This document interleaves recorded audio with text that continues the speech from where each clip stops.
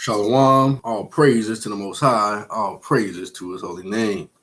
Back again by the grace and mercy of the Heavenly Father, the great King of Israel.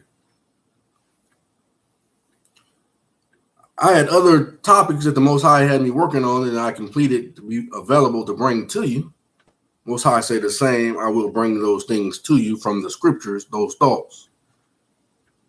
But I rode my bike today, had a good time, was out there enjoying my life, looking at the scenery. And then the thought came to me as I saw people. You know, the Most High, when He walked the earth, He saw people. But when He saw people, He really saw people. Let me tell you what I mean. Just like today, there's a great evil in the land called gang stalking.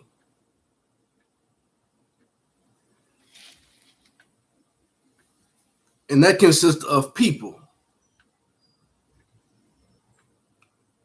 Some people don't know they're gang stalking you. And then there's some people who know exactly what they're doing, because they're getting a kickback for doing so. But we're not said that, because the Most High saw people, but when He saw the people, when He really saw the people, He saw the spirits. And He spent His life in His ministry communicating with spirits, although everybody else around just thought He was talking to people.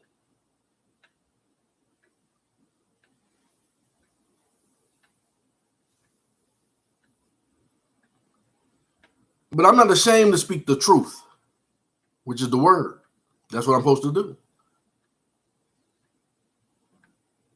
If I was sent to lie to you, I can do that on my own time.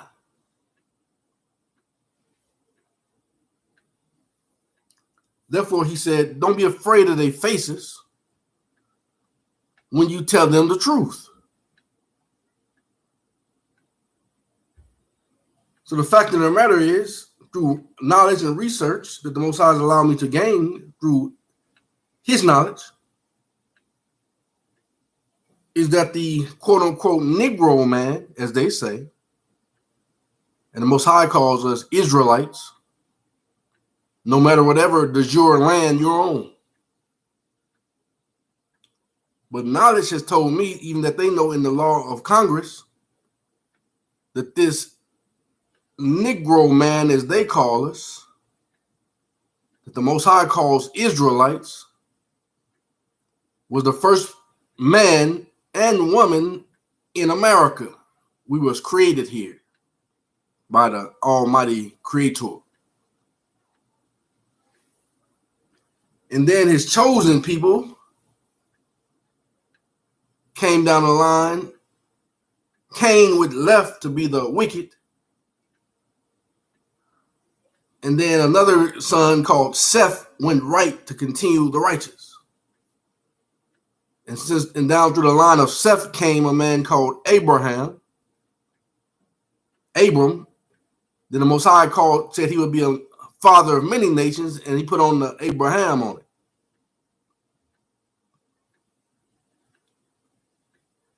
He was, as scriptures went on to say, he was redeemed for the purpose of producing Jacob, the righteous seed, through his line, his royal line. Jacob was also what they call a Negro. In the Messiah's time, he was called a nigger. In our time, Jacob is still called a nigger. In other words, everything outside of Israel or Jacob is a byword. And bywords was promised to be given to Jacob for his descendants, our forefathers, being disobedient.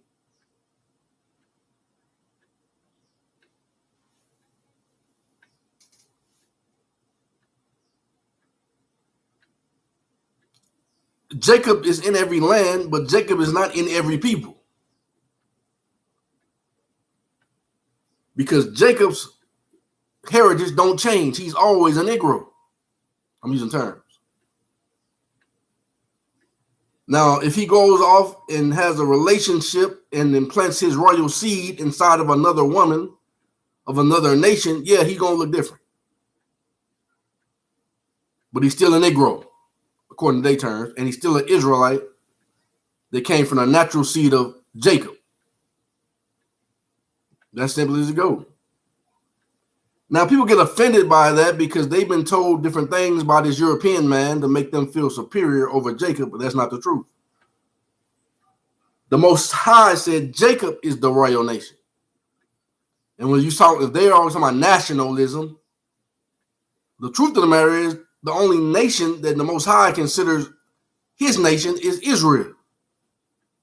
And I'm not talking about 1948 version. I'm talking about the original man they call a Negro. Now, they have other dark-skinned people that looks like Jacob, but they not Jacob either.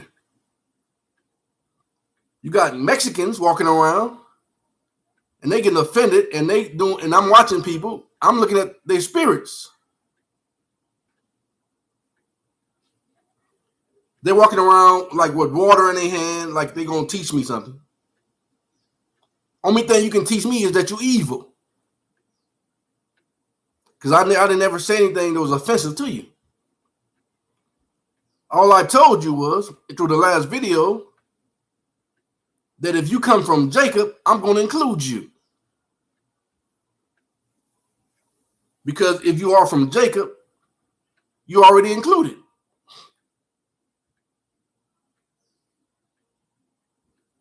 But if you don't want to be from Jacob and you want to say you're a Spaniard, then you're not from Jacob. That's just the truth. You from Esau. And whether you're quote unquote black or Mexican, using terms, according to the flesh, if you don't have his spirit, he said Jacob is created in his body. He's in his image, both in his body and his spirit. So if you're just walking around in the creator's image in his body, but you don't have his spirit, you're still not from Israel. How I can tell? Because I can read your spirit. I see it.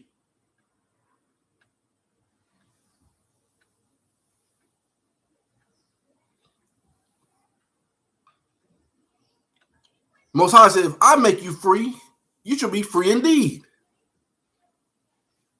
Both in your temporal body and in your spirit. Let's hit a couple of scriptures, then I'm going to go back to that Roman Catholic Pope's proud attorney and finish all the things she was saying as representative of what the Roman Catholic Pope had said.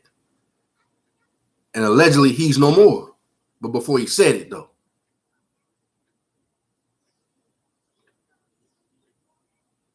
Allegedly, he was saying these things in truth because he was trying to escape the judgment of Christ, the Messiah.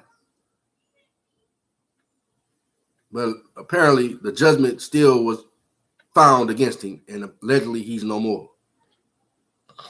But the words he spoke is still on the record. So I'm going to go to John 8:31 through 36. I'm not going to use the Northern Kingdom version of the breakdown because there's so many other things I got to read. So I'm just going to read the version as it is right now. Then said Yahweh to those Jews which believed on him, if you continue in my word, what is his word? The law of the land. If you continue in my word, then are you my disciples indeed. What else does that mean? Who the Son has set free is free indeed. But how do you get free indeed? Through his word, which is the law of the land. He said, if you continue to do that in his word, shall know the truth. See, his word, that's why you got to base everything off of his word, how he told you to base it, off of line upon line, precept on precept, here a little, there a little. So it don't matter about what your people told you.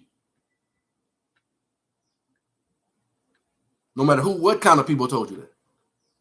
If it don't line up with his word, you believe in a lie.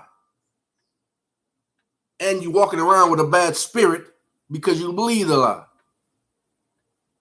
That's why he has to cast out demons all the time. How did he do it? With his truth.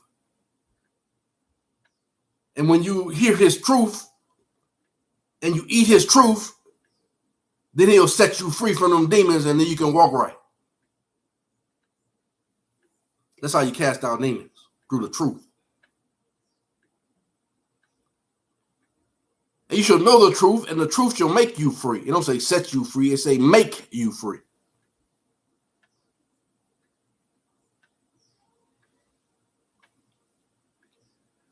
They answered him, we be Abraham's seed. That's what everybody wanted. They want to claim Abraham's seed. See, we Abraham's seed. But not knowing that Abraham was redeemed for the purpose of producing the Messiah's seed. That comes from a natural man called Jacob. And once that natural man named Jacob hears the truth, he gets converted to a spiritual man called Israel. And that Israel comes to the light of his truth, becoming an Israelite, to bear witness to the world the truth.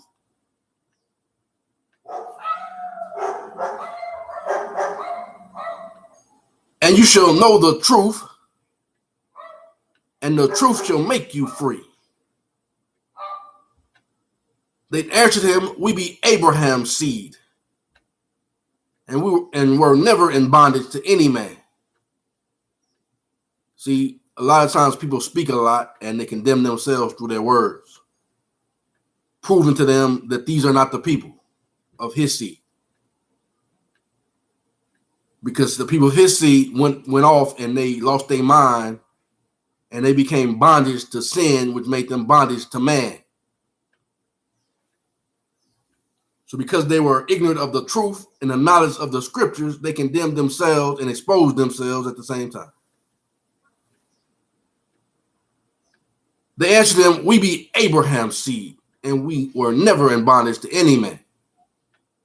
How said you shall be made free? Yahweh answered them, verily, verily, I say unto you,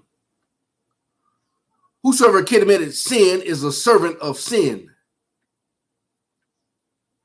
And the servant abideth not in the house forever.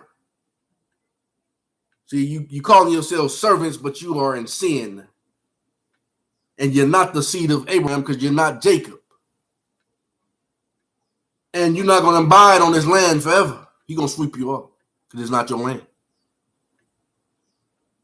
Only the true Israelites that consist of what they call black and Mexicans, which is really all Negroes, according to knowledge.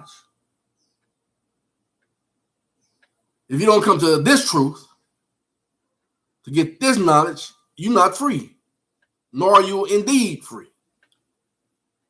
You a bondsman to servant to sin, and you're going to get swept off the land because you never became a son of the Most High God.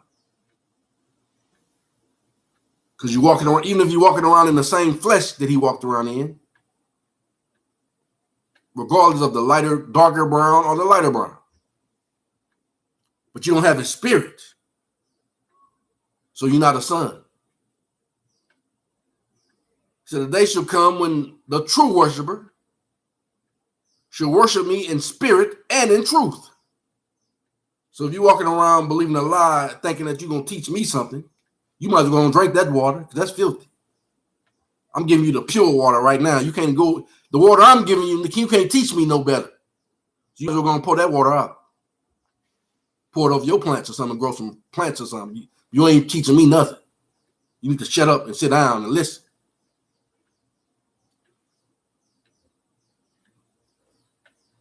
And the servant abided not in the house forever, but the son abided ever.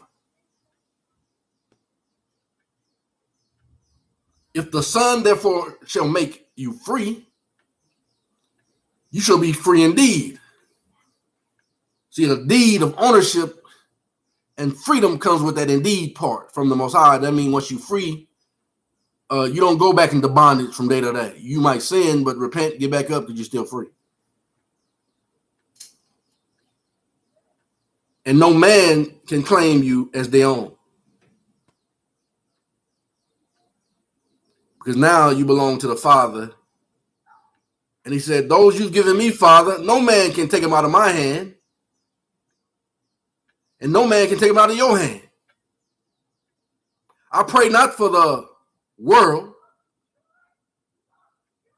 but I pray for those you've given me, and no one can take them out of your hand, Father. If the Son, therefore, shall make you free, you shall be free indeed.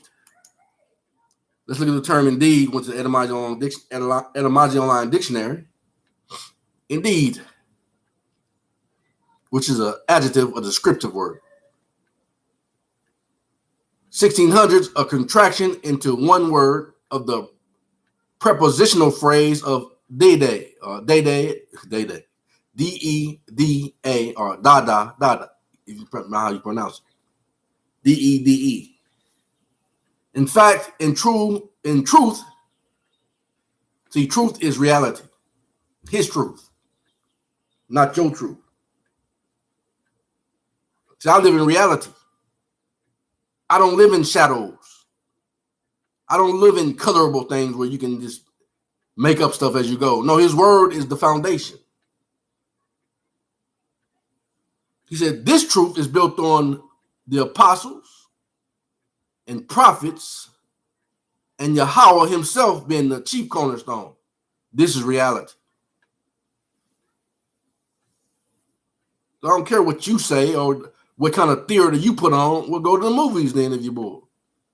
But I live in reality, and I'm able to go to the movies if I choose to. Just not the one you try to make me be a character of. I'm not a character of your movie. I'm in reality. And if you believe, see, these people believe that stuff that they're doing is working and is real. They walking around with a face on, looking like a damn fool. Like that stuff really worked. They don't work on me. If it worked, I'd have been your slave.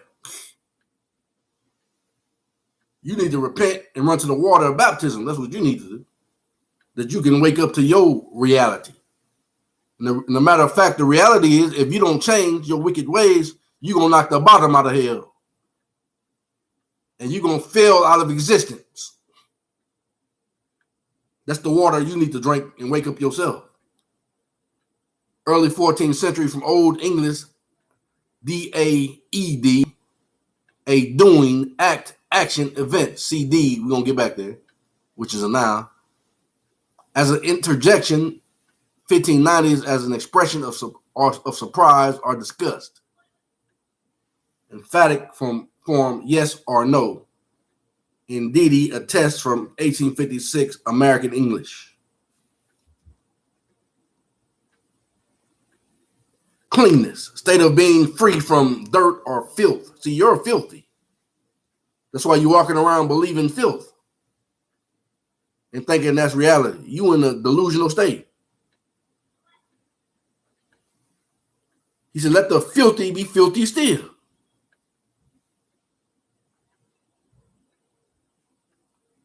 Instead of being free from dirt or filth, habit of keeping clean.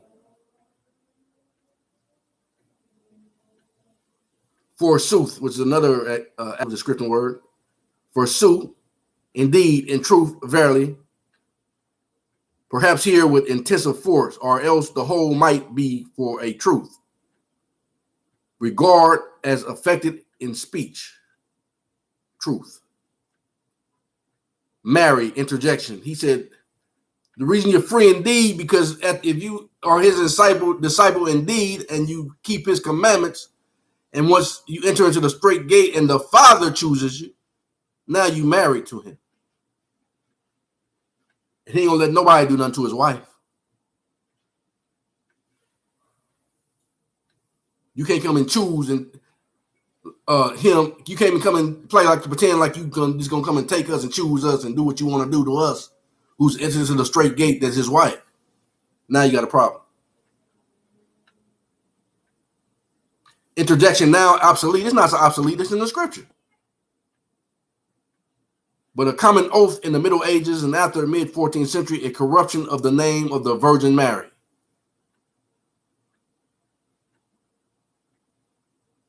See, that term Virgin Mary got two different meanings. His mother, Marihella, and he's not going to marry nothing but a virgin. That's called the elect. That he's cleansed. And he's chosen. So if he chooses, you can't choose us. And nobody's able to take us out of the Father's hands. Who is you? It could mean indeed, forsooth, that means truth, be a term of asseveration, or be used to express surprise or any other feeling. Cert, qualical, abbreviation of certainty. He said, when you're free indeed, it's certain, it's stamped, it's sealed and delivered. Only way you can get out of that with him is if you choose to leave. He said, then you're going to be unclean. And then it's like he told Moses, if you find some uncleanness in her, give her a bill of divorce and send her on her way, not to return to your house. That's what he means by if you choose to leave on your own. It's like putting them back on the cross again. There's no redemption for you anymore. Because you spit in the Father's face. That's why he said you spit him to him.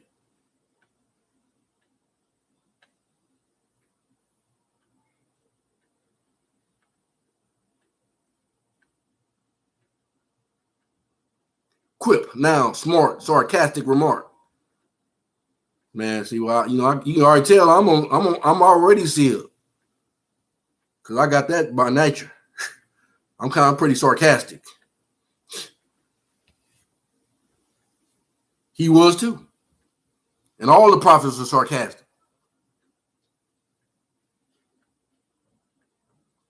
Indeed, of course, as you see, naturally, obviously, used sarcastically. From quid what?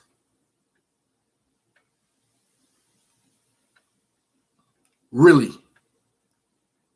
Adverb, a description word, century 1400. Actually, in fact, in a real manner.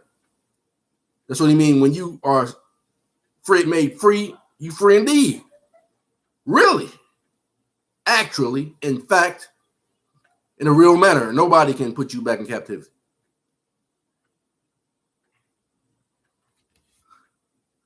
That's why he said in Lamentations, chapter 4, verse 21 to 22, Zion, you free indeed. You should not go back into captivity. No matter what anybody says or anybody do, but his word is above all words. Really.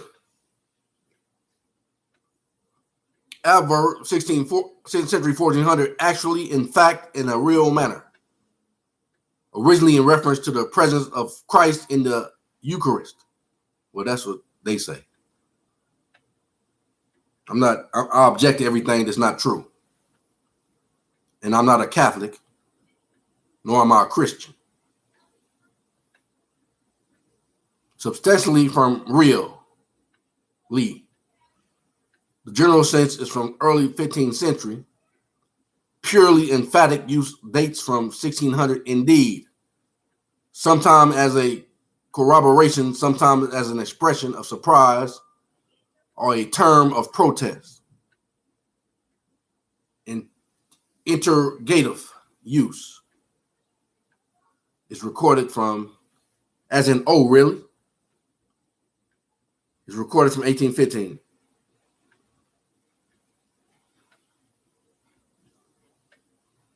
See, you guys are in a state of illusion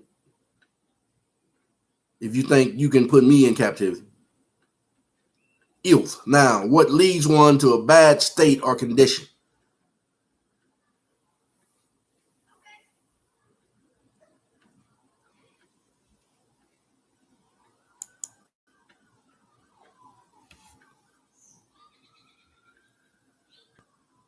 There's him. We be Abraham's seed, and we're never in bondage to any man. How said you should be made free?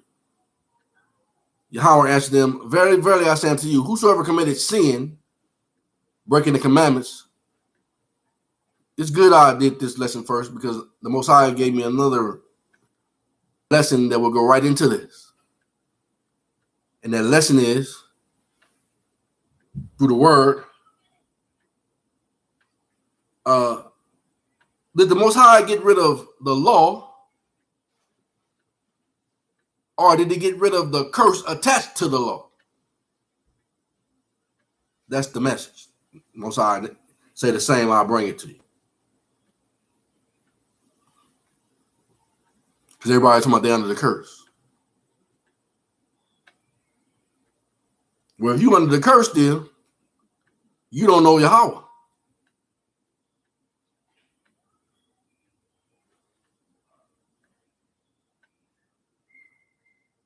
And the servant abided not in the house forever, but the son abided ever.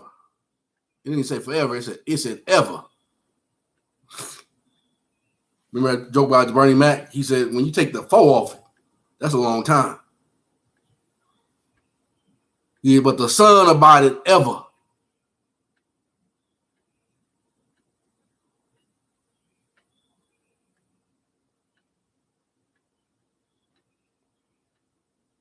If the son therefore shall make you free, you shall be free indeed. Let's look at the term shall.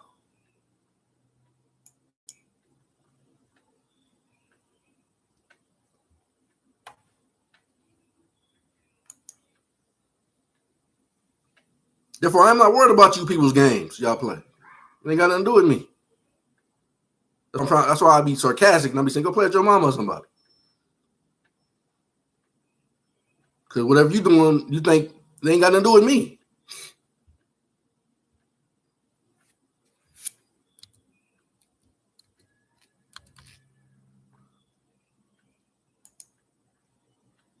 Shall is the action word, the verb. Old English skill,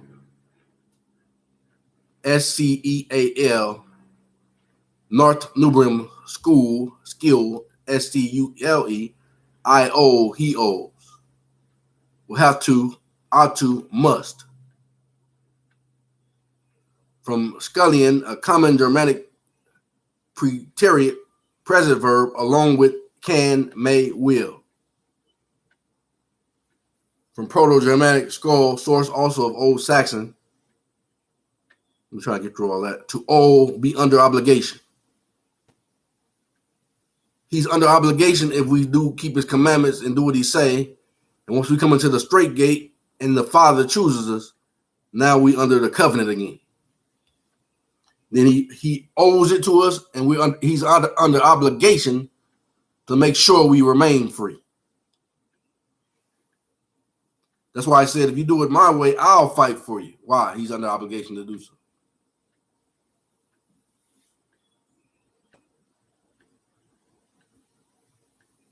This is said to be related via past tense from Old English skillet,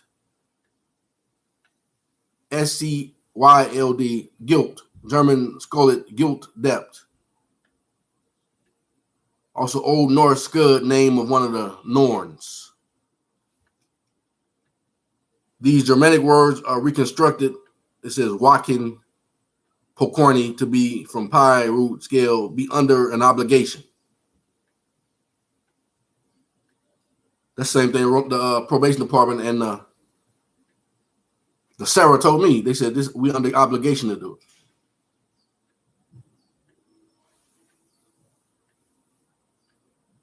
it. And because I already let them know who I am, they got to give it to me forever. Under obligation. And no matter what form of what they use, they got to give me real money. Because I'm an American, and they got it. Even if I use what they're using right now, they still have to convert it as me being using real money.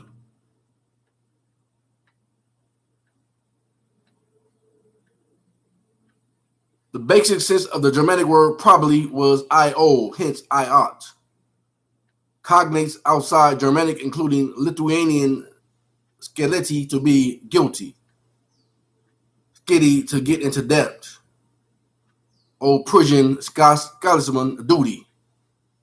Skelets, guilty, but Botkin gives the group no pi etymology and writes that the alleged root, limited as it is Germanic and Balto-Slavic, is likely to represent an innovation on the basis of Northern European substrate material. Shall survives as an auxiliary. The original sense are obsolete. See, a lot of times when they say original says obsolete, the original things are talking about what God says, which is biblical, which is the law of the land. The original sense are obsolete. The meaning shifted in Middle English from obligation to include futurity. It has no participles, no imperative, and no infinitive. The past tense form has become should, and has acquired special senses as of its own.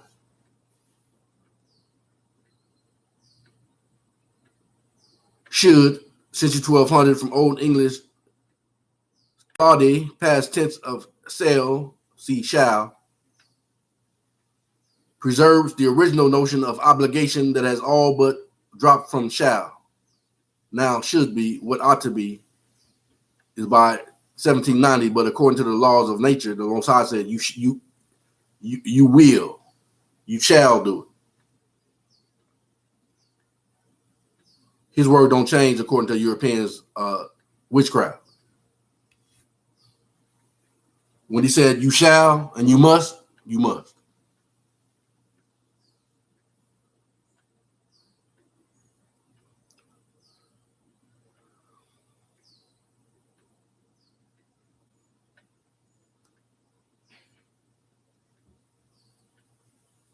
See, they play all these games with their words, but they've already acknowledged that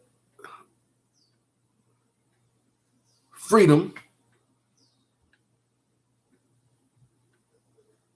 comes from the God of nature. So no matter what games they play, they put it back in the God of nature's jurisdiction. They can only play with their jurisdiction. These other things they say that's them out of stuff is only to their jurisdiction. That means they ain't gonna serve you because you're not an American anyway. But they say when it comes to the God of nature, they gotta do it by obligation and necessity. So there's no way you can get out of it either. Because who is you? You nobody compared to them. The power is over you. That's why the scriptures say Satan has power over his own jurisdiction. And Yahweh has power over his jurisdiction. And the Most High says,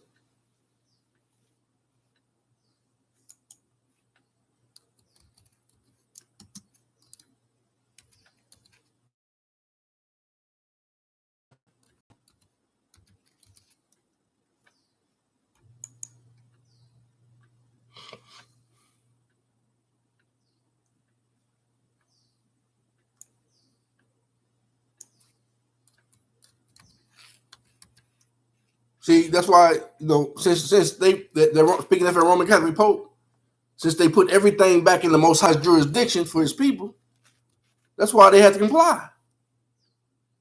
No trickery can be used against his people because they got to comply with his word.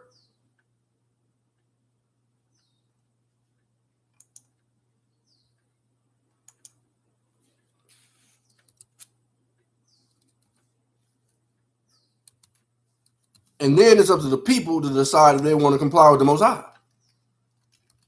And if you choose not to comply with the Most High, then he's not obligated to do nothing for you.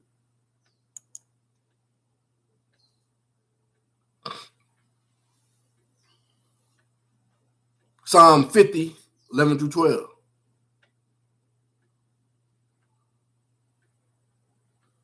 I know all the fowls of the mountains, all you foul spirits, you wicked people. Mount Seir, etc. And the wild beasts of the field are mine.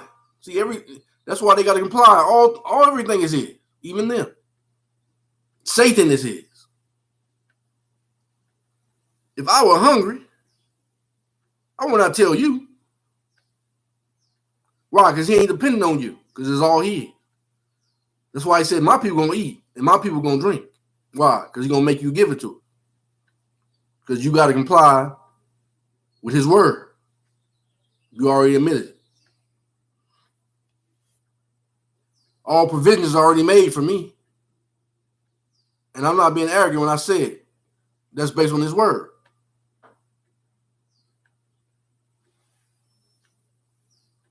If I were hungry, I would not tell you.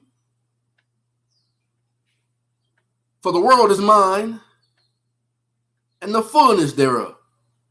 Everything in it is his. Only thing Satan rules over is his lies and the people that believe it.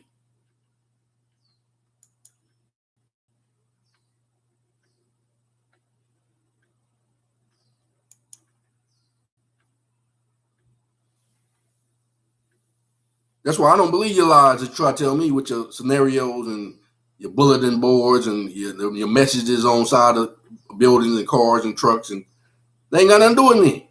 You still got to do what the Most High said you're going to do for me. And you know it. That's why I don't run around worried about what you advertising, because I ain't buying it.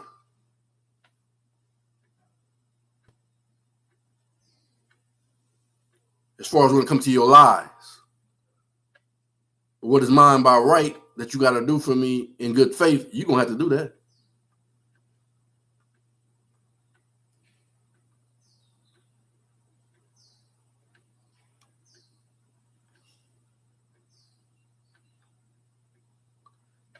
Now let's get back to the thing she was saying, speaking for that Roman Catholic Pope. I always say this goes for everything she says, speaking for the Roman Catholic Pope, because after all, it says the devil tells you truth and lies. That's why I give you the word of God, and whatever don't measure up to the word of God concerning his people, I object to it because she's lying. Whatever she says that does line up with the word of God, then that's the truth.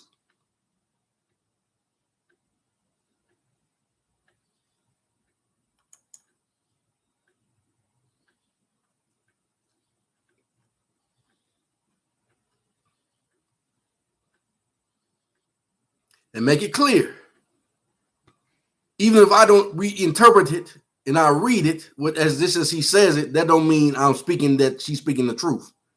I already told you I object to every lie she tells that does not agree with the word of God.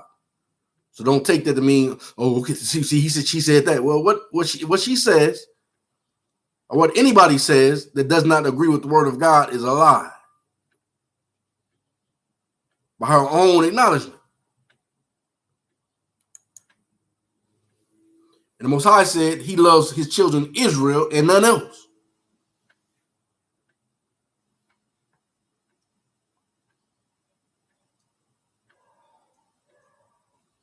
But it's okay when it's the European man tell you that lie. Then you say, okay, you believe that. But now that you found out it was quote unquote the Negro man, now you got a problem with believing God all of a sudden. And the fact that quote unquote God is a Negro, now you really got a problem dealing with that. But that's your problem.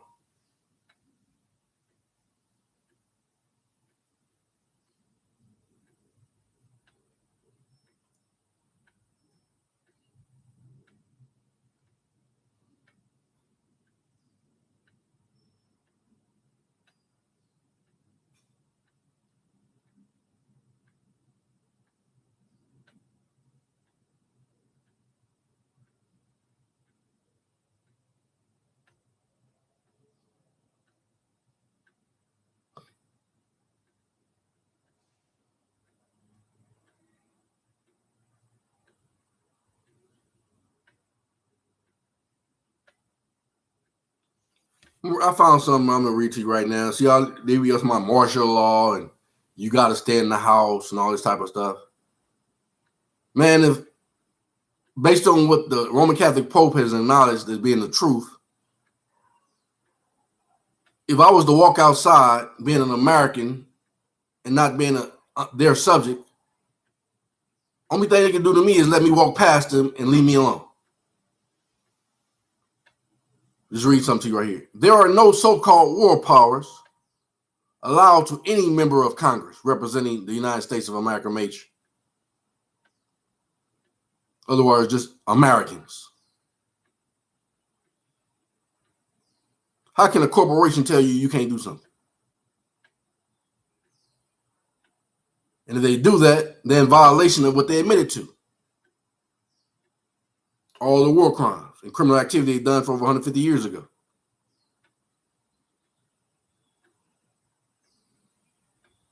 So I'm not disrespecting or a hypocrite of the corporation. I told you, I watch movies, I watch things that they provide.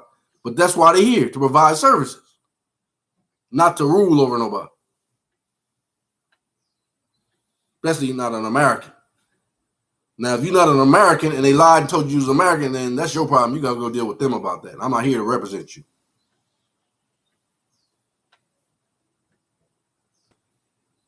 Why? Because I'm speaking as an oracle of the Most High God, of nature. So this is not my responsibility other than what he tells me to do. And speaking as an oracle of God.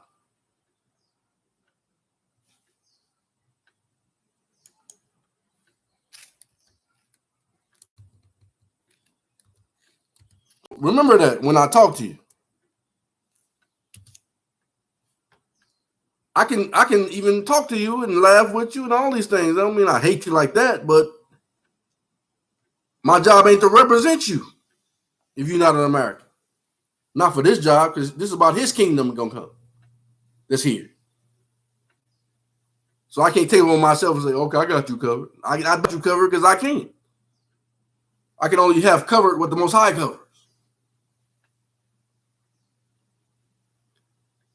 1 Peter 4:11. If any man speak, and how many people going to be speaking for him are prophets in Israel, quote unquote, Negroes, the elect. That's why he said in Revelations 14, chapter 7, verse 1 through about 8, he said he sealed 12,000 high priests from each tribe. That comes from the forefather Jacob, who are all Negroes. Why he said it? Because that's his sons.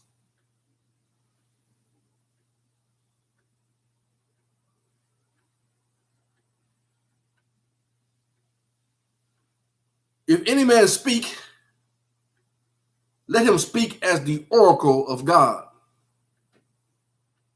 If any man minister, let him do it as the ability which God giveth, that God in all things may be glorified through Yahweh the Messiah, to whom be praise and dominion forever and ever. Look at the term oracle.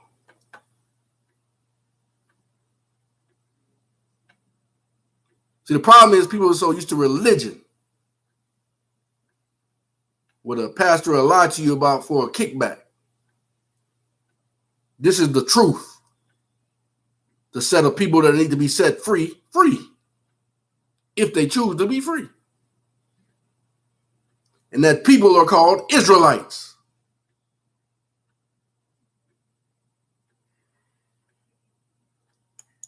And the gospel is all about genealogy and temple work. That's what he said, that's what that's for, to bring back the children of Israel, that they call Negroes, back to their de jure identity and de jure status, to have dominion. That's the Most High's will. Our Father, who is in heaven, hallowed be your name, holy. Your kingdom come, to rule over their oppressors, and your will be done. on earth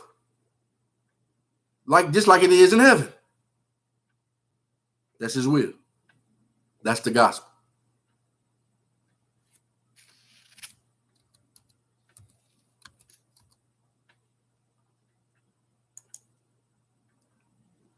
Oracle is a noun, late 14th century, a message from a God expressed, not a God.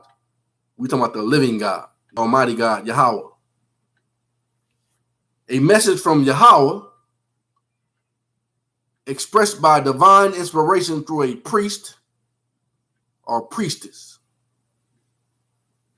In answer to a human inquiry, usually respecting some future event.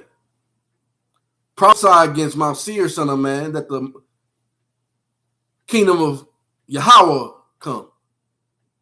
That is here already, by necessity.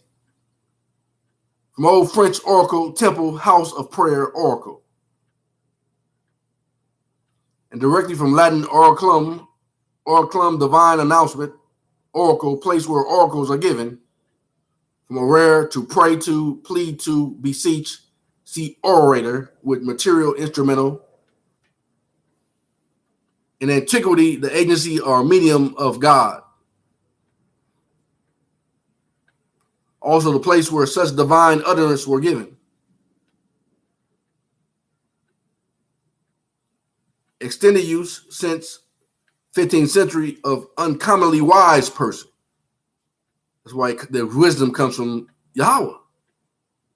That's why he showed me to you as stupid. Now suddenly he make this stupid man who was never really stupid, but he did it that he can confound you. To show himself wise through me. Uncommonly wise person is from 1590s. Let's see, orator. Orators are now late 14th century orator, an equivalent or speaker. One who pleads or argues for a cause. What cause am I arguing for? Israel. The true Israel. The jure Israel. From Anglo-French orator, modern French orator, and directly from Latin orator, speaker. From arare to speak, speak before a court or assembly, pray to, plead. Well, you know it or not, we're holding court. And guess what? I ain't been judged. All of you are. Because if I was being judged, I would be listening to somebody else speaking to me. But that ain't the way he made it happen. He made me speak to you. That's why he said, be careful. In the books of remembrance. For these kind of speakers, angels, judges, are ordained by God.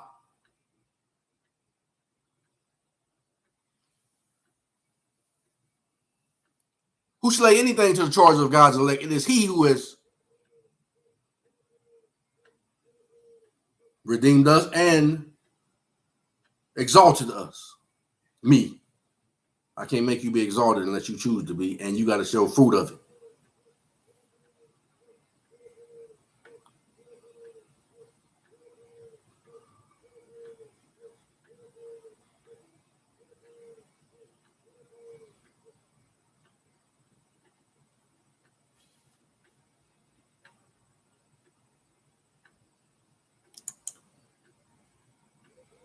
If any man speak, let him speak as the oracle of God. That means you're going to speak for a cause. Not any cause, but the cause he sent the Son of Man to speak.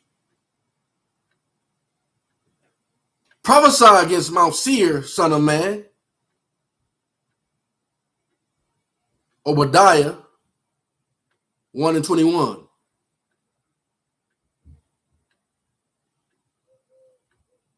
And judges shall mount up on Mount Zion to judge the mountain of Esau. that the kingdom may be Yahweh's. That's the cause. That's what he told me to preach and to teach. And if that don't include you, that ain't my business. I'm just a messenger.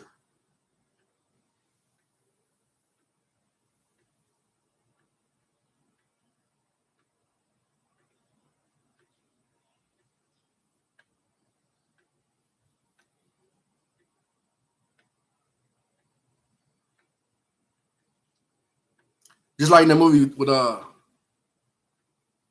Denzel Washington about Eli. When they went into the European's house who wanted to eat him,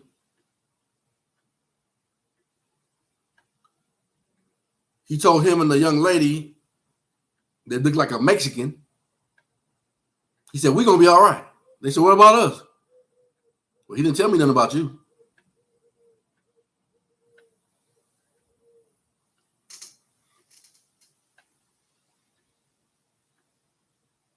Does that mean I don't like you? I hate you? Nah, he didn't tell me nothing about you like that. He told me to tell you, get back 4 times what you've taken, and then you might see the dawn.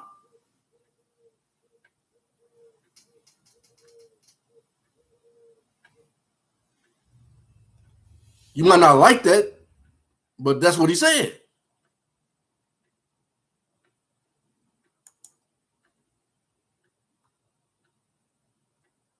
Continue what the Roman Catholic Pope, proud attorney, had to say, speaking for that Roman Catholic Pope, that said these things by necessity before allegedly he's no more. There are no so-called war powers allowed to any member of Congress representing the United States of America or America, which has remained at peace since 1865. Likewise, there are no emergency powers granted by any of the organic states, no indefinite detainment provisions applicable to any American under the National Defense Authorization Act of 2012. How do you know I'm talking about Americans? Because she's always going referring back to slavery.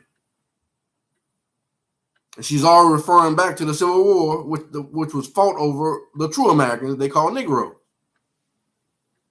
And then she made a plaque. She said, black people, you're old more than any of us because you're the one being duped. She's giving all these references to the quote unquote Negro, but then she'll make all these other terms to try to include them. Most High didn't tell me to include them terms. He just told me to include his people that you're giving reference to, which are the Israelites who are on this land called Americans.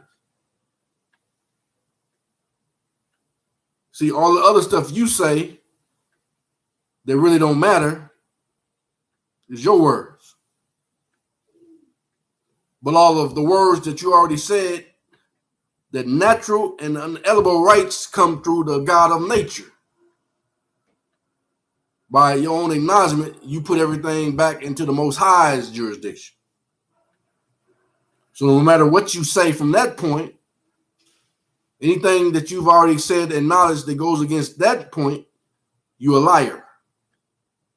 Therefore, because you said natural and unalienable rights come from the God of nature, and the Most High says the same thing, all I got to do is just say the things he said for his people. He said, if my people who are called by my name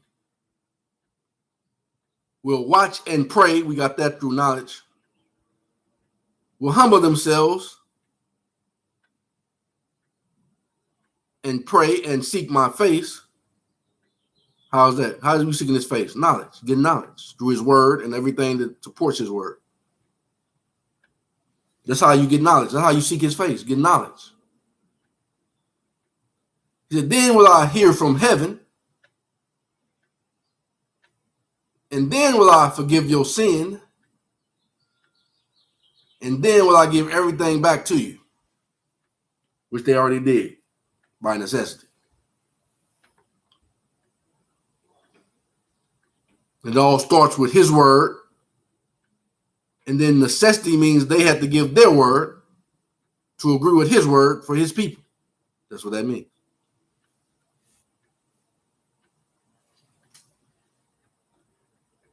And he said, that nation that will not serve you, I'm going to kill them. That's what he said.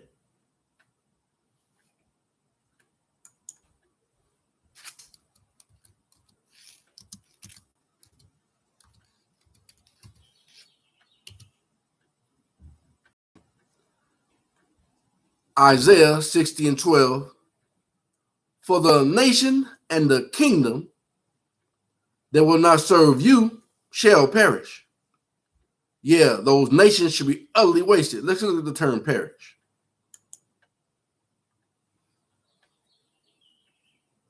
I'm only saying what he says. I'm not taking nothing away from him nor adding to.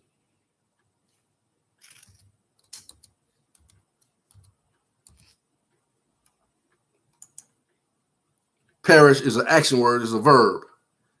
Late 13th century, perishin, to die, be killed, pass away, suffer spiritual death, be damned from persist, present, participable, dim of old, Frencher, perier, perish, be lost, be shipwrecked. 12th century, from Latin per, to be lost, perish, literally, to go through completely to destruction. Forward hence through to go. From mid-14th century, of physical objects, decay, come to destruction. In Middle English, also transitive, and we got some Europeans and the people out there still gonna mock. He already foretold that. Why? Because you ain't got no mind. You ain't got no good sense. This is the God, this is the almighty power that controls all breath. And you have the audacity to confront and mock this God and his people. And you think he ain't doing nothing about it because he ain't done nothing yet. But you got to realize 1,000 of your years that you'll never see is but like one day to him. So your little time on this earth is like 15 minutes or less. That's why he ain't in such a rush to try to kill you. But he gonna do it because he promised. And now, since we at the end of time, you ain't even got 15. You might got seconds left. Thus, they give you the doomsday clock. That's not for us. That's for you.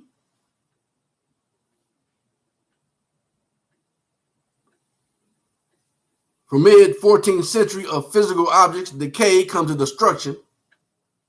In Middle English, also transitive, to destroy, to kill. So when I say gonna kill you, I just gave you proof through your own definitions. Century 1300, related perished, perishing, perisher is by 1888 as a term of contempt, originally one who destroys, but it was sometimes used with an overtone of pity, as if one likely to perish. Now, you ain't gonna likely perish, you are gonna perish.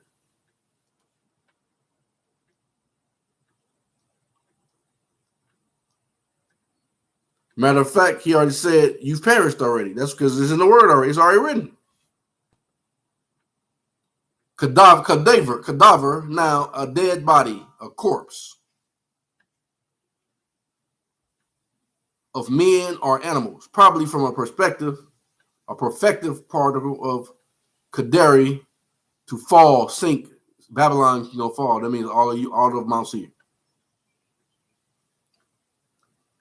To fall, sink, settle down, decline, perish. To fall. Literally a fall. Those who have died in battle.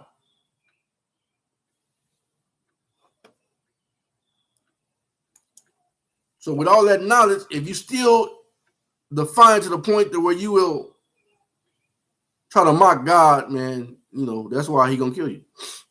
Because you don't have no good sense.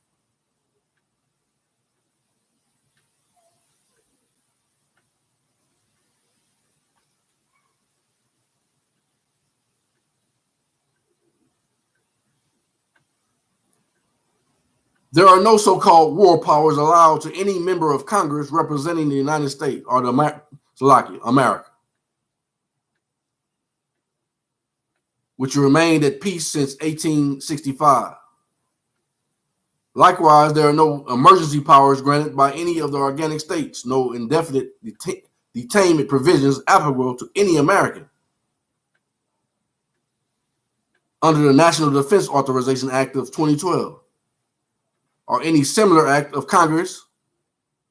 All acts of Congress undertaken without full commercial liability and not fully enacted as public law apply only to the employees and citizens of the United States of America minor. That's why I tell you, I'm not being disrespectful, but I'm actually showing my faith by my works. That's why I don't stop at red lights when I ride my bike. Unless, it's wise to stop if a car comes, but I ain't stopping because the light told me to stop. I'm just exercising my rights. But wisdom tells me, because I respect life, whether they're quote unquote white or black, if I was in a car, I would stop at the lights, because I'm not going to just run over people. That's wicked.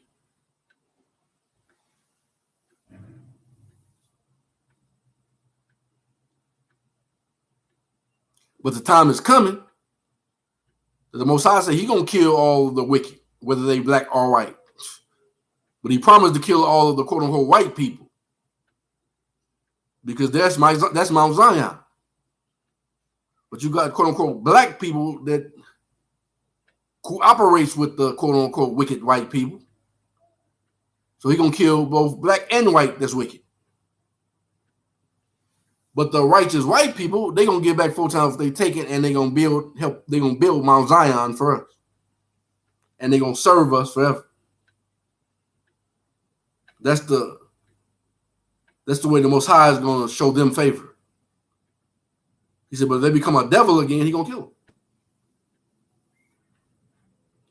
That ain't me saying that. That's what He said.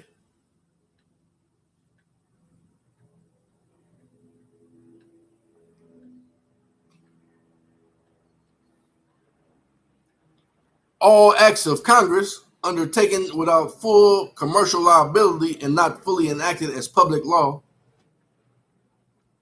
apply only to the employees and citizens of the United States minor.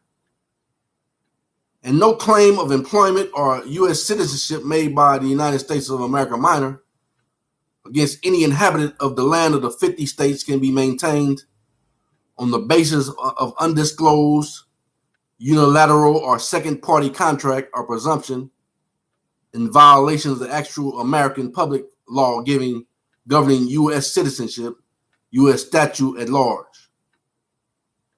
See, the true law is the word of God by their own acknowledgement.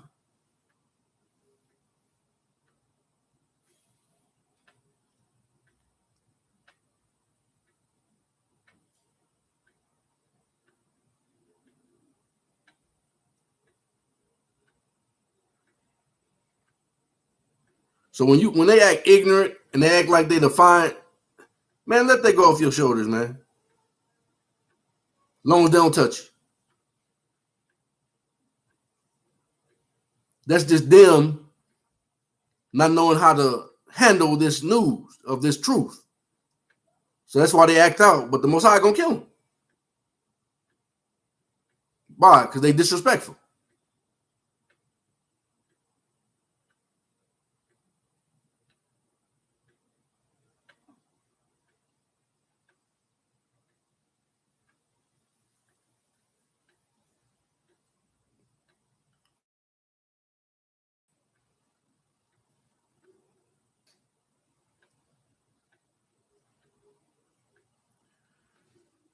Something else I'm gonna read to you.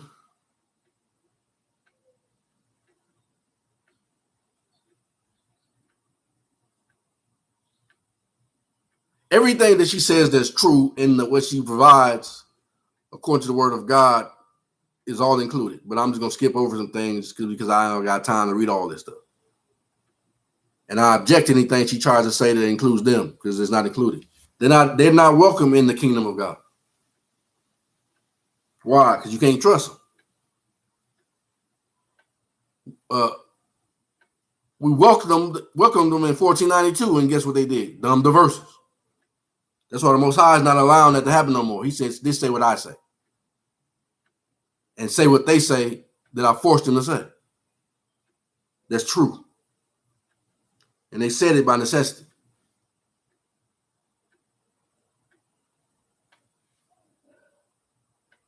It says parents are not enabled to indept, pledge, conscript, otherwise enter into their children into any form of bondage, debt, peonage, or enslavement. Any and all relinquishments of individual or parental rights must be voluntarily, fully disclosed, completely enumerated, fully discussed, and the real natures and actual identities of all parties to any custodial, commercial, or grant contract of any kind whatsoever. Like any agency appointment, must in all detail be fully revealed and disclosed, explicitly discussed, explicitly agreed upon, and voluntarily entered into by all parties. Any contracts failing these requirements and merely being presumed to exist via contact, or being merely presumed to exist via tacit agreements, third-party representations, or presumed benefits are null and void. So only contracts that's allowed are the ones that's done in good faith to serve the people, the true people of God.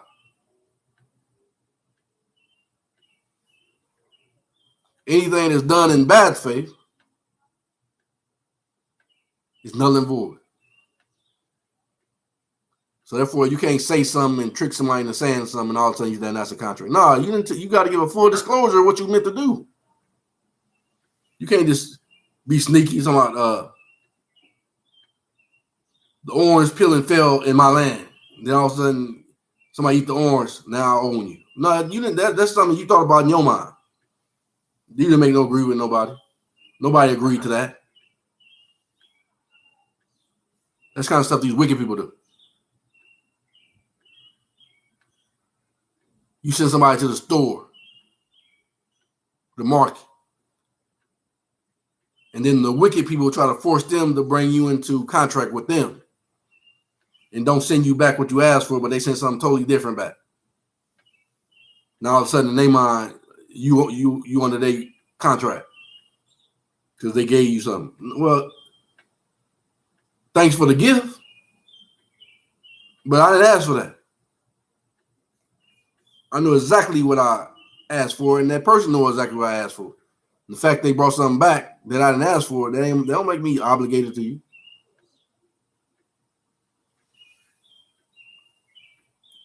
It said these civil orders require that all law enforcement and military officers currently in the employment of the United States of America minor, the city-state of Westminster, and the United Nations, together with their commercial companies under contract to provide services within the 50 states united, to be fully and freely informed of these facts and the limitations that are fully applicable to them and their operations on American soil.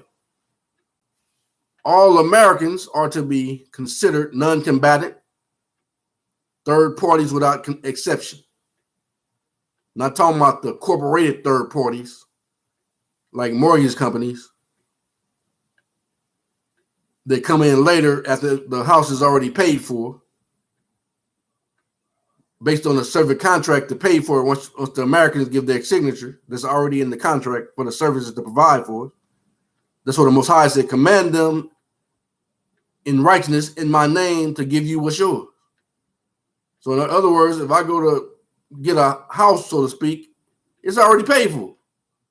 But what they did was they make you sign something unannounced, and then they sell it to a third party, and the third party comes behind them from the corporation. And the corporation third party tells you during the mortgage company, if you call it, this is a debt collector. And they try to give you a 30-year promise to pay a debt that don't belong to you. Because the house is already yours. That's in truth according to the law of the land. But under the color law, this is what they've been doing. But guess what? If you go buy a house, they're going to still do this. That's why I give full disclosure of my intent on everything I do. I just put on there, all rights reserved, which already implies full disclosure that I expect good faith service.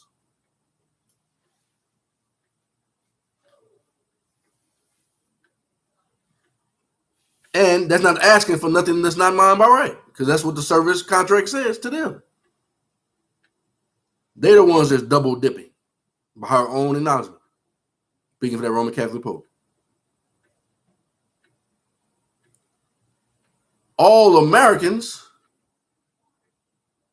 are to be considered non-combatant third parties without exception, who are owed peace and protection and performance upon all commercial contracts, treaties, trusts, indentures, and agreements entered into with the Global Estate Trust and its members, franchises, and agencies.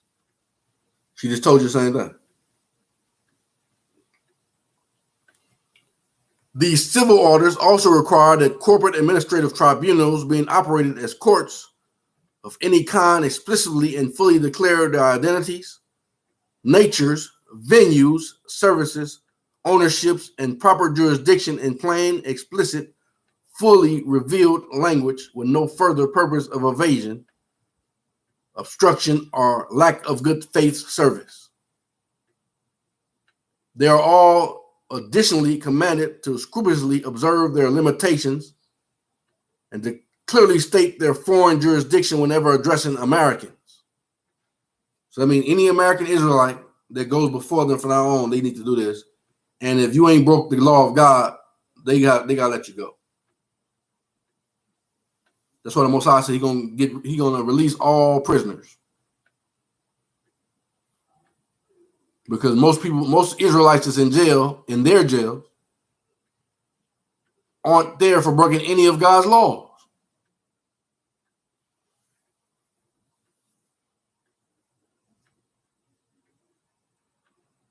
Then it goes on to say, these civil orders come without the United States of America minor, without the United States, without the United Nations, and without the city-state of Westminster, without representation and without prejudice.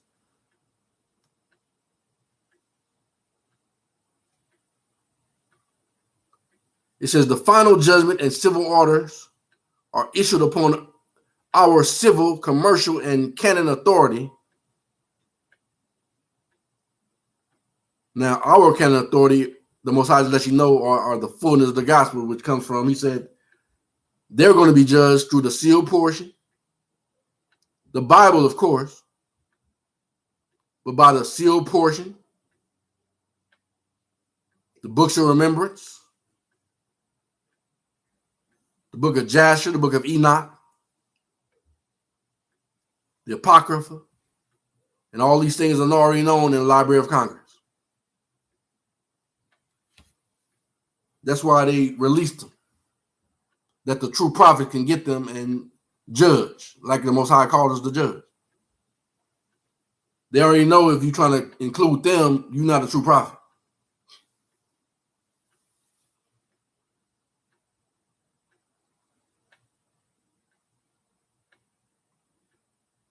Not God's, not Yahweh's prophet anyway.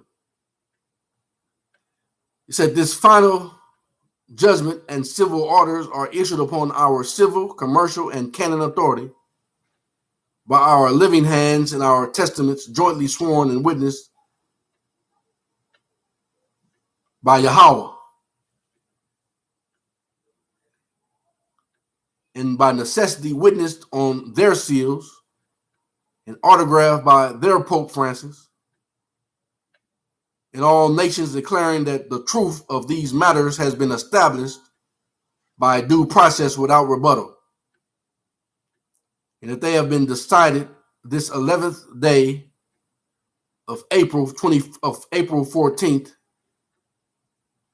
And then she goes on to say, we hereby autograph, seal, and issue this final judgment and civil orders to all officers, appointees, agents, franchises, agencies, subsidiaries, and employees of the United States of America minor, the city-state of Westminster, and the United Nations operating on the land of the 50 organic states of the United States of America, the jure states.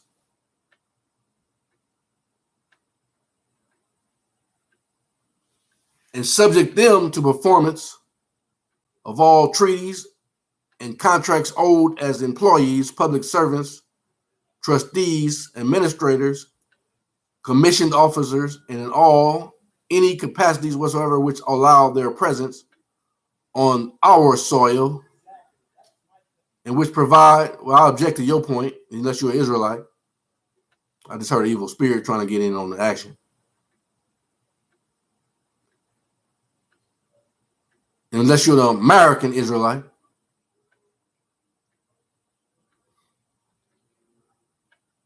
in all and in any capacities whatsoever which allow their presence on our soil and which provide for their strictly defined and limited use of our property.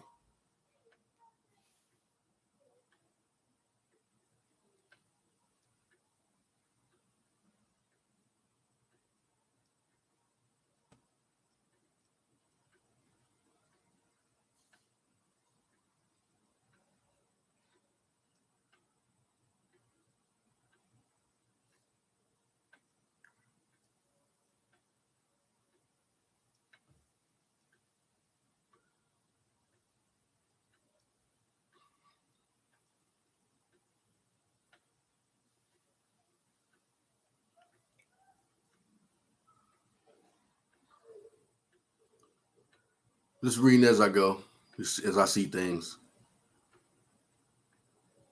It says, when the U.S. Trust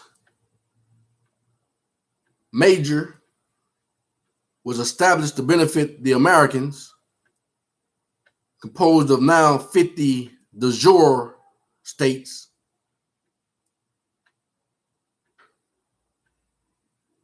united,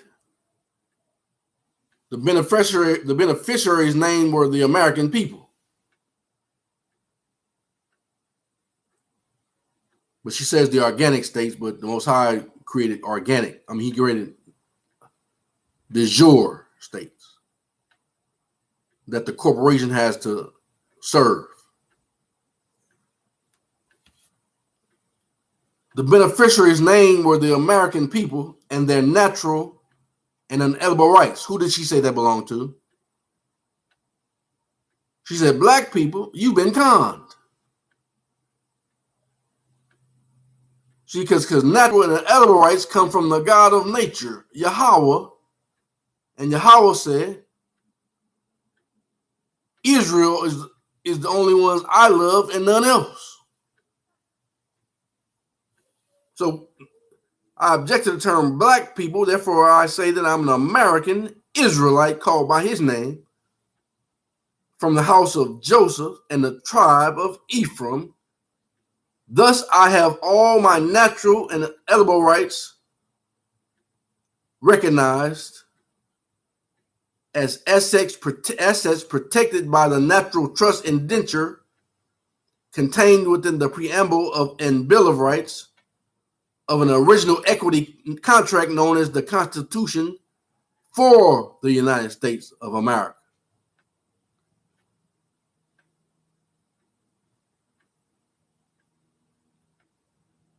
And of course, I'm representing the de jure states, but then she says all inhabitants, being a Californian, a de jure Californian, and a de jure American, first of all, and a de jure Californian, all inhabitants of organic, geographically defined states are living men and women. They are all owed American common law as their law form. The entire civil government on the land is vested in each and every single one of them. The jurisdiction of the heir protects them and their property and interfaces with the governments operating on the land jurisdiction to ensure proper administration. The governmental services required by our original Constitution were provided by a trust management organization operated as a private for-profit but unincorporated company known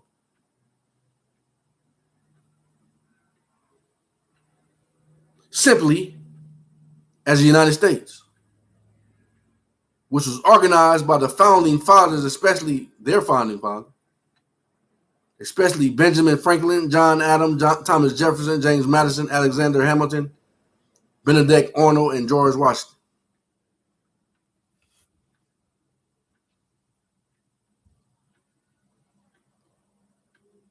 But then what did they end up doing? The most civil portion said they ended up creating the Acts of 1871 and the Acts of 1833 and on down and try to steal stuff. And he said they were wicked,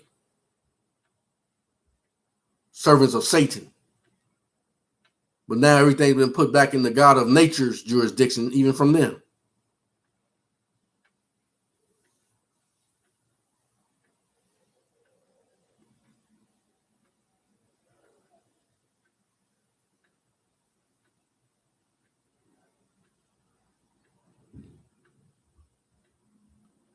Just going to read some stuff. It says, presidents and members of Congress still take their oath to be the United States,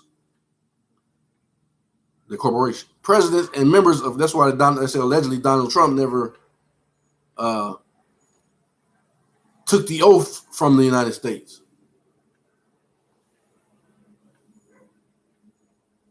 Presidents and members of Congress still take their oath to the United States, not the United States of America. Howbeit, this is a different company called by the same sounding name, the United States. This gives rise to confusion in the same way that two men called John may be mistaken for each other. Watch for this same, see, that's already been done away with too. They said all names have been given back to us, despite of what jurisdiction they represent and whatever transmitting utility company they represent, and so forth, have been all given back to us, including every dime that's associated with it, with no subjugation, debt, incurrence, or anything to me. Why do I say that? Because I can't make that mean you, unless you make it mean you. You got to make your own declaration to truth.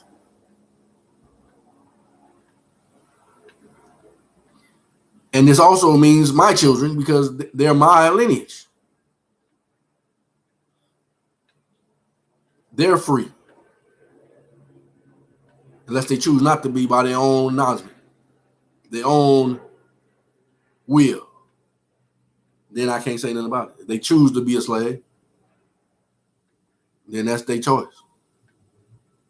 But as their quote unquote father and overseer, they came from my loins, I have the right to speak up for them in truth.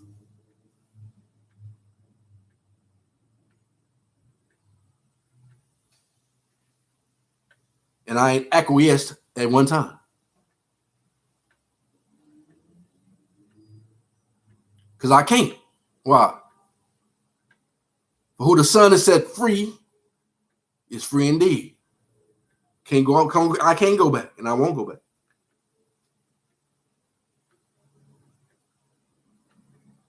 It says the office of president is and always was a private business executive office. See, a private corporation, not a political one.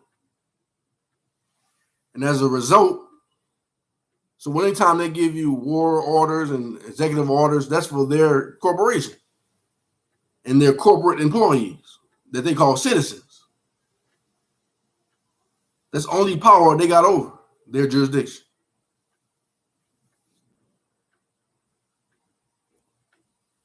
The office of president is and always was a private business executive office, not a political one, and as a result, to this day, the president is elected to office by a private drafted electoral college, not by voters in any general election.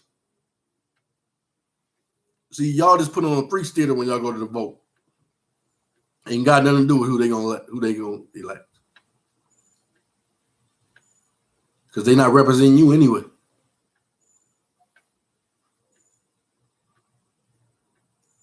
The original unincorporated trust management organization, first operated by President George Washington, was bankrupted by President Abraham Lincoln on April 24th, 1863.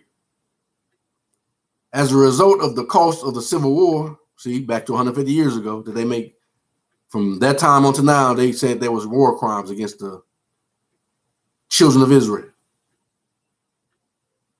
the quote unquote Negroes. And they noted and acknowledged it. That's why by necessity I had to tell these things and give everything back to me.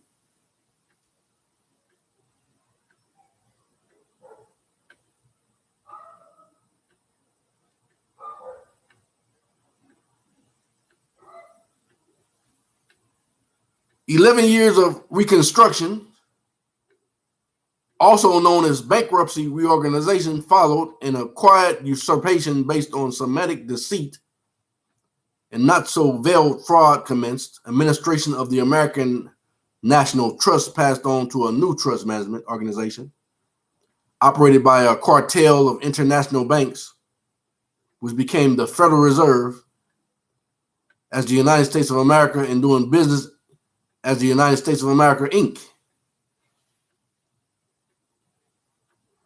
For insight into this, read the 1850 Act of Emissions, which clearly delineates the role and identity of our original organic and unincorporated USA versus the United States, and the difference between the similarly named trust organization and the commercial service company. Also read the Reconstruction Act of 1867 and the Act of 1871, incorporating a municipal city-state government for the District of Columbia. That's that great city in the book of Revelation. That's Babylon.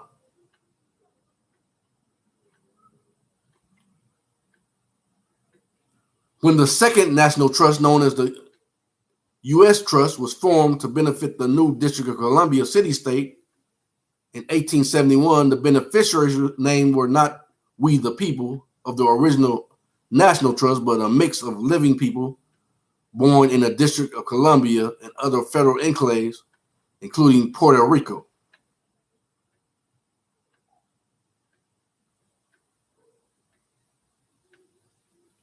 American Negroes were never granted other citizenship after the Civil War. So how are their living people on our land? On our land, they're not living people because they can't be anything but United States citizens on our land. Put that dead state back on them. They the black people on our land.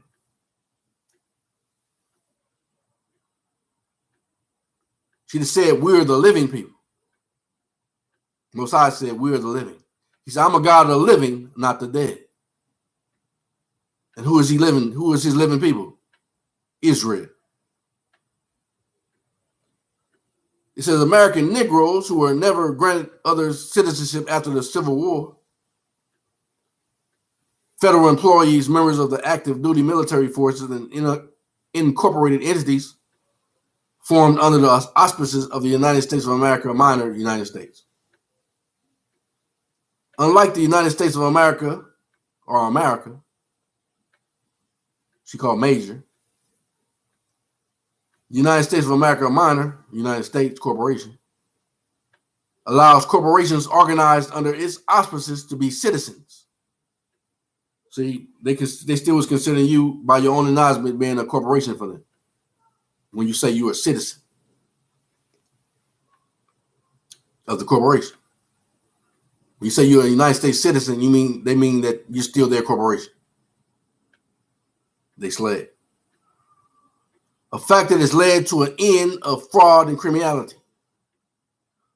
A fact that has led to no end of fraud, that led to no end of fraud and criminality when you claim to be a United States citizen. All U.S. citizens have only civil rights. That is, privileges. That's why she said, she was talking about black people. She said all these same things. She said black people.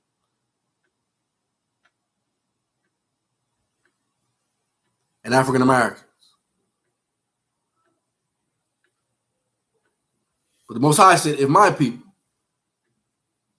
who are called by my name, will humble themselves, watch and pray, and seek my face by attaining all this type of knowledge. He said, then will I hear from heaven, and then will I forgive all this foolishness that you've been involved in, and I'll give everything back to you without any debt, encumbrance, or any such thing. No subjugation.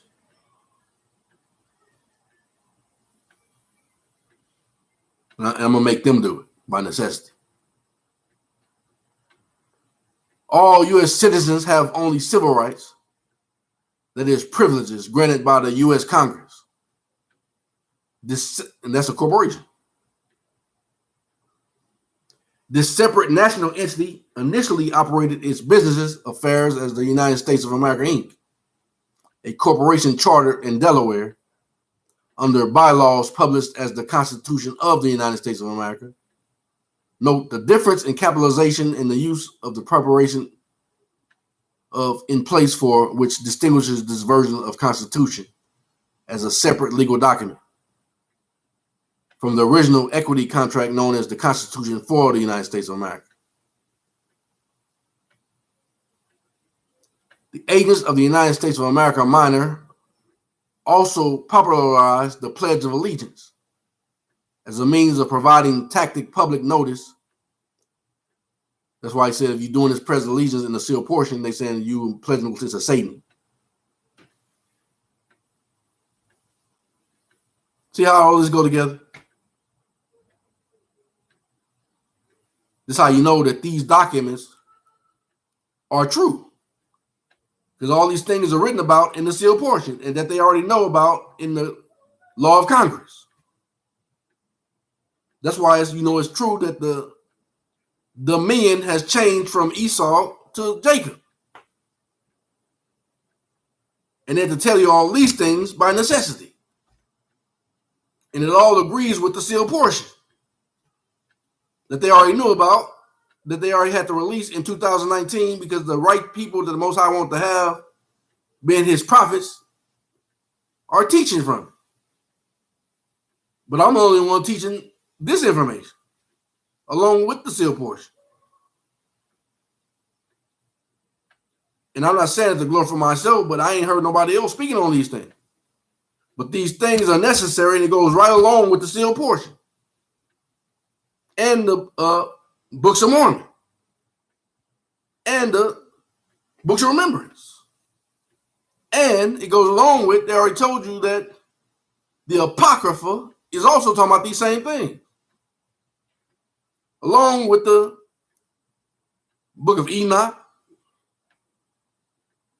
the Book of Jasher that told you that the Romans are both the house of Esau mixed with Japheth, to let you know who Mount Seir is. All I can tell you is I know I'm a true prophet. Why? Because I said it? No. Because the Most High's works show who I am.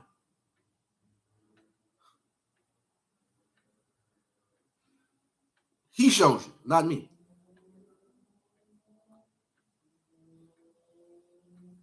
Does that mean I'm greater than anybody else? I'm not saying that. I'm just trying to tell you that he got me doing his work.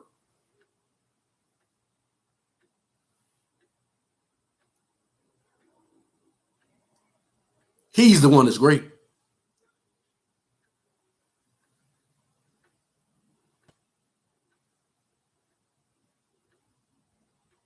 Note the difference in capitalization in the use of the preposition of in place for, which distinguishes this version of the Constitution as a separate legal document. Let's go to see what the Most High said about this for the United States of America in the sealed portion.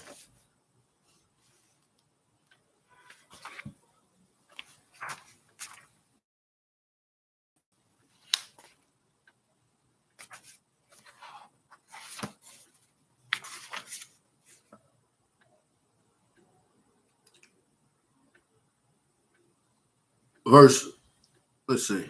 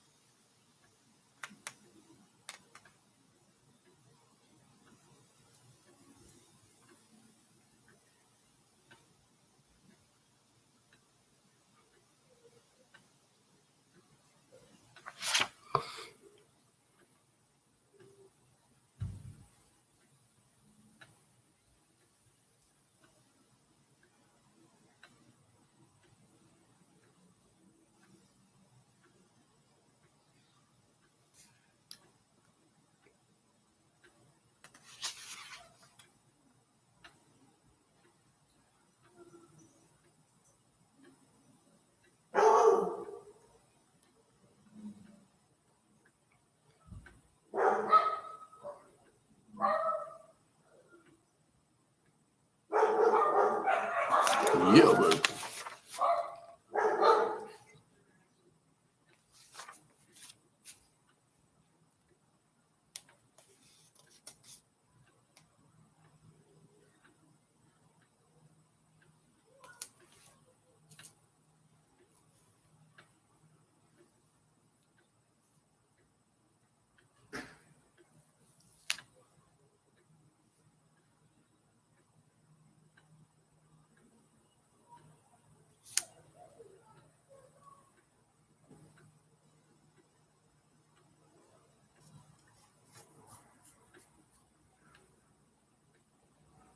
I'm going to start with sealed portion, chapter 79, verse 20.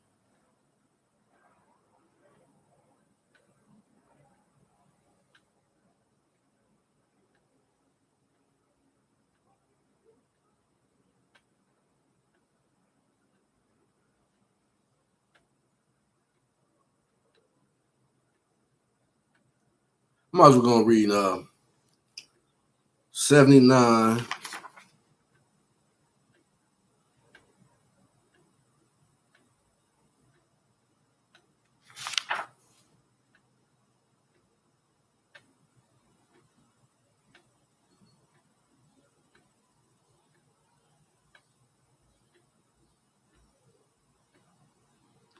I might as well go on down to about verse 1 to 34. Let me read it. I'm not going to, we already know by now that these dark-skinned men that they're talking about were Israelites and Moors.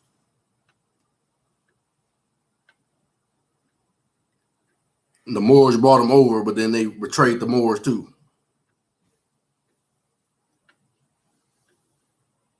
And then he's going to talk about the Constitution, and he's going to talk about the wicked men who changed the Constitution for their own purpose.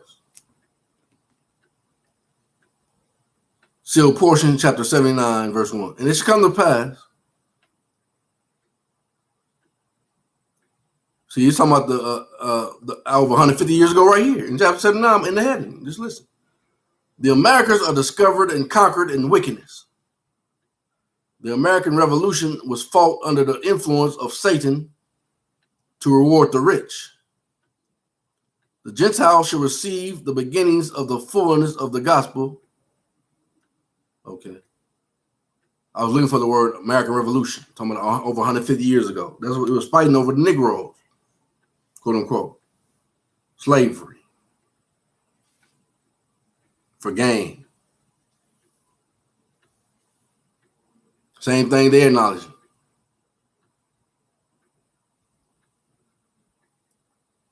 And they already know this in the Library of Congress. The sealed portion 79 and 1. And it shall come to pass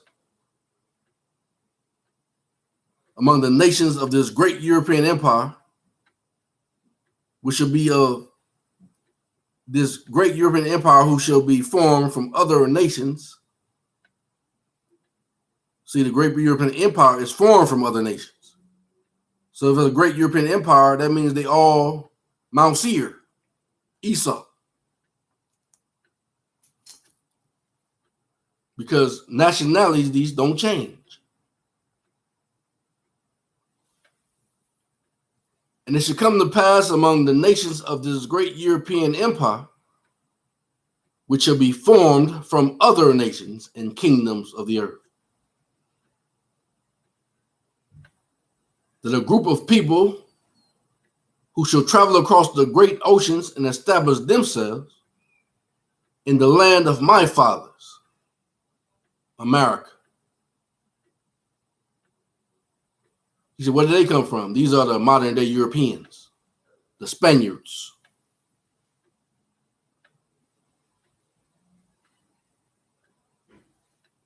Yeah, these shall begin to prosper exceedingly in all things.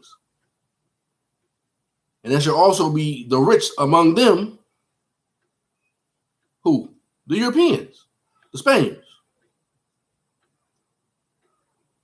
who shall become rich from the land and the things that they shall take from the land of my fathers, America. This is what they talking about. They're trying to tell you. We know that they did wrong for over 150 years ago, treating the quote unquote Negroes like chattel. This goes right along with this right here, the final judgment and civil order given by the Roman Catholic Pope to his employees, his citizens, and the ones that work for him, who are all Europeans, and including some black people.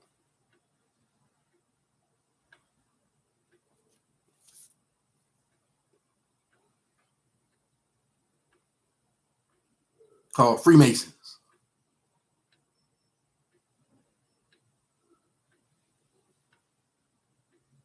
And through the spirit of Yah, we already established Yah means Yahweh, short form. And through the spirit of Yah shall not be any of them directly that shall remember many of the teachings of their fathers and begin to establish peace among themselves, talking about the Israelites, according to their traditions and the customs which should be passed down to them from generation to generation. And it's come to pass that Lucifer shall influence the discovery of America, called the Promised Land,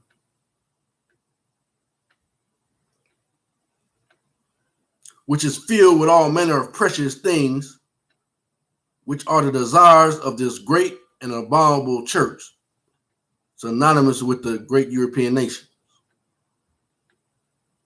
of which I have spoken. And when America, the Promised Land, is discovered by the people of the great European empire,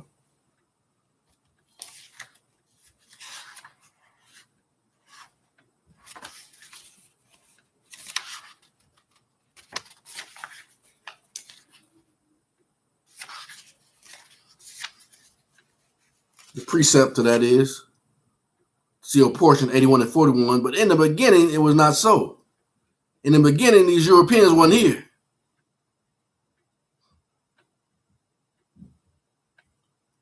And I've shown unto you that the record of my father shall come forth unto Joseph, and he shall translate the part which is unsealed and publish it to the world, so that all might know of the work of the Father, which was wrought upon the land of Eden, which is this promised land, which will be called in the latter days the United States of America.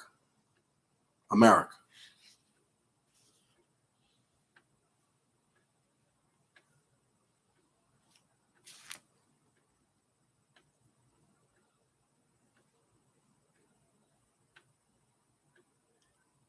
Go back to verse 1, chapter 79. And it shall come to pass among the nations of this great European empire, which shall be formed from other nations of European people they call Esau, and kingdoms of the earth, that a group of people who shall travel across the great oceans and establish themselves in the land of my fathers, yet these shall begin to prosper exceedingly in all things. And there shall also be the rich among them. See, it was poor people too, but it was the rich among them.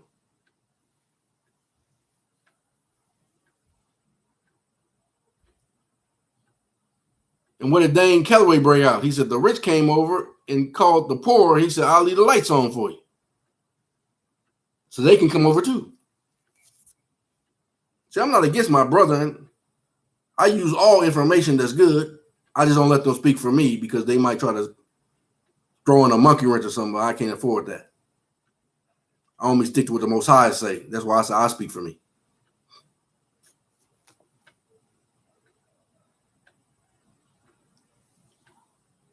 And there shall also be the rich among them, who shall become rich from the land and the things that they shall take from the land of my fathers, America. For behold, the Lamanites, who are called American Israelites, these are Israelites. For behold, the Lamanites shall be upon the land when it is discovered by these great European nations of the latter days. They even just told you right there, all these other people that came over with them, they're the great European nations. And at this time, actually they're from Mount Seir though. Why am I saying that? Because if you look up the dictionary, it says the original Europeans, as far as on the land, what they call Europe, were Israelites, Aboriginal people. These are somebody else that took their identity too. Mosiah calls them Mount Seir, Edom, Esau, Edom. That's the truth.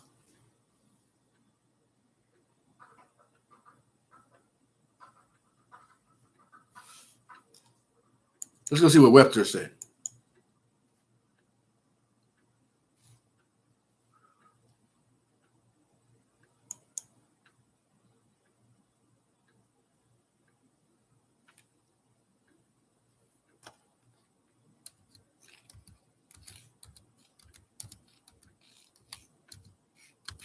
Aboriginal.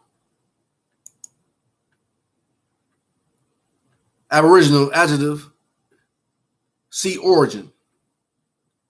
First, original primitive Aboriginal people are the first inhabitants of a country. That means, just like Adam said, he said in the books of remembrance of our ancient grandmothers, it says Adam's children were the first indigenous people wherever they spread themselves. So once they left America, they went to places like Europe and different places around the world. Aboriginals, see origin. First primitive Aboriginal people are the first inhabitants of a country.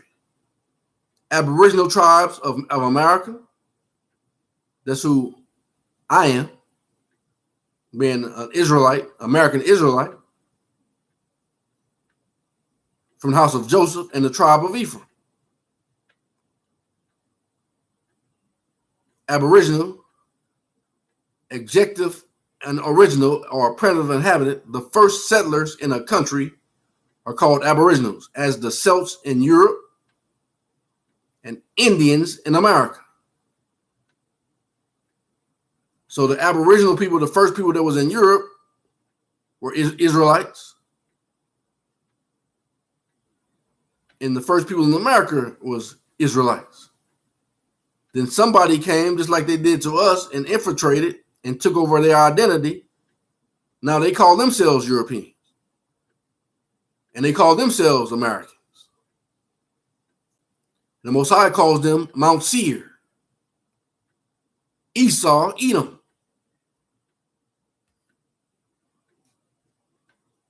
That's the truth.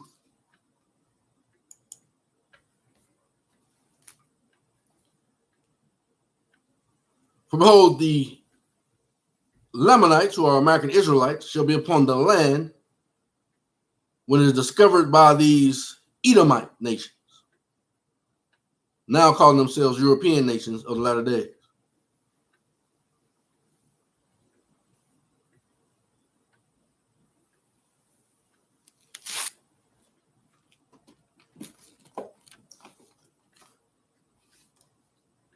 That's why once you find the truth, this is a valuable book.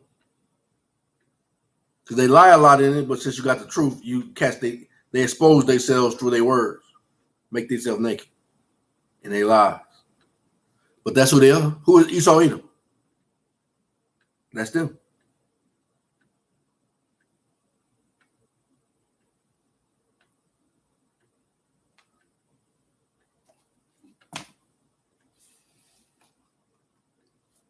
I ain't lied to you yet.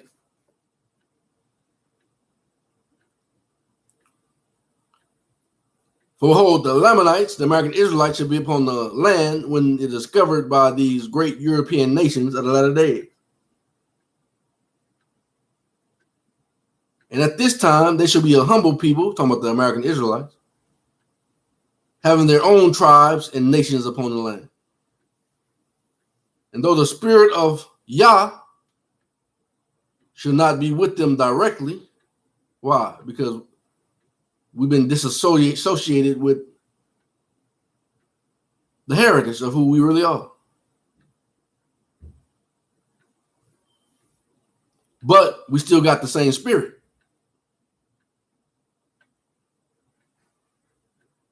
We just lost the knowledge. And though the spirit of Yah shall not be with them directly, they shall remember many of the teachings of their fathers and begin to establish peace among themselves. What was that peace called? The original Constitution. The law of the land. And began to establish peace among themselves according to their traditions and the customs which should be passed down to them from generation to generation. And it shall come to pass that Lucifer shall influence the discovery of the land of promise, America, which is filled with all manner of precious things that are the desires of this great and abominable church of which I have spoken.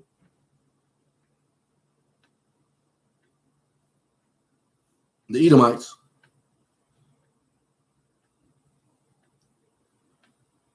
And when the promised land is discovered by the people of the great European empire, they should begin to search for gold and silver and for anything that is of value to them. And it shall come to pass that they shall begin to destroy the American Israelites, that's called Lamanites,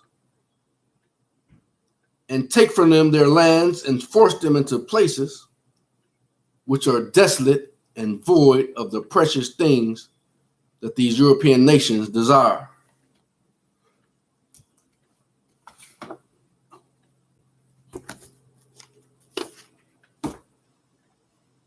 Something else I'm looking for.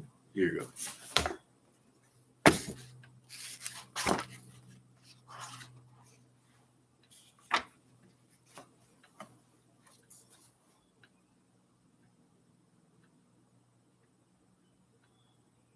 I'm gonna go to the who are the Tartarians. One World Tartarians, written by James W. Lee. I'm going to page 31.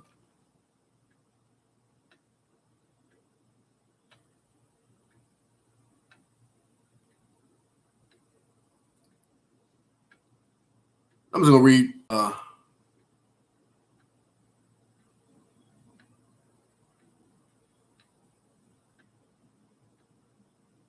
mid-page. It says the MOORs come from the Orient, the Far East. I ain't going to get into all that. I did it before.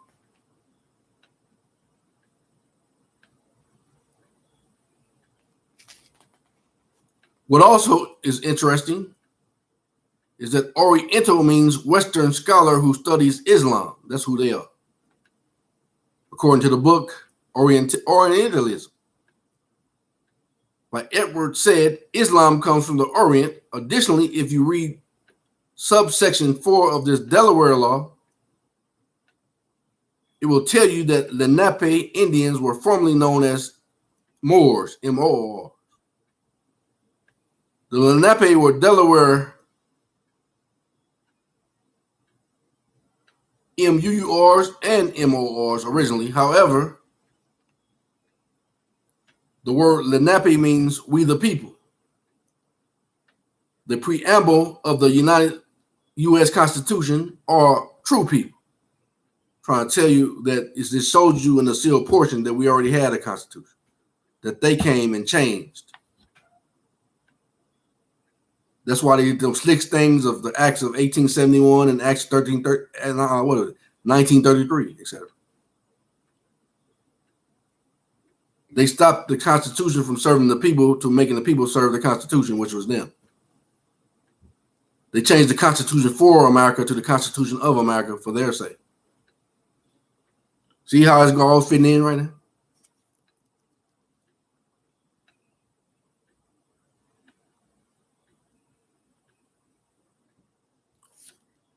Skip down. So now in the eyes of the hijacked Hebrew Templars, aka the Holy Roman Empire, same people we talking about, the Great Abominable Church, the European nations, who are Edomites, the Habsburg dynasty, the Holy Land, was in possession of infidels, aka Muslim, M-U-U-Rs. That's what they said.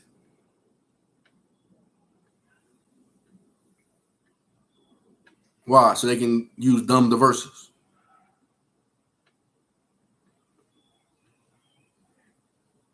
Therefore, they were authorized via the dumb verses of 1452. Now I got to go back here. This book, page 51.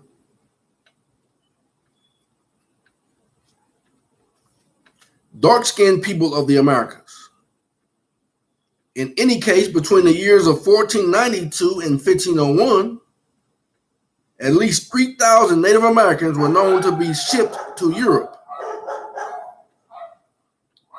with the likely total being possibly double that.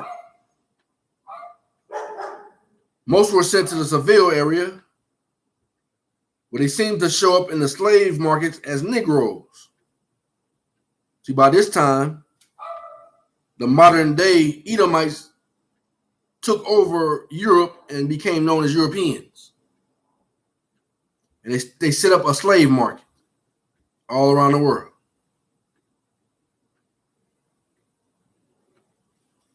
I'm going to get back to there, and I'm going to come back here.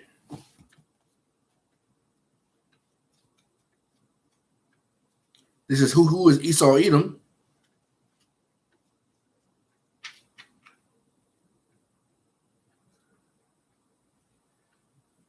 I'm going to get back there, but I'm going to come and start back here.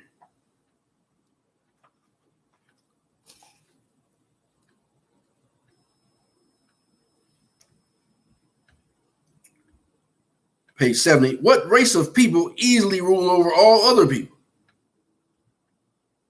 Several centuries ago, when our white Edomite ancestors, they don't say that, but that's what they mean by white, Europeans, modern day Europeans, were coming into the light of God's word.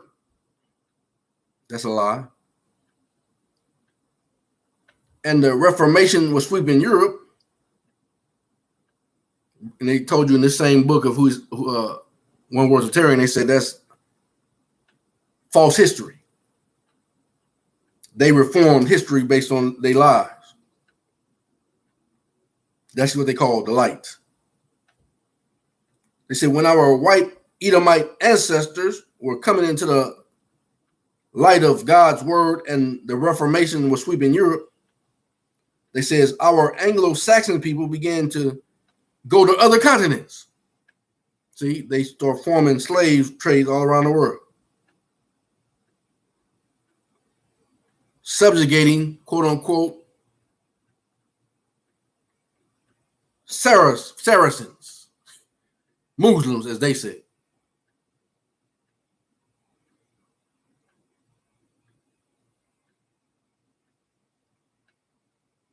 See how they acknowledged? They said our Anglo-Saxon people began to go to other continents. There are many cases in history where a handful of Edomite white Europeans people have conquered or put to flight a great multitude of the colored races.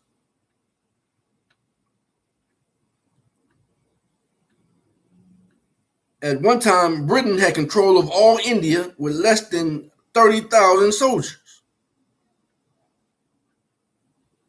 He said, when you boasted against me, and I've heard them. Ezekiel 35. See how they boasted?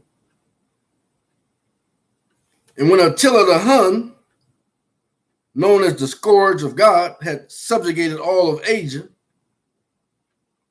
he decided to extend his barbaric dominion to the west of Gaul.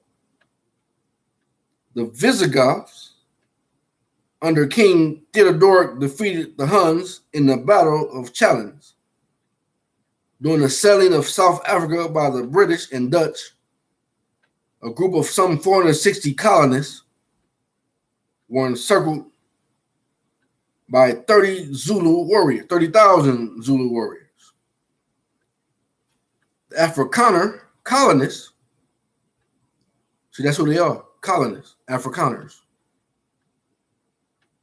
Edomites.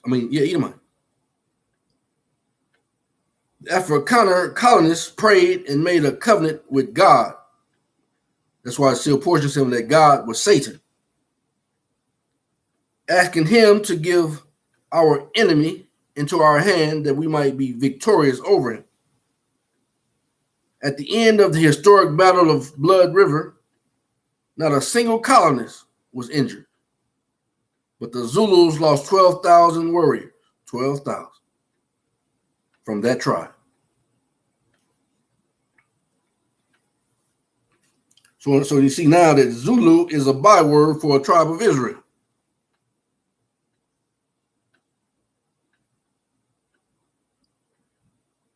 When Santa Anna marched into Texas with the aims to kill all the Edomite gringos, the white gringos in the land, his well-trained and supplied army of 1,300 was defeated by 600 volunteers under General Sam Houston in a battle that lasted only 20 minutes. During the Mexican War of 1847, Santa Anna sent 20,000 troops to destroy the United States forces under General Zachary Taylor, because she already told you the United States is not America. But Taylor, with an army of 1/4 of the size of Santa Anna's, drove the Mexicans back into the hotly contested Battle of Buena Vista, February 23rd of 1847. Santa Anna retreated southward to defend Mexico City with a force of 30,000 soldiers. But General Winfield Scott, with an army of about 10,000, entered the Mexican capital, subdued its forces, and raised the flag over the palace of the Montezumas. The colored race, Mexico, was forced to cede half its territory. That's why I'm trying to tell you these territories are called by the Most High the jure lands that he created.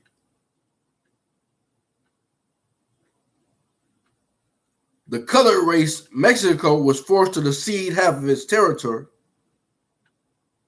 included California, Arizona.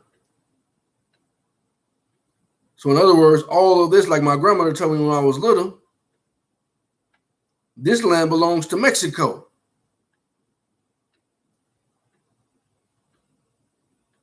But guess what?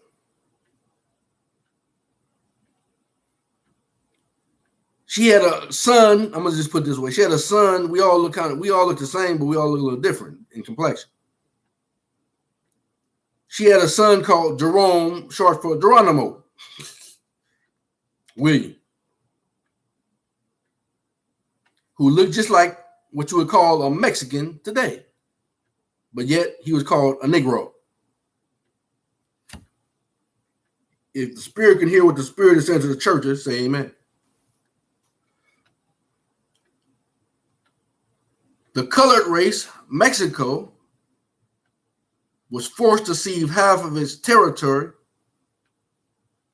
including California, Arizona, Texas, and New Mexico, into the hands of the white Edomite race. Modern-day Europeans of the United States. So they put America in there, but that's not America. America consists of the de jure lands called California, Arizona, Texas, and New Mexico.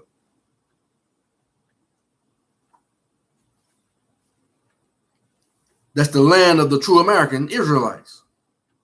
And then they're going to lie. Thus was fulfilled the promise to Jacob Israel. And 5 of you shall chase 100, and 100 of you shall put 10,000 to flight, and your enemies shall fall before you by the sword. Leviticus 26:8. See, they're trying to take our place again. History is full of many instances where the colored races could not stand up against God's Israel people because God had given them dominion over other peoples. They just acknowledged that God gave us dominion over them. They just reversed it, not knowing that this truth was going to come out, that they're going to expose themselves, that they're not the people, but we are the people. From Adam to Seth to Noah to Abraham to Jacob, the birthright included the right to govern or rule. That's why he said, but the Most High, for those who fear me, I gave them a book of remembrance. And the book of remembrance tells us that all these people were very dark-skinned people that they call Negroes, Aboriginal indigenous people. They called them a lie once again. They just exposed themselves once again, make themselves naked. And then they say, while the Israel white nations, that's a lie, because even in Isaiah and also in the sealed portion, chapter 35, verse 128, it says, Jacob shall never be ashamed, nor shall his face now or ever wax pale. Look to the term pale through etymology. It says, our Indian, as they say, ancestors who are Israelites, American Israelites, said that pale meant pale face, standing short for another word for Edomites or modern day Europeans. So they lying again. And it's already recorded in this book, and they can't erase it. They make themselves pale, make themselves naked, just like the Most High said. While the Israel white nations were to have this right of dominion, take the Edomite out of it and say while the Israel nation were to have this right of dominion, now you're talking about us again. The real Israelites, the de jure Israelites. But they the de facto 1948 version.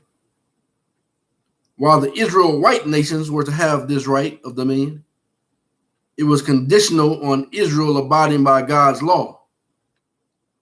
So you already see that they ain't talking about them. Because they killing the Most High's people. How are they keeping his law? Keeping his law. If that race departs too far from God's law, then the law shall cause you to be smitten before your enemies. The stranger alien that is among you shall get up above you very high, and you shall come down very low. He shall lend to you, and you shall not lend to him. He shall be the head, and you shall be the tail. The heathen races, knowing that this is the relationship God has with Jacob Israel, have often attempted to use it to their advantage and gain dominion over Israel by seducing and deceiving them into violating God's law. They say they keep the law. Does God told us not to allow the heathen in our land or make covenants with them? They just spoke against themselves. That's why the Most High going to put them off the land. Exodus 23 and 32 through 33, Deuteronomy 7, 1 through 5.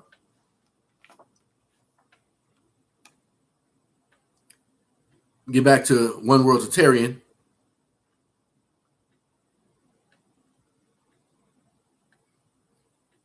The verses of 1452 to take Muslim Jerusalem.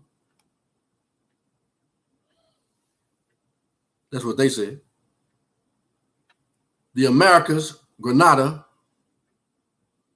away from the MUURs. They don't say nothing about the MORs there because the MORs come from the east. Whom were Saracens. Also read the verses which authorized the Templar Knights of Christ to conquer Saracens and pagans, take their possessions, and to subject them to perpetual servitude, slavery. This papal bull, and none of them were ever rescinded until now. That's why I'm reading this to you by the grace and the will of the Father of heaven, of their retraction and acknowledgement of their wrongdoings, and they told their people not to touch us.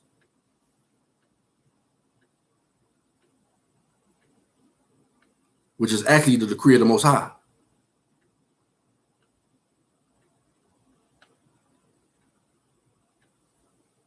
The papal bull, and none of them were ever rescinded.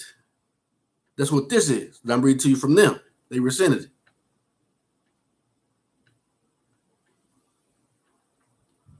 Which is the current problem that the MUURs in the Americas face. That's why they had to tell us by necessity that the verses and doctrine of discovery is over with. Why? Because the kingdom of the Father is here, progressively.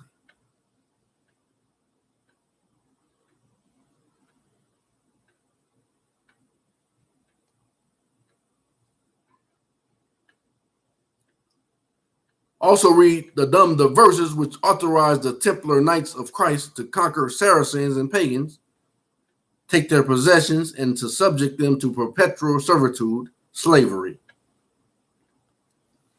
This papal bull, and none of them were ever rescinded, which is the current problems that the Moors, MUURs in the Americas face as Saracens, whom are the red ones, aka the lost tribe of Israel. Now you done brought it back to the Father's jurisdiction again.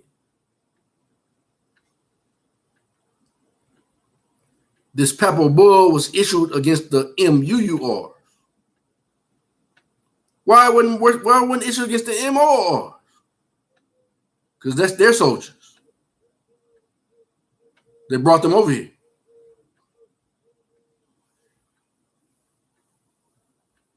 It just told you plainly, this papal bull was issued against the MUURs, aka the lost tribes of Israel.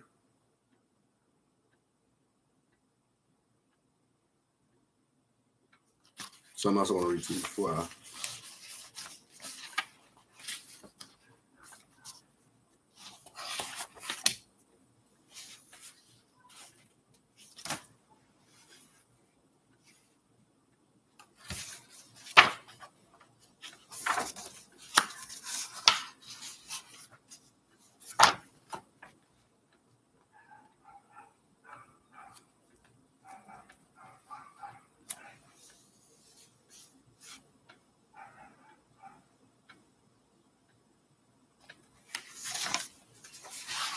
All right, let's see what we got here.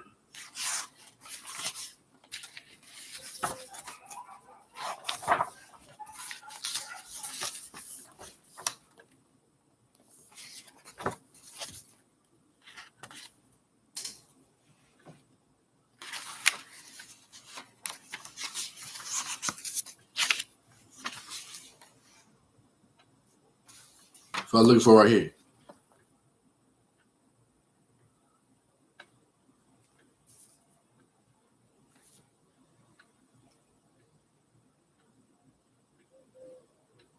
Page 78 of the same book, One Word Tertarian, it says, Mexico is the original land of the American Negro, who is the Olmec, Aztec, Toltec, etc. in North America. He is the Algonquin, Choctaw, Wachita, Pequot, Wampanoag, Lenape, Iraqi, etc.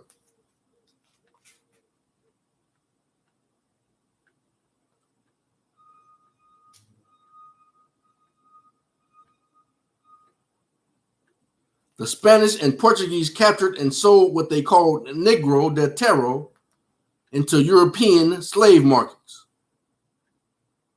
The Dutch and English didn't even enter Africa until the late 1700s.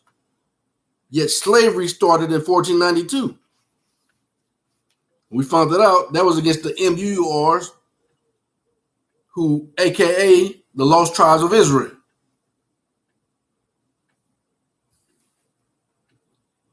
Columbus was a Portuguese Moor. So now I got to go back here, page 73.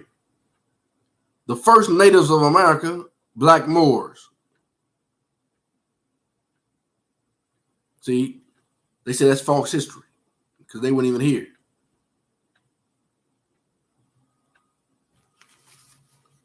Author and historian Chancellor Williams said, the original MOORs, like the original Egyptians, were Black Africans.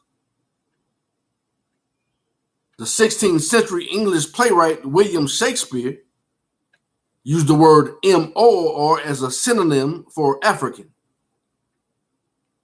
His contemporary Christopher Marlowe also used African and MOOR interchangeably.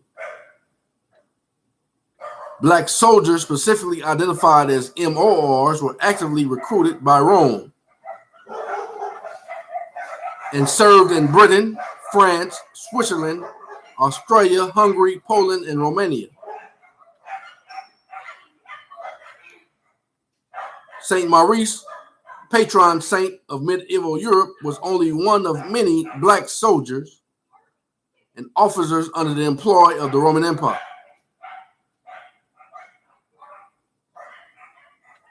Although generations of Spanish rulers have tried to expunge this area from the historical record, recent archaeology and scholarship now shed fresh light on the MORs who flourished in Al-Andalus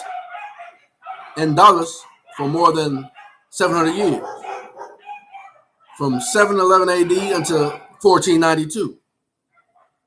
The Moorish advances in mathematics, astronomy, art, and agriculture helped propel Europe out of the Dark Ages and into the Renaissance. Then I got to go back here. Introduction, page 1.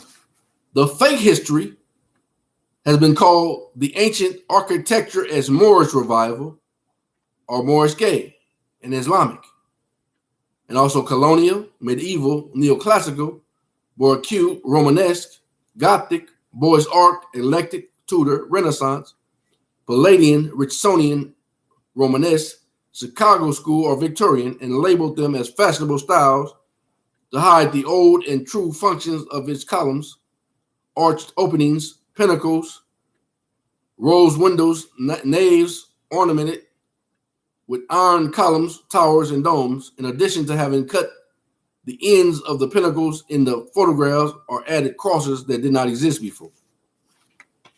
Then, because we found out that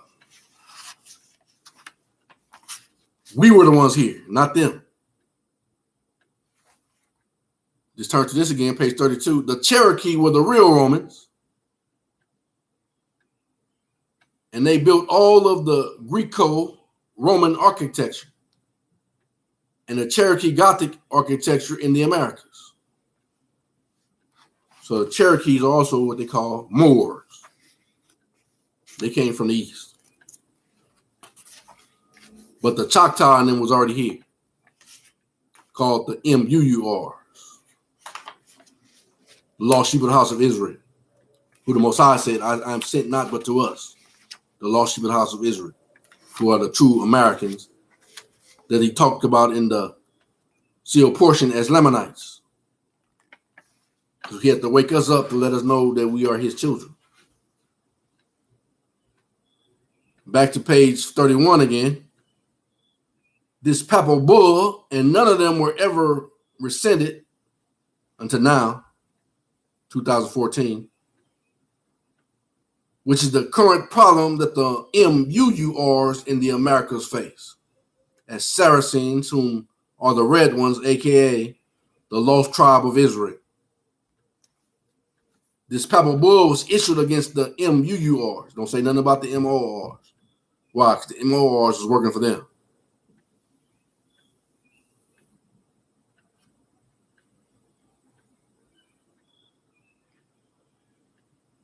As in order to take our Jerusalem away, our American Jerusalem away from us, which was, they say, which was Granada.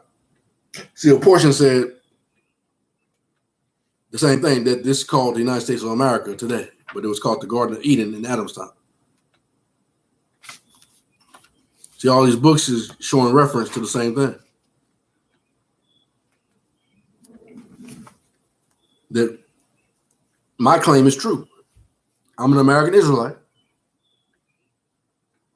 from the tribe of Joseph, from the house of Joseph, from the tribe of Ephraim. That's who I am. That's my nationality.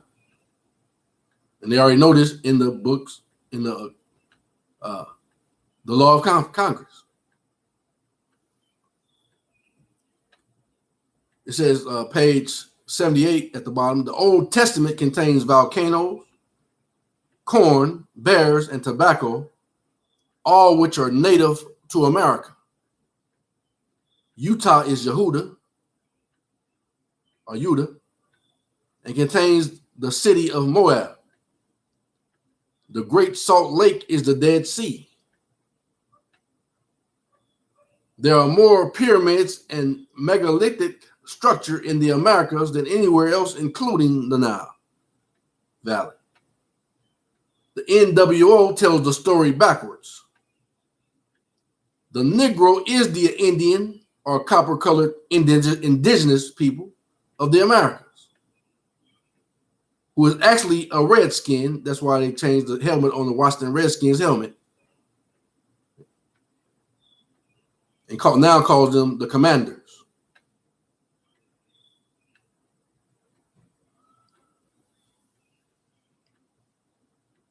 Many think black people are black. Yet there are many shades of copper, which is the color of the earth. If you look in the old dictionaries, you will see that nigger and Indian were synonyms. You also find that word nigger in the scriptures, the book of Acts.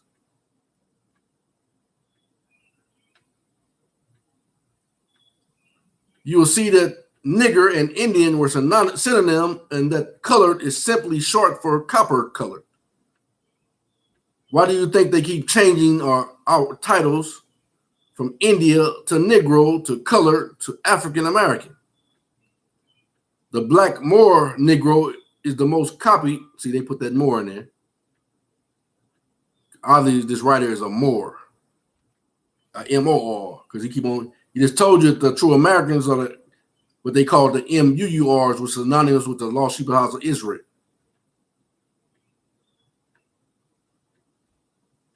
And he said all of that Moor history is fake history. Why? Because they're working for Rome to try to steal the MUUR, who is the lost sheep of the house of Israel, who the Most High sent me to talk to reclaim the land.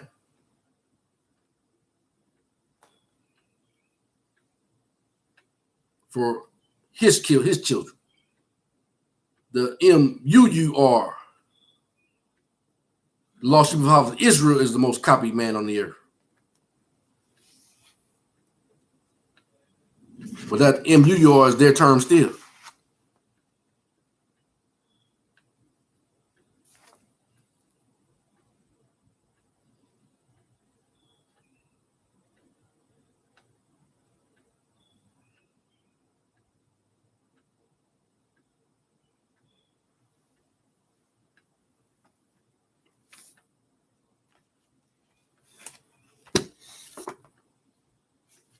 See, that's why I get around all the main game plan. I just call myself the Most High called me. Back to the Red Silver Fox Thunderbird, page 51. From Revealing America's Dark Skin Past, Volume 2, Columbia area, Red Silver Fox Thunderbird. In any case, between the years of 1492 and 1501, at least 3,000 Native Americans were known to be shipped to Europe. And we just found out these are what they call the MUURs, aka the lost sheep of the house of Israel.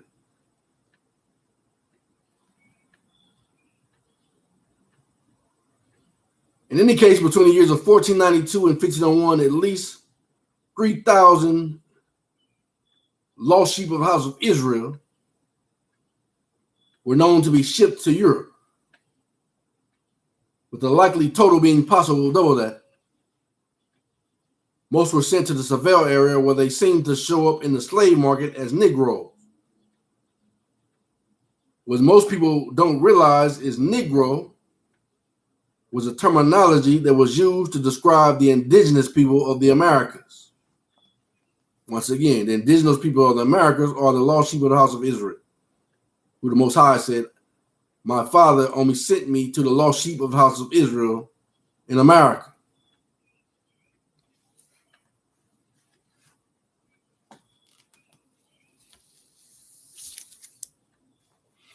So, let's continue. For behold, the lost sheep of the house of Israel, who is now found themselves, shall be upon the land when it is discovered by these great European nations of the latter days. And at this time, they shall be a humble people, having their own tribes and nations upon the land. And though the spirit of Yah shall not be with them directly, that's because we had not come back to him yet. At that time, but now we are. They shall remember many of the teachings of their fathers and begin to establish peace among themselves according to their traditions and the customs which shall be passed down to them from generation to generation. And it shall come to pass that Lucifer shall influence the discovery of the land of promise, America, which is filled with all manner of precious things, which are the desires of this great and abominable church of which I have spoken.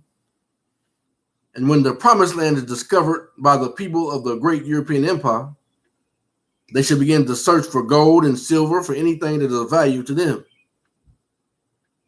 And it's come to pass that they shall begin to destroy the lost sheep of the house of Israel, and take from them their lands, and force them into places which are desolate and void of the precious things that these European nations desire. Thus you have the promise of the Most High to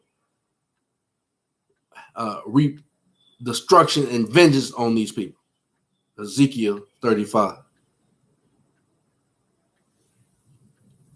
The lost sheep of the house of Israel shall begin to dwindle in numbers and lose their nations and their lands to the effects of the lust of the great and abominable church. Dumb the verses. Doctrine of discovery.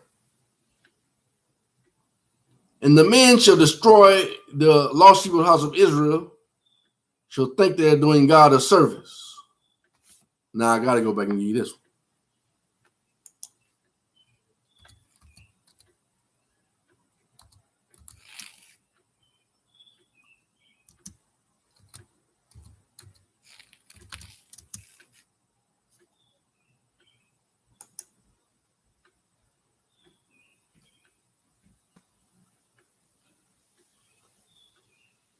John 16, verse 1 through 3. These things I have spoken unto you, that you shall not be offended. They shall put you out of the synagogues. Yes, the time cometh, and whosoever killeth you will think that he is doing God a service. See, that's what they were killing our ancestors. He was prophesying about that right there.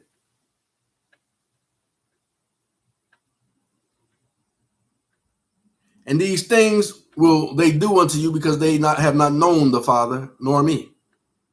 See, that already came to pass. 1492.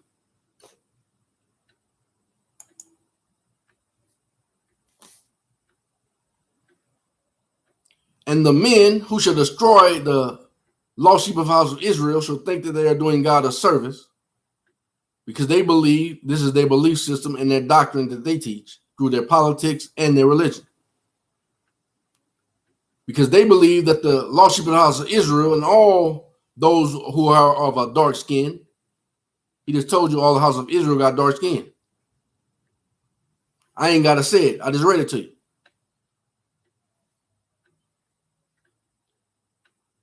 Because they believe that the lost sheep of the house of Israel and all those who are of a dark skin are those who have been cursed of God and not worthy of the full blessings of the Father. That's why they changed the Book of Mormon to say black skin or dark skin was a curse. They exposed themselves again in our writings. They changed it. And this wickedness shall be taught unto them by their leaders and their priests, who are all servants of Satan, and shall follow his will in all things. And thus the eighth beast of which John wrote shall begin to rise up out of obscurity and gain power for itself, thus changing the Constitution for America to the Constitution of America.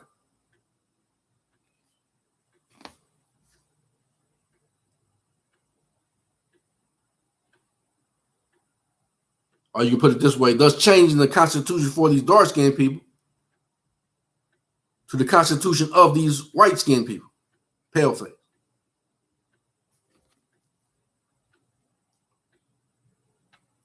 And thus the eighth beast of which John wrote shall begin to rise up out of obscurity and gain power for itself. And those who shall colonize the land, they are admitted in the book of who's Esau Edom. They went to all the land and started colonizing the lands against the colored races. See, it all go together. It's the truth. And those who should colonize the land of promise, America, should begin to have much disputation and contention with the government over there in Europe and Britain, etc., the European or the Edomite nations, was really run by the Roman Catholic Pope of Rome.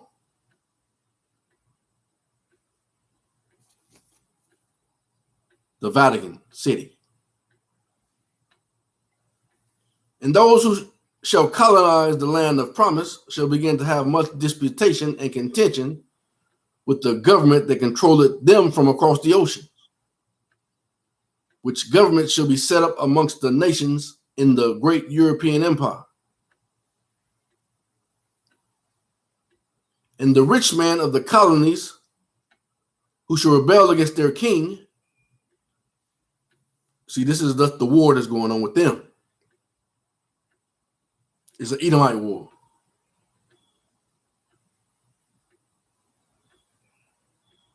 Shall rise up and conspire against the laws of their government. That's why, by necessity, they rose up by the power of the Most High and made them bring that down. And that's why they have a tribunal going on and bringing them down and executing them in the name of the true Christ, by necessity. And the rich men of the colonies who shall rebel against their king shall rise up and conspire against the laws of their government, which is called color law, because they desire to keep more of that which they gain for the service of the poor who shall be among them. The Most High said he's going to make them fight against themselves. That's all prophecy. But yet his will going to be done, and the kingdom shall be Yahweh's. And the only thing we fighting with is the word, which is the truth. Talking about Israel.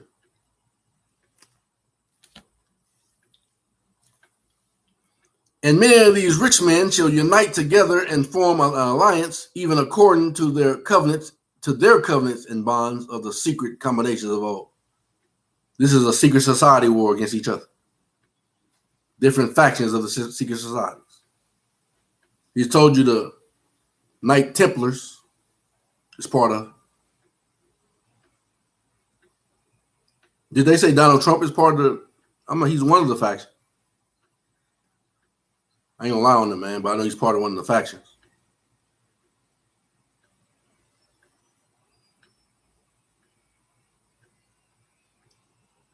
But the Most High is using him in our favor because he said, they don't like Indians to me.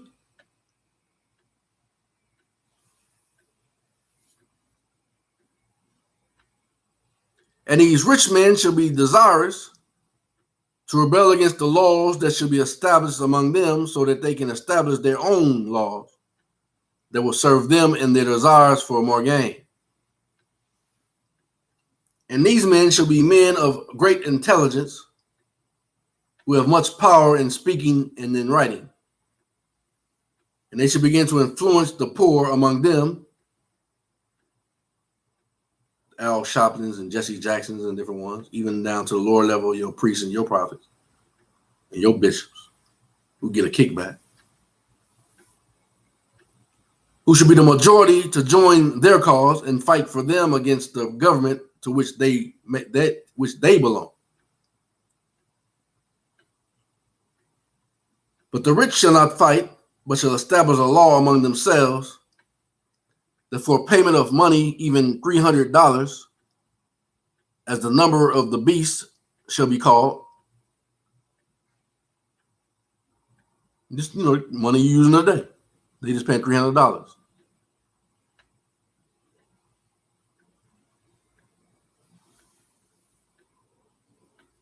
By this great and final beast, they shall be exempt from conscription.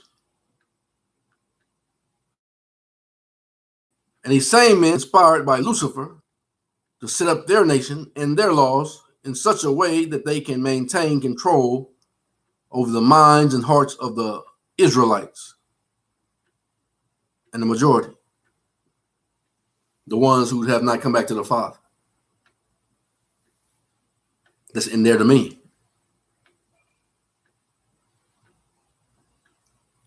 And now you of the latter days shall also give praise and honor to those whom you refer to as the fathers of your nation. Yet truly they are the fathers of your nation. But wherein is their righteousness according to the words of Christ? Behold, I have told you not to judge unless it is done according to the Spirit in righteousness. You must know that these men shall be servants of Satan, who shall set up the government of your nation, the United States of America, to get gain for themselves. The Act of 1871 and the Act of 1933, among it.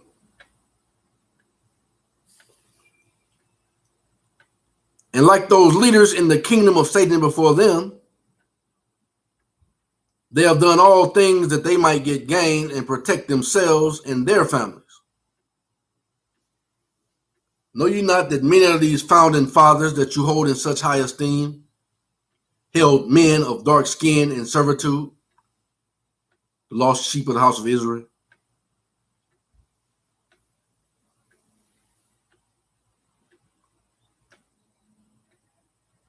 So this information is telling us all of the Israelites are dark skinned.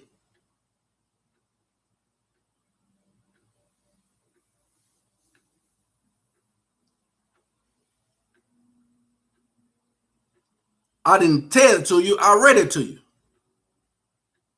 And this is the information they got in the Library of Congress. And they call us MUURs, but they already know that we're the lost sheep of the house of Israel. And they know that I'm an American Israelite from the house of Joseph and the tribe of Ephraim. They already know this.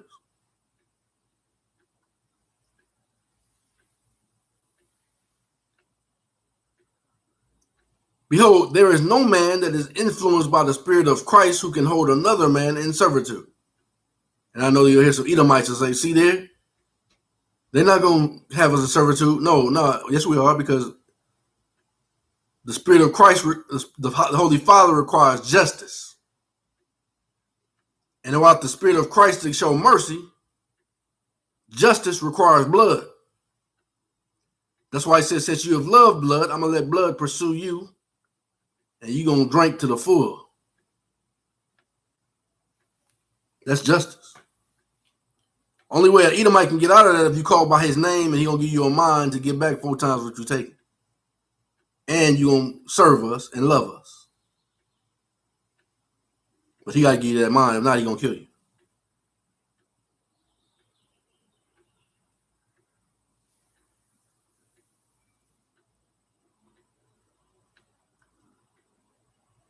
Behold, there is no man that is influenced by the Spirit of Christ who can hold another man in servitude, so that he might get gain.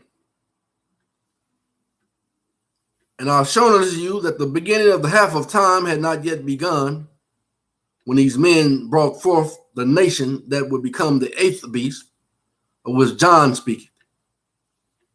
And because of the Father had not yet released the Holy Ghost to send his ministration, and Savior should come upon Mount Zion to judge the Mount of Esau. And because the Father had not yet released the Holy Ghost to send his ministrations unto the children of men, then how do you suppose that if it was possible that the father of your nation could have been inspired by the Spirit of the Father? Behold, they were indeed inspired. We just read the definition of indeed. It means an action that is inspired, either good or bad. But these prophets of Baal or Satan have bad faith intentions. Behold, they were indeed inspired, and the God from whom they received their inspiration was Lucifer. For it is a nation of Satan. So that's why she was trying to tell you, if you remain in his jurisdiction, all they're going to give you is bad faith, action. But if you be called by the Heavenly Father's name and come back into his jurisdiction, he's going to make sure they can give you nothing but good faith.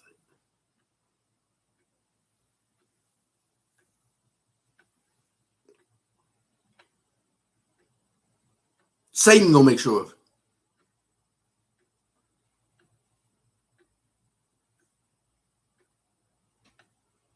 And he's going to kill everything in his jurisdiction.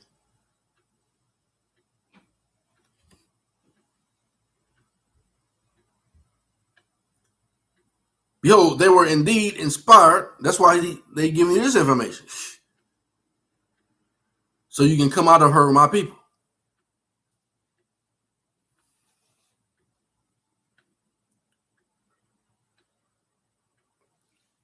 Behold, they were indeed inspired, and the God from whom they received their inspiration was Lucifer. For it is a nation of Satan that shall be created. Nevertheless, all these things shall be done by the power and according to the great wisdom of the Father. For it is his desire that Lucifer be allowed to do these things, so that this great nation, the abominable church, the European nations, the Edomites, could follow Satan, and the lost sheep of the house of Israel can follow Christ.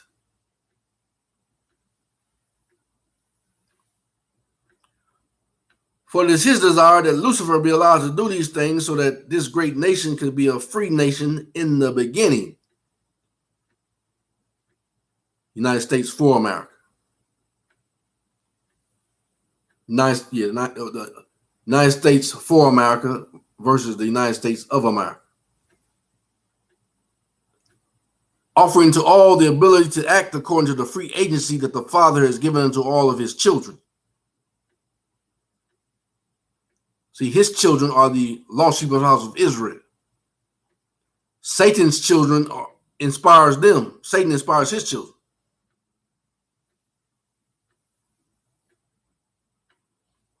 That they might be more fully tried and tested during the final days of their probation.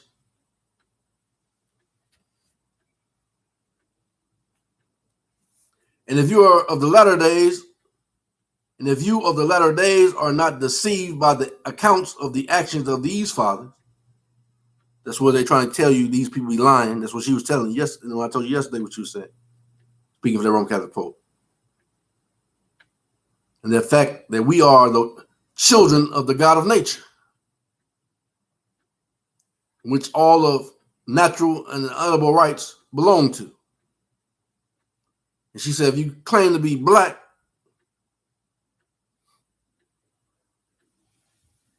you end up being a casualty.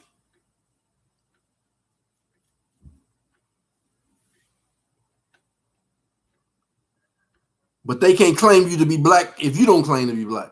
They can't do that. They can't make you be black.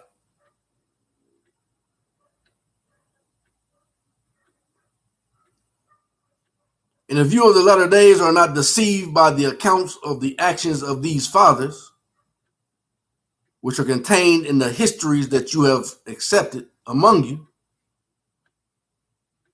then you will know of their wickedness and the misery that they have caused many people because of their works. Back to Revealing America's Dark-Skinned Past, Volume 2, Columbia Era, the Red Silver Fox Thunderbird. One of the most prevalent fallacies in North American history is the story surrounding Christopher Columbus and the people he encountered. It is interesting to note that early 20th century histories were stating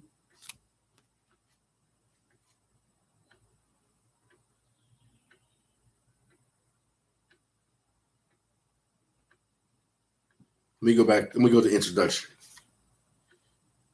The misconception that permeates American history, especially United States history, are so numerous and abundant that when people are presented with historical facts that deviate from the customary perceptions, they have a tendency to dismiss the information as another conspiracy theory. The old stories from the discovery of the New World to colonization of the United States are filled with so many fallacies that the retelling of these over and over centuries have turned these fictions into truths. That's why the one Rotarian told you these is false history. And that's Moorish history told by the Europeans or the Edomites.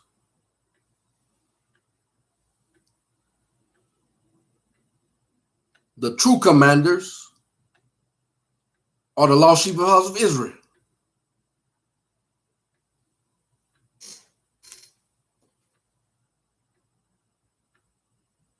They even told you through changing of a helmet. The elect. The misrepresentation of previous historical writings have become today's realities of the past, not realizing that history has become, using the words of Napoleon, a myth that men agreed to believe. One of the most prevalent fallacies in North American history is the story surrounding Christopher Columbus and the people he encountered. It is interesting to note that early 20th century histories were stating that Christopher Columbus was trying to prove that what the world was round. However, late 19th century historical writings on Columbus, not school textbooks, make no mention of this revelation. They do, however, tell in great detail of the carnage that took place on the islands during Columbus' reign. They also describe in detail of the hospitableness of the indigenous people, the gentle nature of the indigenous people, until they had to defend themselves, and that the indigenous people were considered Negroes. Eventually, in the retelling of this story, as history has a tendency to do, facts were being deleted. The man who changed modern history could not be depicted as a slaver, amongst other things. And most of all, the images are the image of the indigenous people, and the words and names used to describe them had to be changed to accommodate European interests and values. As you read this book, it is with great anticipation that you will discover that there is much to learn about the history of people of color on this landmass of North America. We must realize that it was an intention before Columbus left Spain to cross the Atlantic Ocean, and the same sealed portion told us why they crossed the Atlantic Ocean, the Great Sea. And that was to subjugate the indigenous people that he called MUURs, also aka known as the Lost Sheep House of Israel. They already know who they was coming to enslave.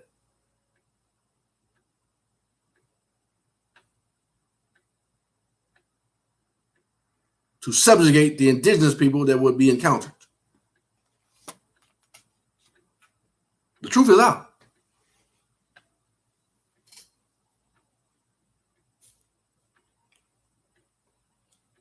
Know ye not that many of these founding fathers that you hold in such high esteem held men of dark skin and servitude?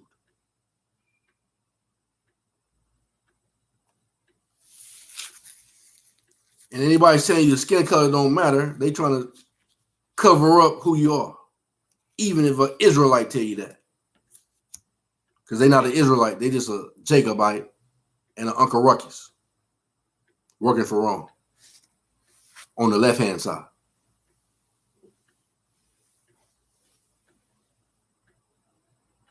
The Most High got some people of Rome working for him on the right-hand side, although they still Rome.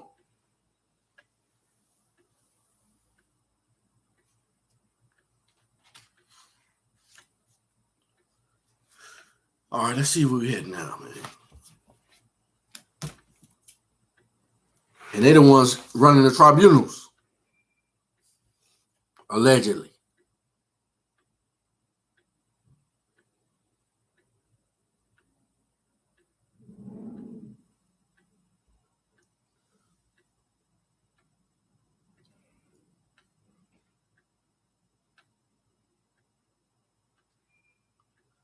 I'm going to continue right here. It says, unlike the United States of America Major, which is America, the United States of America Minor, which is the corporation, the United States, 28 USC 3002, sections 14 and 15, allows corporations organized under its auspices to be citizens, a fact that has led to no end of fraud and criminality. Goes on to say, please note the actual word of the Pledge of Allegiance, when it says, I, securing a claim of individual consent, pledge, an ancient feudal act, allegiance contract to the United States of America, which virgins is only indicated by the lack of capitalization of the word the, and the Republic, original organic states, government. And it says, for which it stands, one nation under God, indivisible, with liberty and justice for all. Now I got to go back to the sealed portion that tells you about that too. We're going to go back to, this is without a doubt, goes along with the sealed portion. This, in fact, cannot be said that this is not true. The Roman Catholic Pope did say these things by necessity, because the sealed portion verifies by prophecy.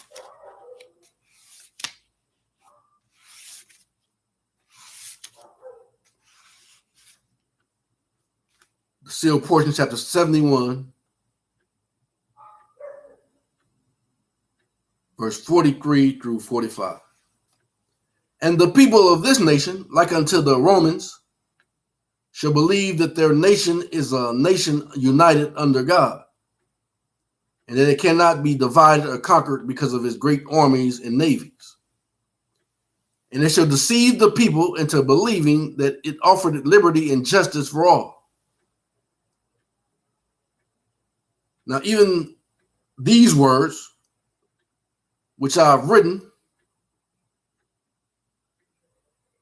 shall be the pledge of allegiance to this nation, that those who worship this nation shall say with their own mouths. And with this pledge, they deceive themselves and know not that they are pledging their allegiance to Satan. And this they do because they have his mark in their right hands and in their foreheads, and have denied the true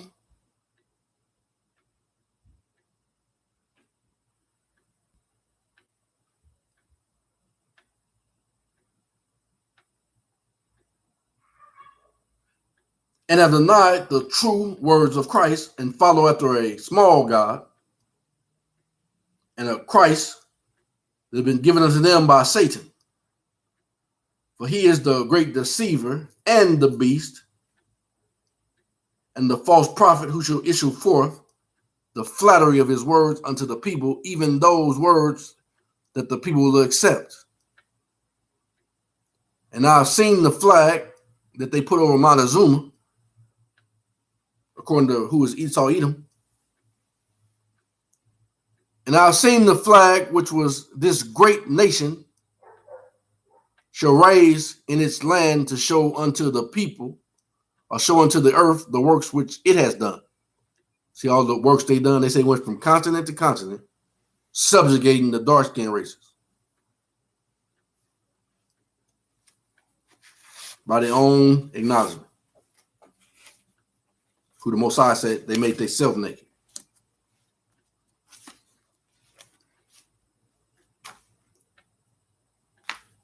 Seal portion 32 and 61. Now, this is the thing that John meant when he wrote, saying, his eyes were as a flame of fire, and on his head were many crowns, and he had a name written upon his forehead that no man knew but he himself. And John wrote also concerning those who followed the example of Christ, and had his name or the name of the Father, it is the same, written in their foreheads. And he wrote, saying, hurt not the earth, neither the sea, nor the trees, till we have sealed the servants of our God in their forehead. Sons and daughters.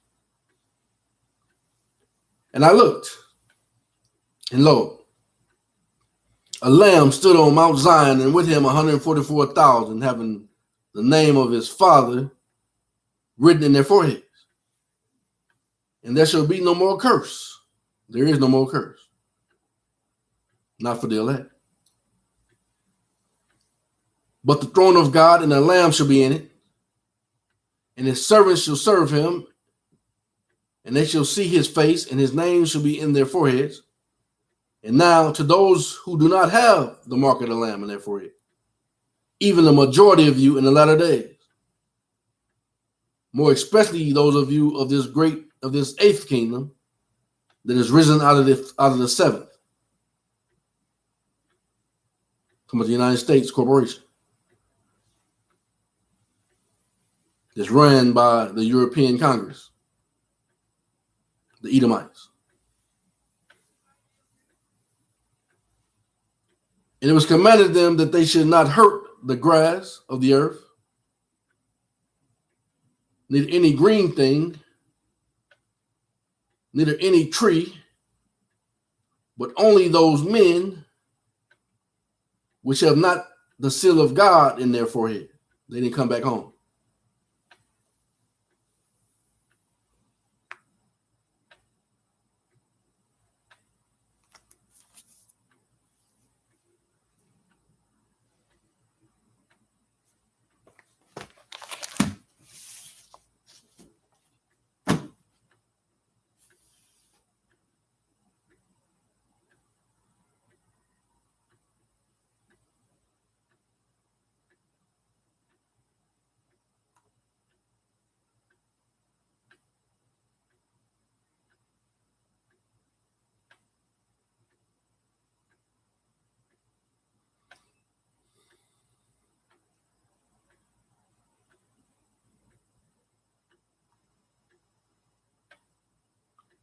Goes on to say the Pledge of Allegiance is an undisclosed entrapment into contract. ceding authority to represent the individual inhabitants and the Americans to the United States of America, similar to what happens when an unwary individual hires a lawyer to represent them and stand for them in a court.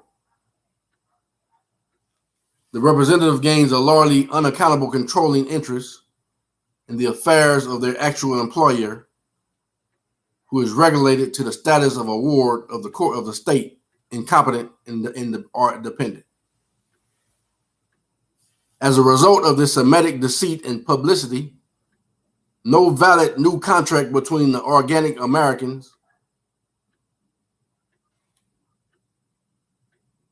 well, I'm going to say Americans, but then I'm going to use the term she used, but I say the jure Americans, called by the Most High's name, was ever established. The Constitution of the United States of America remains a document peculiar to the United States of America minor, not to be confused with the original equity contract known as the Constitution for the United States of America.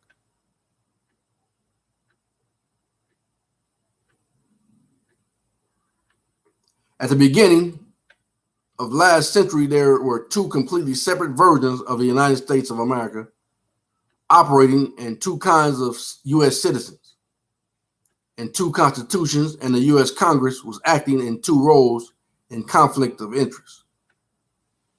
The original Constitution, known as the Constitution for the United States of America, and the bylaws of the newly formed federal corporation known as the Constitution of the United States of America, formed under the auspices of the United States of America minor.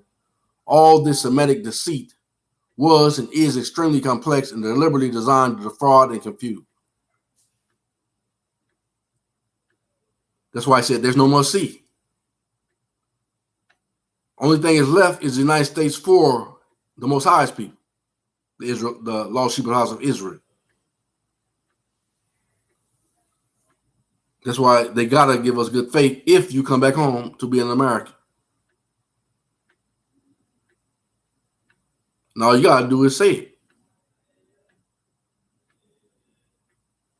If you believe in your heart that these things be true, and then confess with your mouth, you shall be saved.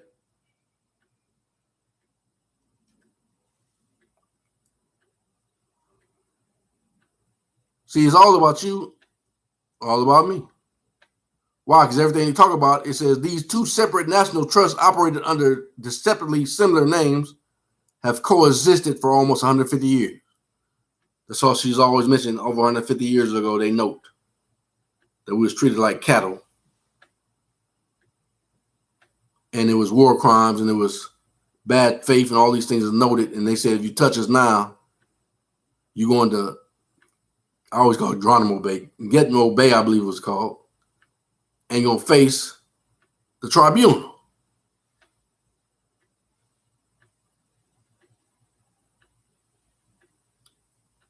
They're confederate against you. That's what the Bible says.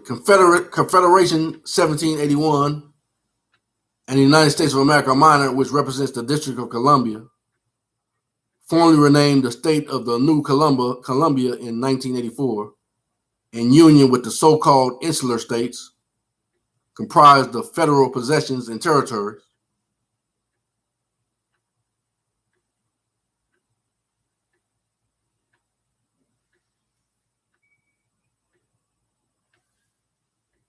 The circumstances also create two kinds of citizens, U.S. citizens and U.S. citizens, as already noted.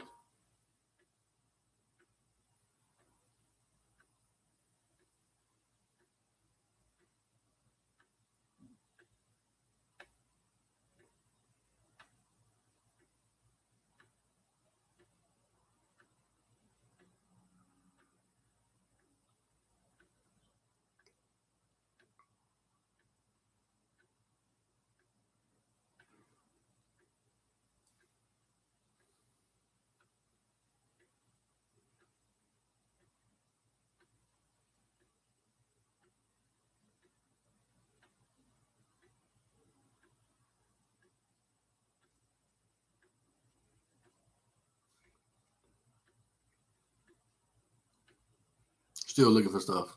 Bear with me.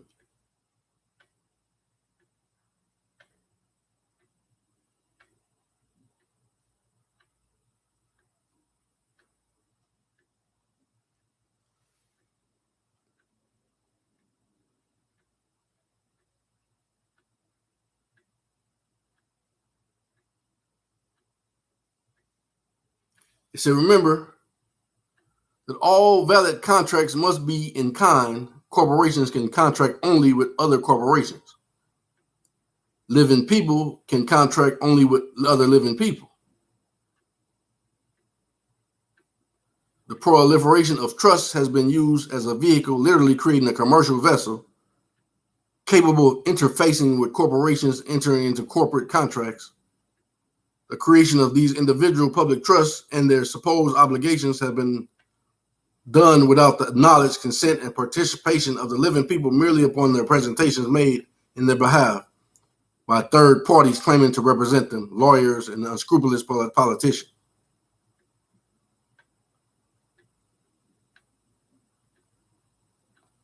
This is note that even the original equity contract known as the Constitution for the United States of America is between the states and the government being created by contract to provide the states with services, not the living people.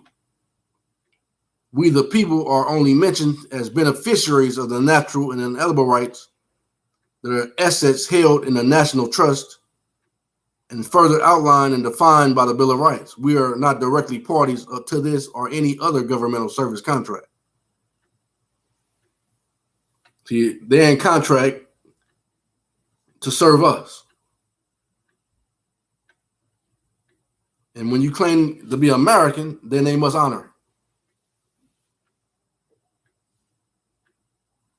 But if you're not American, you can't claim to be American because they already know better. If you're not an American, all you can be is a United States citizen.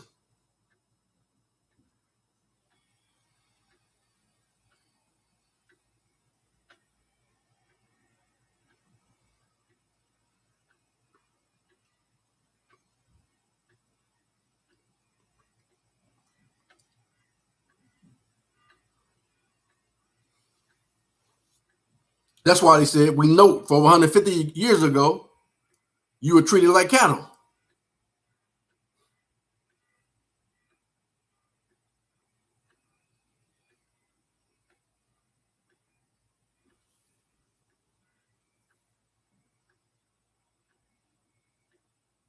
I'm going to use the term, you can't bullshit a bullshitter.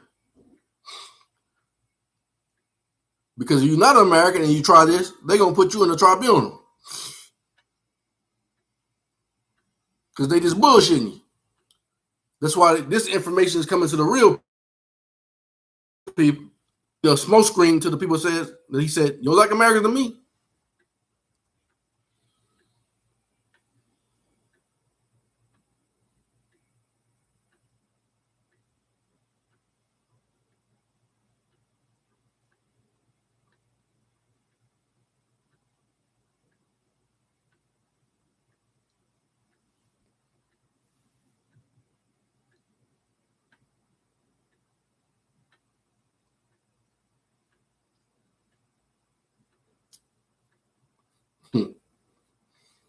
Man, I saw this.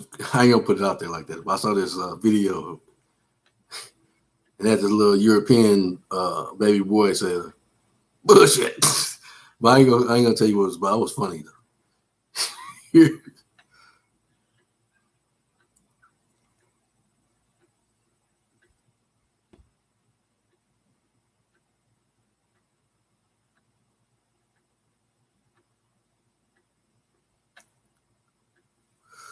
We'll read this part. I might be coming back with a part 3 because I'm reading more than I anticipated on reading. But I'm going to still read as much as I can. And if not, I'll just come back with part 3. It said, this is the venal probate fraud of the worst sort, carried out systematically against unsuspecting and peaceful populace of civilian inhabitants of the land. People who are owed the full protection of their international trustees the Pope and the HRM Elizabeth II, and the good faith and service of their employees under commercial contract to provide governmental services. All the admiralty law practiced by the U.S. District Court is international law. Merchants falsely transplanted without contract or consent, usurping upon the land, said the serpent was most subtle than any beast of the field. Talking about these people.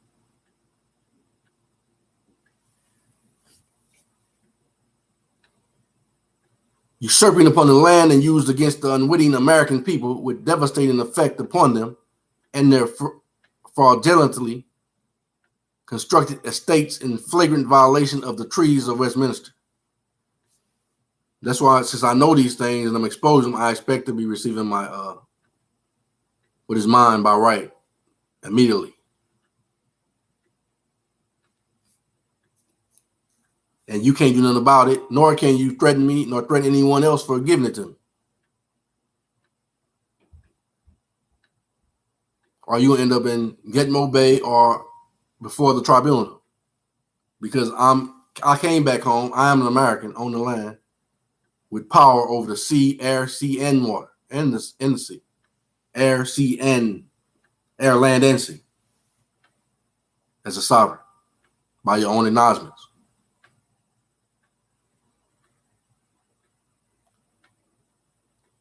There are at present no formal courts in America serving living Americans at all.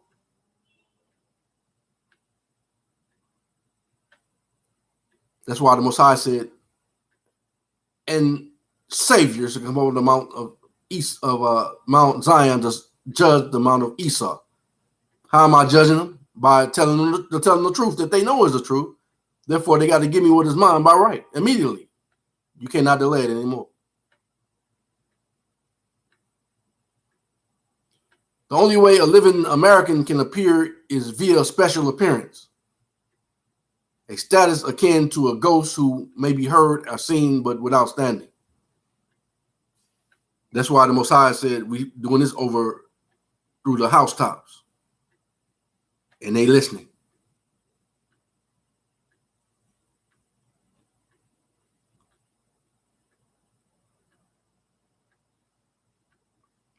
To address any court in America with standing, a living American has two choices: to reclaim controlling interest in their state according to the ancient laws governing Roman interior trust, which throws a mighty monkey wrench into a court system that is not designed to ever deal with American civil executors. Or two, to create an American inter vivus trust operating under a separate legal name, which is impeded to address commercial issues in a public internal venue. Living Americans are owed the American common law. As we already seen, the American Bar Association has acted under a fraudulent administrative order to operate only in administrative and maritime international venues since 1938. Without overturning this administrative protocol, the courts cannot function lawfully in the vast majority of cases. They don't function lawfully. They function as described herein as criminal ventures, rigged gambling syndicates, operating for profit prisons that are guaranteed full occupancy by contract, and so on.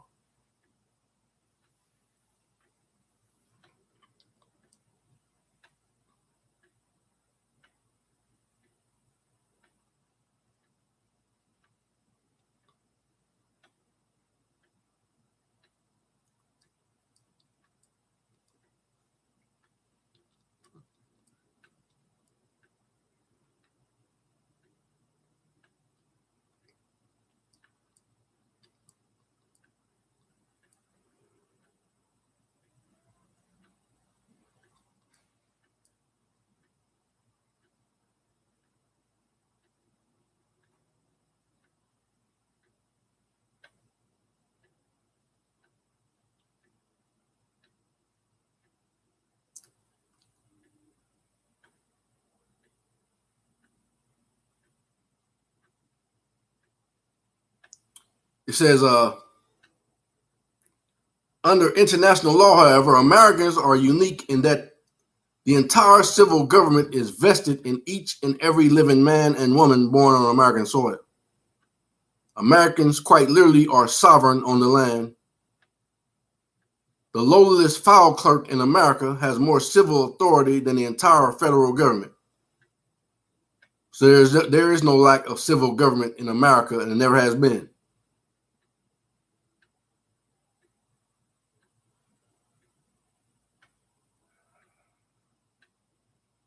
Any claim that the civil government has not operated since 1865 due to the fact that the properly seated and functioning Congress has not acted since then is immediately rendered null and void by the simple fact that the sovereign upon the land are not obligated to or convene a Congress or any other legislative body. We can do what we like, but we must now recognize that our own failure to operate our own civil government has created a vacuum of power that the unscrupulous men have sought to take advantage of. The counties, the basic building blocks of American civil government, must be rebuilt and redirected to function properly as a grassroots level. Usurpation into the land of boroughs and municipalities existing under federal charters, that is, under the auspices of the United States minor, or the United Nations city-state, which are foreign nations created unauthorized settlements on our land. And when you talk about our land, I'm speaking for the Most High, the land of the lost sheep of the house of Israel.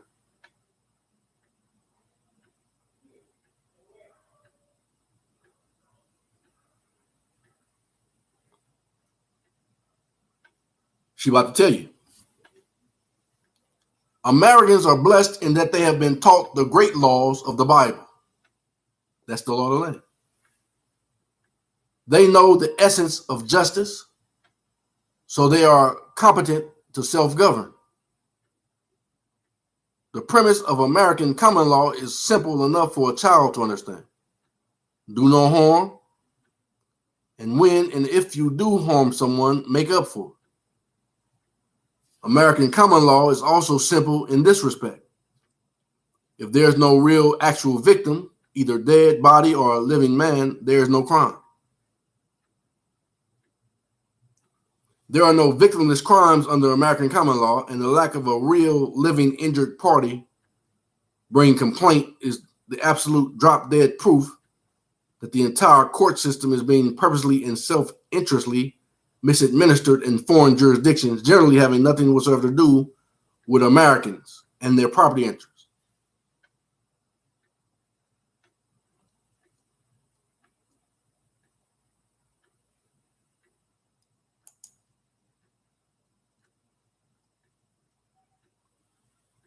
That being said,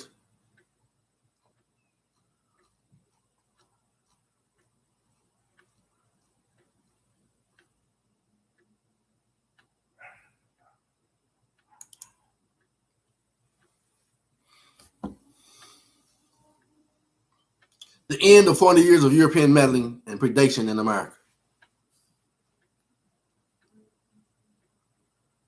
The Constitution for America and the jure Americans have been saved. A new foundation begun. The lost sheep of the house of Israel are now free to come home to the land they were removed from. No longer POWs. They have regained their sovereignty as free, sovereign, and independent people living on the land. The United States of America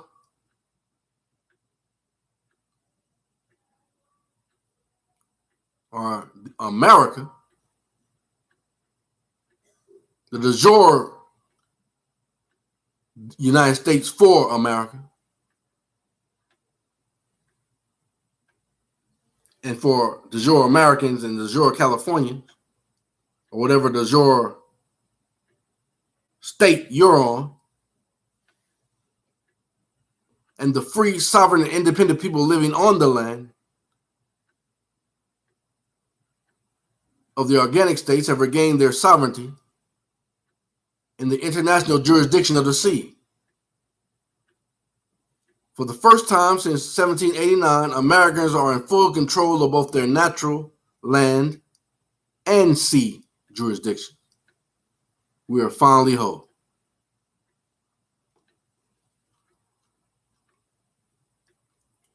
Do not follow any orders to harm Americans. Those who do will be tried for war crimes and face the death penalty, just like the Nazis at Nuremberg. So let me go to continue where she left off. Once again, I always object to everything she says that's in violation to the law of the land, called the Word of God.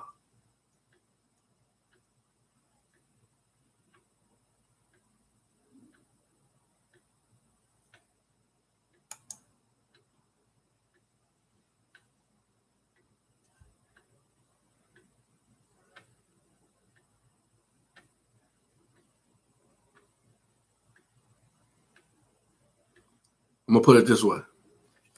I'm going to read just a little bit of it.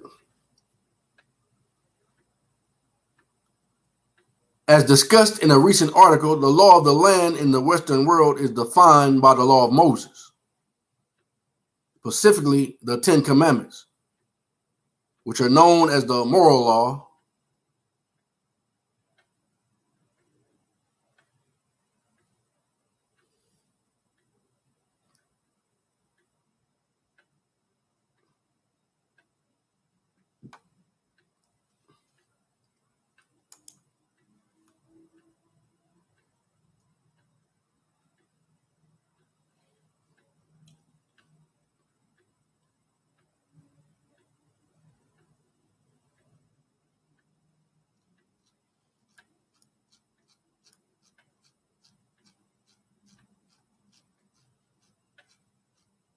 Most High said, whom the Son is set free is free indeed. And it cannot be changed because it's already written in heaven.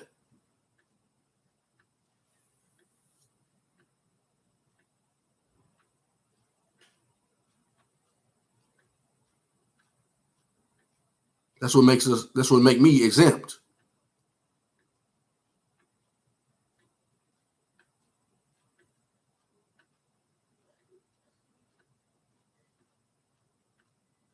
You already know what that means, though. All you gotta do is believe in your heart and confess with your mouth, and you shall be exempt.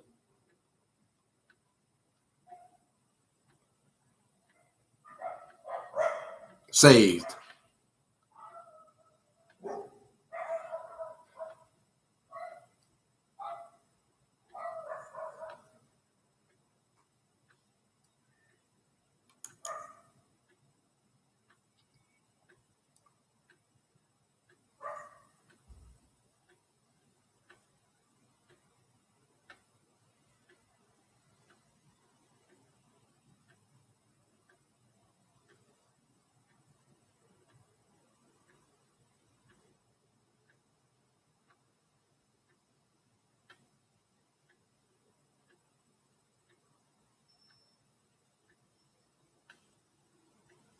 She has something called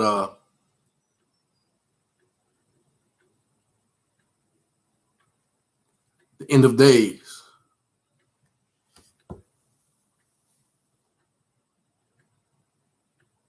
She already said that the illusion is like money. Time like money is an illusion.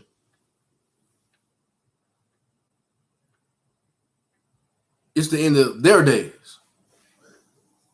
I'm not going by what she say because she ain't got nothing to say nothing about. I'm just using what I hear an evil spirit out there. So I'm addressing. I'm going to exercise that evil spirit and cast it out. Because the evil spirits somehow seems like she has her words is what establishes the truth. No, the evil spirits are not listening. Her words is establishing the Most High God's word is the truth. She only witnesses to the truth. And everything she says that the Most High word don't say, that's a lie. I cast that out. I object. So I command that evil spirit in the name of the Almighty Yahweh, I cast you out. I suffer you not to speak.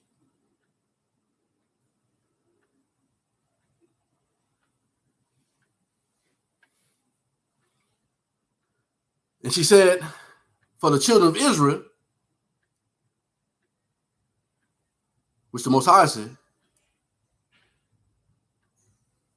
he's already made provisions for us that they got to comply by. Only people he can treat with bad faith and lie to and not give them anything is those in his jurisdiction,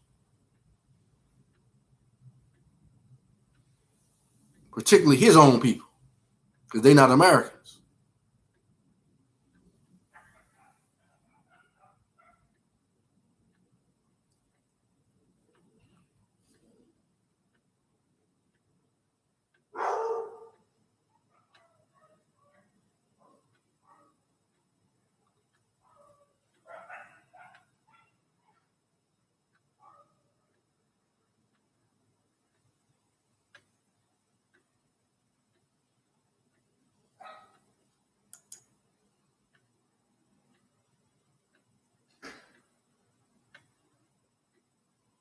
See, that's the problem. See, these Europeans, man, these evil spirits that be speaking, they think that they have the last word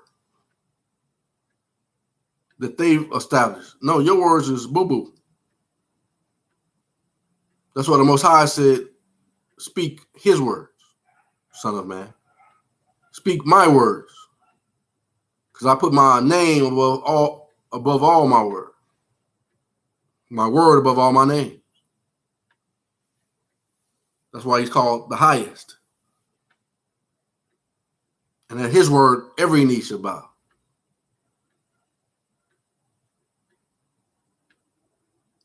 That's not offensive what I said either. That's just true. I'm just trying to put them evil spirits in check.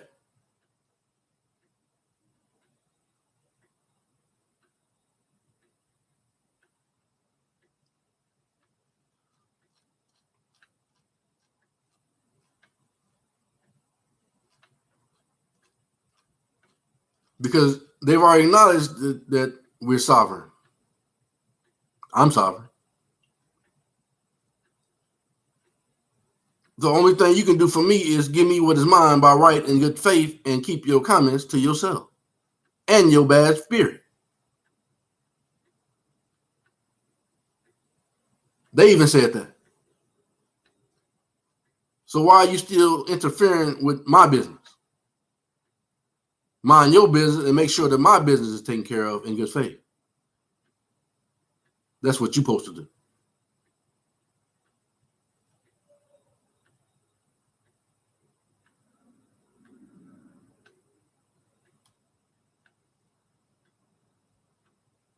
And I've already assigned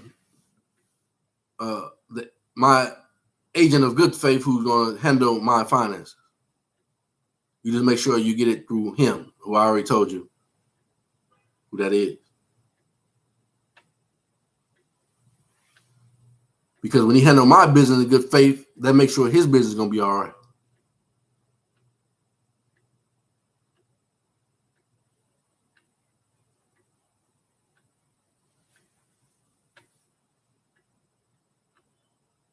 And it's going to make sure all of my children's business is going to be all right.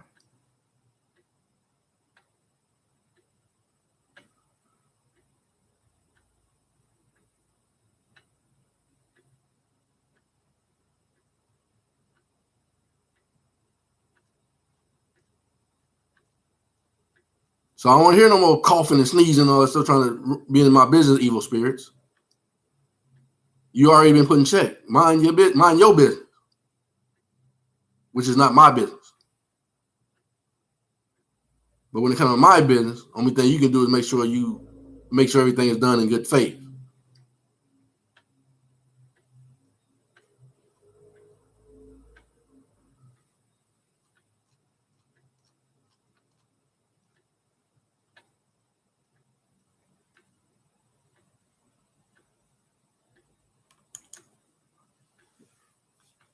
I'm just going to share information that she said.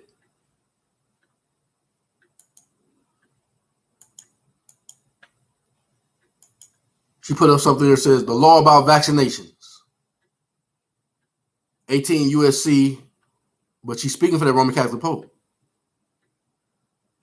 18 USC 1091 genocide.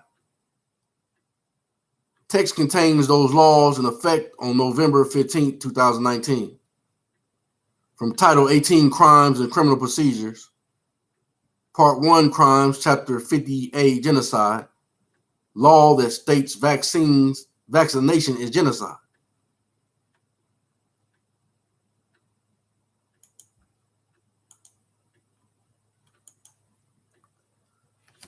It says Section 1091 genocide, basic offense. Whoever, whether in time of peace or in time of war, and with specific intent to destroy in whole or in substantial part a national, ethnic, racial, or religious group as such, kills members of that group, causes serious bodily injury to members of that group, gang stalking included now, because that's what they're doing.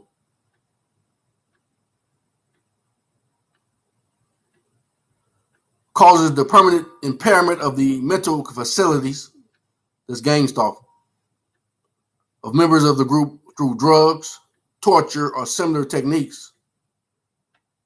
Subjects the group to conditions of life that are intended to cause the physical destruction of the group in whole or in part. You're going to get and obey. You're going before the tribunal of Christ.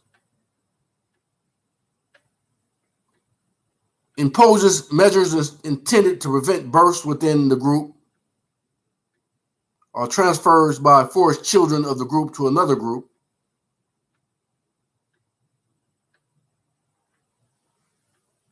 Shall be punished as provided in subsection B. Punishment for basic offense. The punishment of an offensive under subsection A is, in the case of the offense under subsection A1, where death results by death or imprisonment for life, and a fine of not more than 1 million or both, and a fine of not more than 1 million or imprisonment for not more than 20 years or both in any other case. Indictment offense. Whoever directly and publicly incites another to violate subsection A shall be fined not more than 500,000 or imprisoned not more than 5 years or both. Attempt and conspiracy. Any person who attempts to conspire to commit an offense under this subsection shall be punished in the same manner as a person who completes the offense. Jurisdiction. There is jurisdiction over the offense described in subsection A, C, and D. If one offense is committed in the whole or in part within the United States, or regardless of where the offense is committed, the alleged offender is a national of the United States as the term is defined in section 101 of the immigration. This says, now, what else were you going to tell me about my responsibility or obligation to A, be vaccinated as a condition of employment or use of any public facility or service, or B, participate in the vaccination of other people. Otherwise, as an American, they can't vaccinate you unless you willingly do it, subject to it.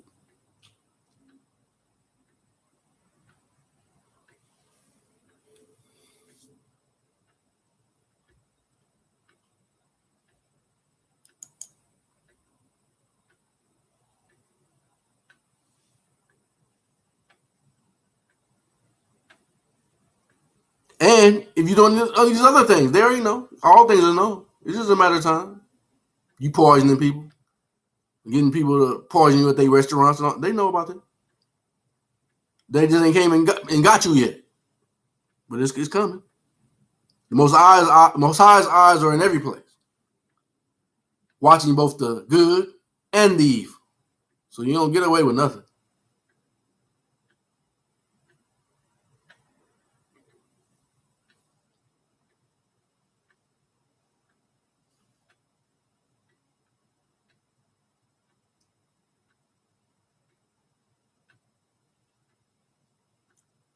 Let's see where we're going now. It is not a vaccine, people.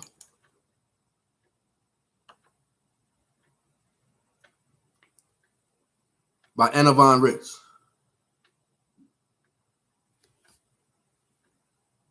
We have learned about the Liars Club. Their entire modus operandi is to deceive, deceive, deceive.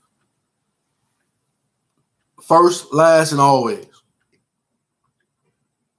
Their mouths are twisted. Their thoughts are twisted. Everything about those devotees to the Father of all lies is twisted. They're at fault, so what do? They blame the victims of their evil. They do something awful, so what do? They accuse the innocent third parties or the victims of their evil of doing the same thing. That's all about gang stalking.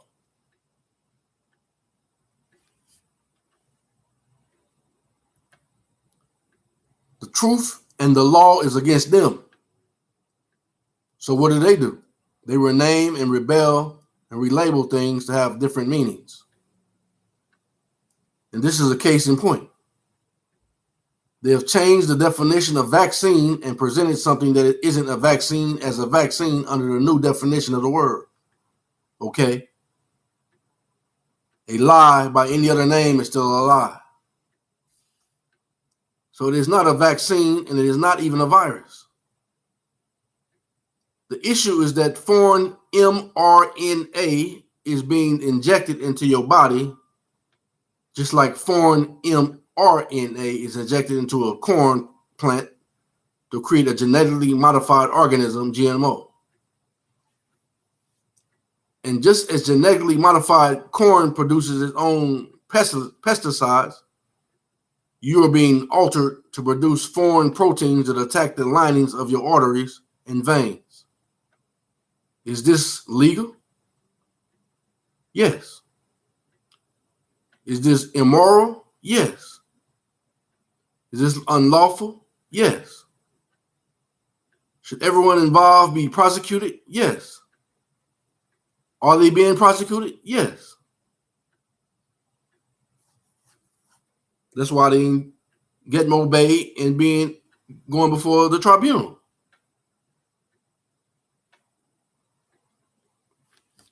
And if anyone attempts to coerce you into taking this vaccine, are you entitled to sue them? Yes. If anyone offers to vaccinate you by force, are you unable to respond with deadly force? Yes.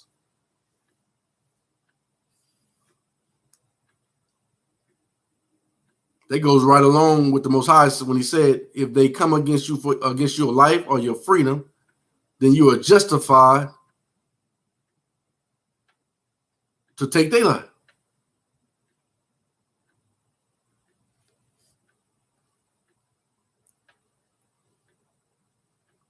He said, this is all the law of the Gospels of the prophets.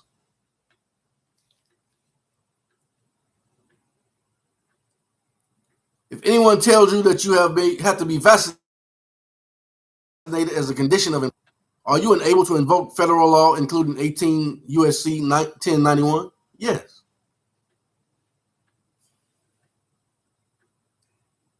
If anyone fires you from a job or discriminates against you in the workplace on the basis of whether or not you have been vaccinated, can you file a complaint against your employer with the state labor board?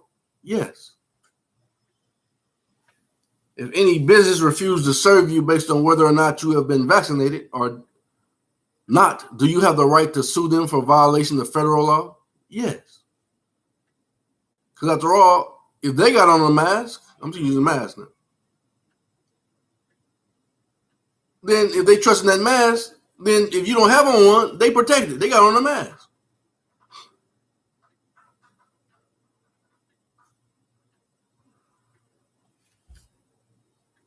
And it's all for the bull crap anyway.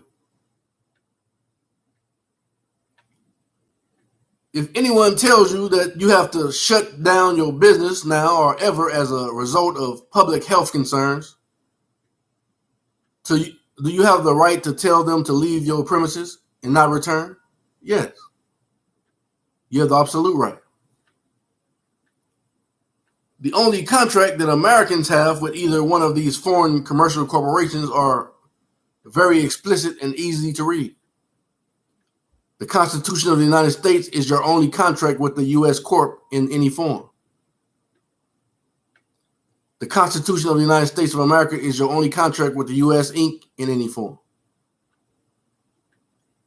Neither one say a single word about health concerns. Your health and public health alike are private concerns of the American people and are not left to the discretion or interference of your employees or their dependents.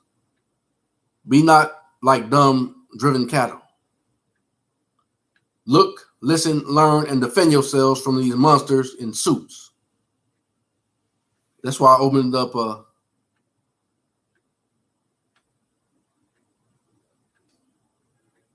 lawsuit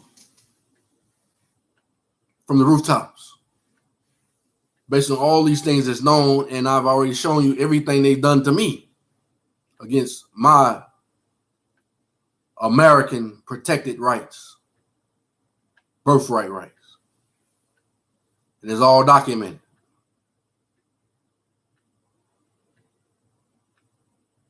And I'm not talking about these things that are owed to me by my rights. I'm talking about things you violate me for that you got to pay for.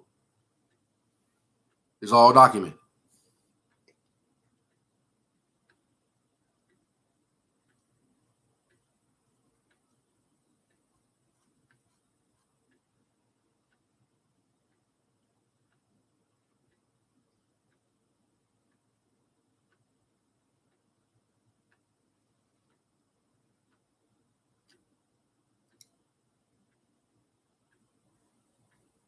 I even warned them and told them to cease and desist from all their bad faith actions when I wrote to them.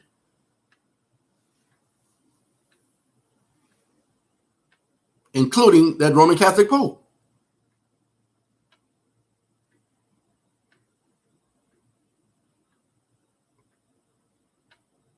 I even looked out for my people, which is the Most Highest people, and I said cease and desist from bothering them. I put that in their information. I told them to cease and desist. That's even before I even heard anything about the sealed portion.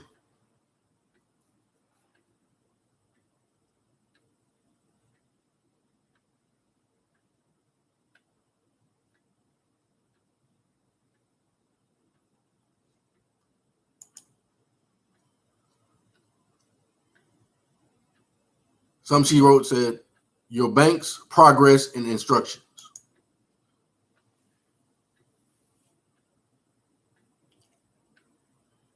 Here's a quick update on progress for International Trade Bank Blue Dot Banks initiatives that are now on the way. Trade bank committees are forming all over the world, and people are quickly answering the call. More than a dozen countries are already to charter their own international trade bank, but haven't identified people with correct political standings to act as founders. And they found competent volunteers to act as bank stewards, fiduciaries, controllers, and directors. Many of these trade bank committees are stymied by the prospect of writing and issuing an international trade bank charter, and still more are struggling over formerly a wholly owned commercial bank subsidiary. We are templated a basic charter that covers both bases. So now all that the various international trade bank committees need to do is send us some basic information. We'll enter it into the template and send back a charter ready for signatures. To assist in this manner, we need the following information. Let me skip all in.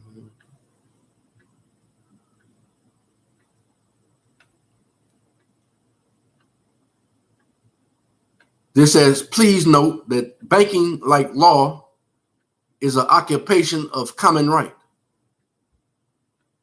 and is not and never has been licensed on the land and soil jurisdiction of any country. Please also note that international trade banks deal in lawful money. I've already told them that I request in 2017. I told them I request when it's possible to make sure all my money is in lawful money. Not commercial fiat and not military script. As a result, trade banks are the correct banks to accept deposits of actual assets, which include cash value assets like silver certificates and cured labor bonds ready for settlement, as well as gold, silver, platinum, jewels, and similar assets. Commercial banks deal in fiat currency issued by private banks and in military scripts, bonds, stocks, and similar instruments collectively known as commercial paper. These forms of legal legal tender are not lawful money and are only used as currencies in the jurisdictions of the sea and air, not the land and soil. As such, commercial banks are the correct banks to use to translate and deposit, transfer all forms of legal tender. So I was trying to tell you, even when I use legal tender, they automatically make it lawful money.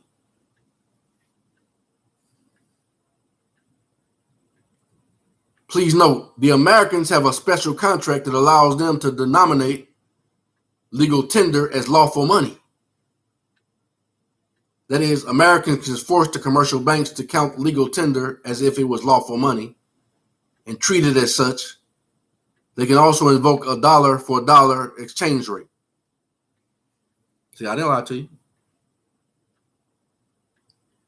These advantages allow us to redeem fiat currencies of all kinds as lawful money of all kinds, using the fiat USD to silver dollar to exchange rate as the standard, so American can translate fiat euros or USD issues into lawful money and vice versa.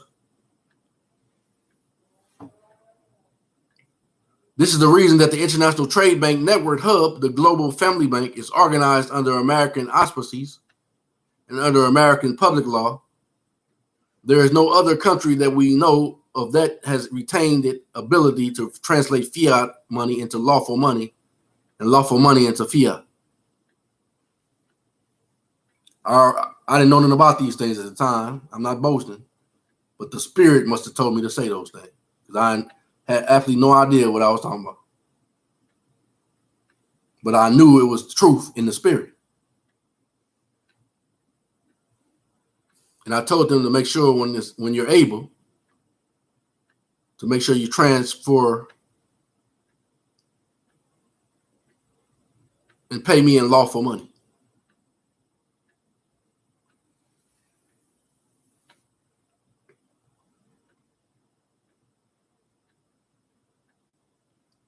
The actual Americans, not U.S. citizens, can provide a gateway for the rest of the world and back prepaid credit card or prepaid credit and treasury bonds as a cash value asset.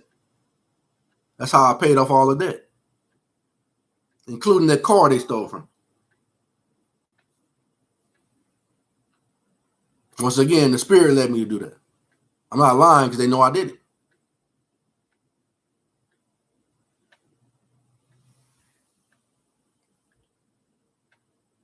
We can translate lawful money into fiat credit notes and credit notes into lawful money, resolve debt credit transactions via offset, thus relieving corporate public debt. I did all that too. What I should do on it? I should write on there, offset or discharge the debt, and I would put that on the fiat note and pay off for the food and stuff I used to go to the market. Now she's describing that I didn't do nothing wrong. I did what was right. But now I don't got to do none of those things because it's automatically converted into real money.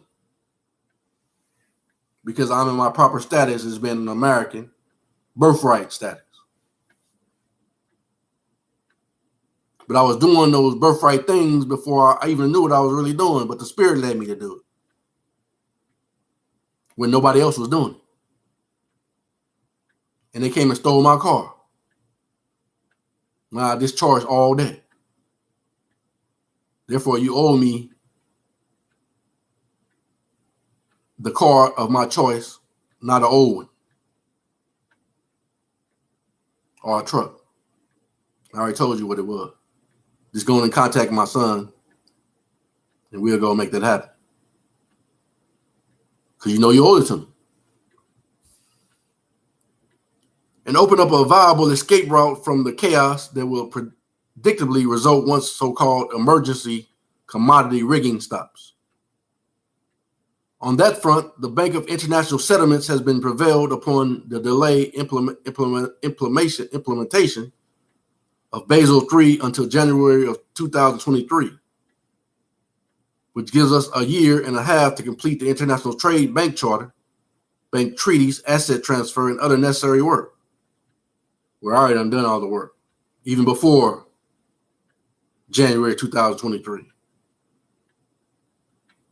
And I just continue to improve on it as I get more and more knowledge to share with you, if you choose to accept the knowledge. But I've already done enough to declare my birthright status being an American Israelite from the tribe of Ephraim from the house of Joseph. And that's already indeed free and exempt based on the Most High. He said, who the Son sets free is free indeed. It's still a good stiff schedule to meet on a worldwide basis, and we cannot, any of us, any country, afford to drag our feet. Relief of the so-called taxpayer and the corporate public debt of all countries is urgently needed. So let boot her up and be on time for once. Let's never forget the lessons learned. But for Israel, if you just find out this information and all you gotta do is confess with your mouth and believe with your heart and be saved. Because that's who you are. You're Israelite, American Israelite.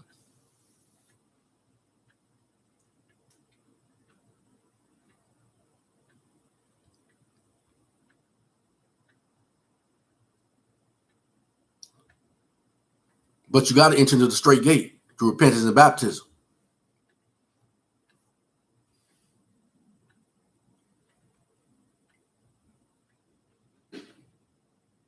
Why is that? She said, because it's according to the God of nature. And that's what the sealed portion tells us that you got to do. We're talking about a total salvation. We're not just talking about a temporal salvation.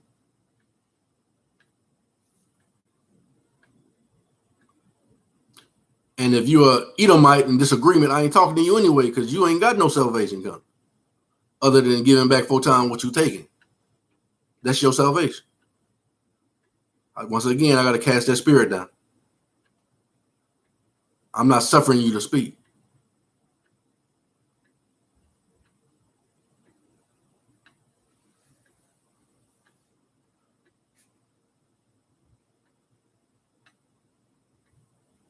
See, somehow they feel that her words are the all in all. No, her words is just confessing what the Most High has already said about his people. If she say anything other than that, then she's lying. That's what you people don't realize. You act like, okay, she didn't say that. Well, if what she say don't match what the Most High say, then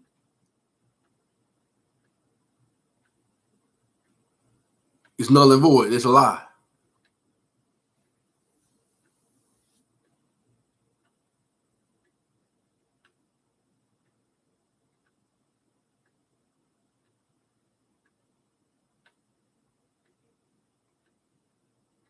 Let's see where else we're going right now.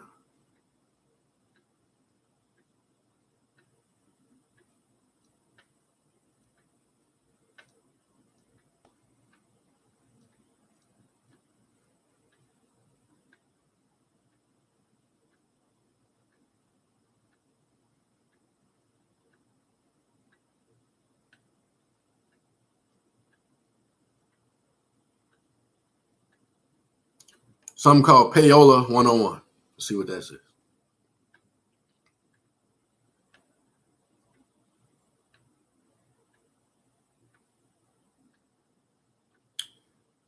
I said it once, I say it twice, okay, by Payola 101 by Anna Von Rich, Roman Catholic Pope Proprietor.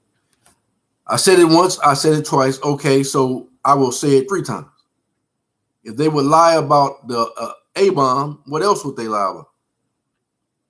Just like all firmly convinced that the Brits are at the bottom of every dog pile, I am convinced that the commercial corporations posing as our governmental services organization are made up entirely of actors and liars. If you look at the Hiroshima and Nagasaki today,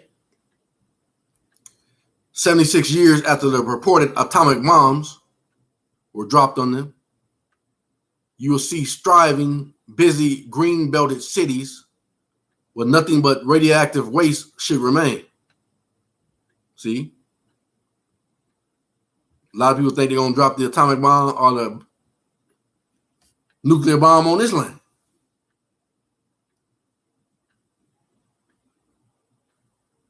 They're talking about the Vatican and the city-state, Babylon. And it could be a nuclear bomb, or it could just be this word that's annihilated through the truth.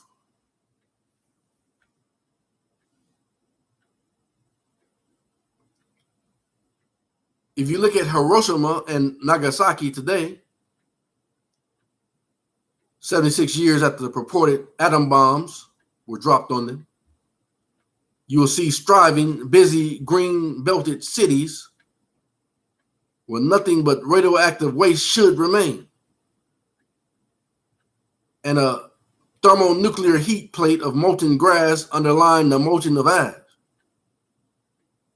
So there was no atom bomb. There was no A-bomb.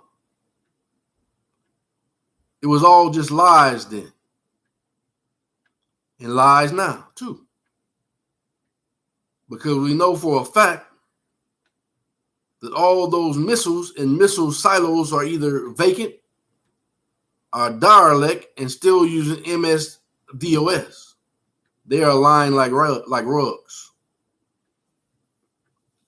They're lying about virtually everything. It cannot be our problem or concern to wonder why. Our only job is to observe that they are lying and go from there. As my mother said, if a man will lie about one thing, he will lie about another.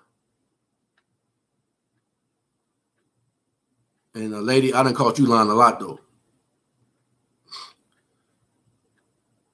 But we'll continue. As my mother said, if a man lie about one thing, he will lie about another. Soon he won't know what the truth is anymore. And the confusion he created will be his own downfall. So it can't be our concern to worry about how they will fall on their noses. That's why the Most High already told us how it's going to happen. It's already happened.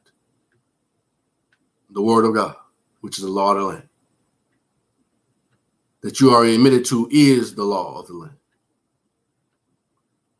Speaking for that Roman Catholic Pope. We can be sure that those who lay snares will eventually fall in them.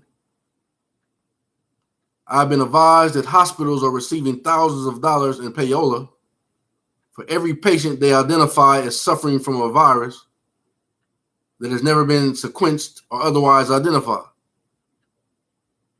The great snipe hunt revisited. Some doctors, not all are on the scheme. Not all, says some doctors, not all are on the scheme, are receiving. See, I request the doctors that's not in on the scheme. I request the good faith doctors and the good faith dentists, if you're listening, and you are.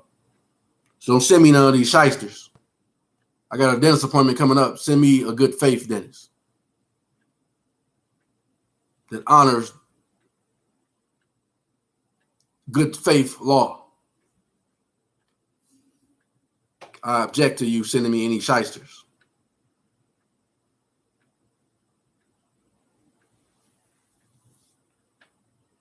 Some doctors, not all are in on the scheme, are receiving hundreds of thousands of dollars every month for their participation. I've recently seen credible proof that schools are receiving $3,000 per pupil for the CDC organization for imposing mask and shot requirements. That adequately explains why these individuals and institutions are pushing the script plain, old-fashioned payola. They are their own version of Judas Iscariot. They will receive their reward. And so also will the men and women who are paying them. It will come full circle sooner than not. Stand back and witness the vengeance of Yahweh. The Declaration of Independence written by Thomas Jefferson is a reflection of the universal law, which pervades the entire universe. It is what it is. It stands as a monument to man's ability to grasp the meaning of justice and causes and its cures. Those who would offer you any new deal or new Declaration of Independence are offering you a lie, because the truth is forever the truth. It needs no adornments or changes. Don't believe me? Go read the Declaration of Independence for yourself. See how exactly it matches the crimes that have been perpetrated against us today. Just as described, these same crimes hundreds of years ago. There's a reason for this shocking parallel. The same people and institutions who were preying upon us now were preying upon us then too. What they could not win by force, they have attempted to win by guile. And all the while, like naughty children, they think that they are not observed. They think that the rebellion against the law of the universe is not seen, but it is. They think that they can kill most of the other people on this planet and never suffer themselves. So they give themselves to their own superstitions and worship the little gods they made with their own hands. They believe their own lies. Recklessly, they give themselves exemptions from the evils they mandate for others. And right up to now, they have thought to themselves, we shall do this to the sleeping sheep and not be caught. Nobody will know. Nobody will make the call. Nonetheless, the call is made. And it goes forth like the word that created this world. What word was that?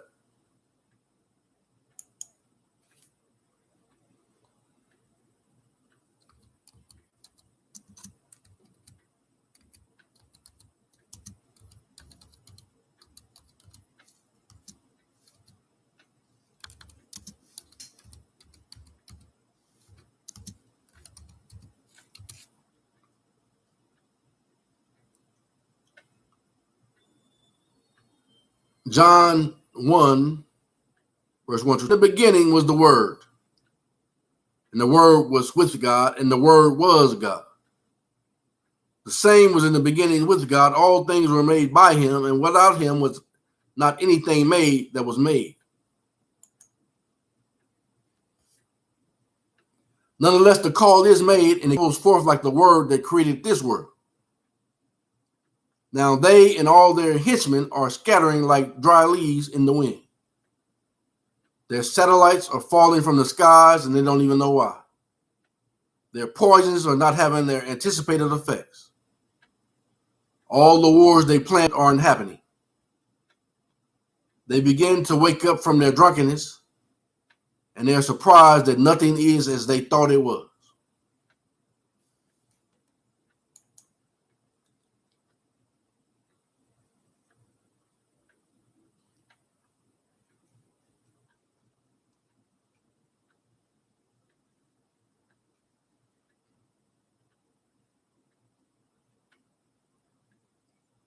Some says more proof.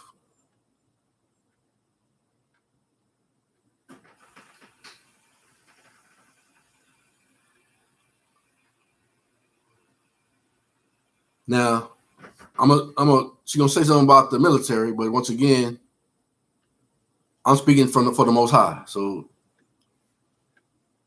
if you're an American in the military, a true American,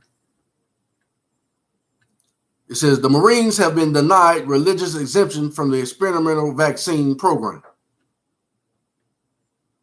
And if the rest of you can benefit from what she's saying that's in the Marines, well, that's you. But I'm speaking for the children of Israel.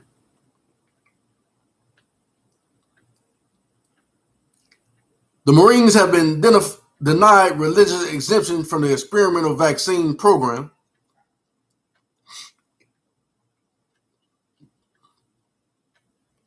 And many of them, men and officers alike, must be scratching their heads and thinking, what the F?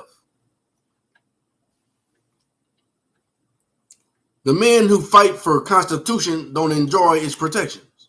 That's right. They don't.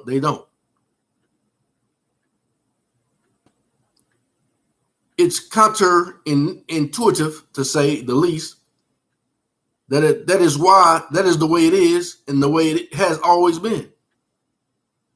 Like other members of the military service, when a Marine enlists, he enters the foreign international jurisdiction of the territorial United States and subjects himself to its law, which does not include our constitutions, but does include such foreign law forms as the Spanish law of Inquisition.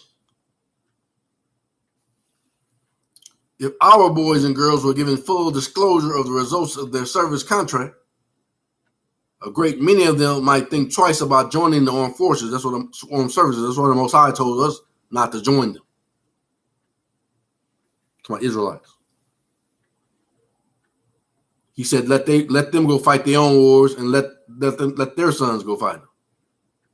As a matter of fact, if they want to fight them, let the people that's giving the orders go fight the war.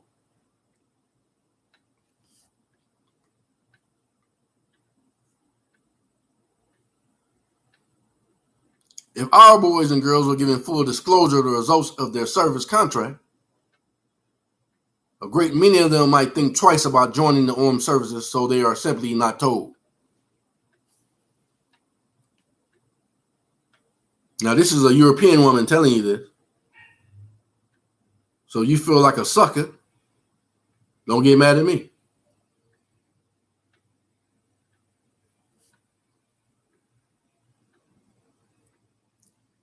This results in invalidating their enlistment contracts, and they can opt out at will whenever they want out. But that isn't told to them either. Such knowledge is bad for morale. Better to enslave them under false pretenses. Anyway, I've been saying this for years. If anyone had listened, the Marines could have saved themselves the brother and expense of court proceedings. Salaki. The Marines could have saved themselves the bother and expenses of court proceedings. If the Marines want to avoid the jab, they have to play Bill Gates' game, just like Simon says. And they need to say, I'm allergic to the serum. And that is absolutely true to everyone on earth. It can be argued. It's exactly what Mr. Gates said when it came time for him and his children to be jabbed. But allegedly, he's no more either.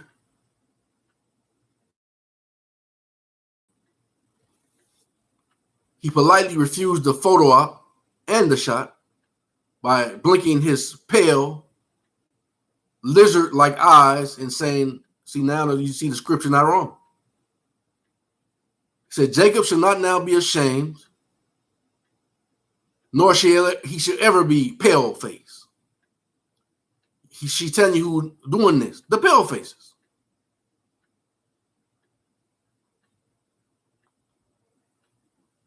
It's exactly what Mr. Gates said when it came time for him and his children to be jabbed.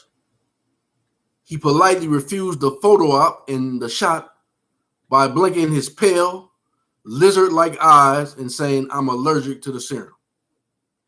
So are you. So are all the Marines who are refusing the jab.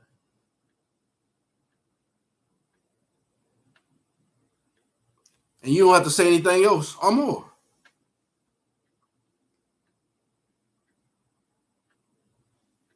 No lawsuits, no constitutional issues, no tests, no arguments. The other point that needs to be driven home like a tenpenny nail is that once you enlist in the military, it is necessary to formally withdraw from their jurisdiction as at the end of your tour of duty, however long that is. Otherwise, the legal presumption stands that you chose to voluntarily remain the foreign territorial international jurisdiction, Slovakia, that you chose to remain in the foreign territorial international jurisdiction and never went home. And if you never go home to the States, you remain subject to the foreign territorial laws and never get to enjoy the constitutional guarantees. To go home after military service, you need to send a simple servant's letter to the commander of your branch of the service, simply saying that you're returning home to your state of the union and your birthright political status, effective with your date of discharge from the service.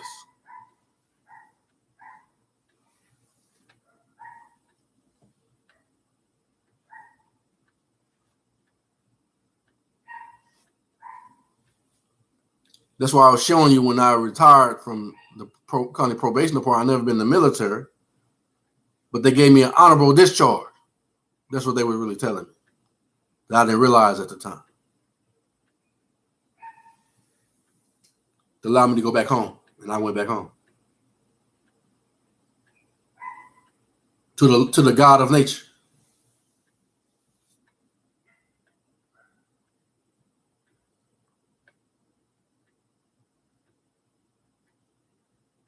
To go home after military service, you need to send a simple service letter to the commander of your branch of the service, simply saying that you are returning home to your state of the union and your birthright political status, effective with your date of discharge from the service.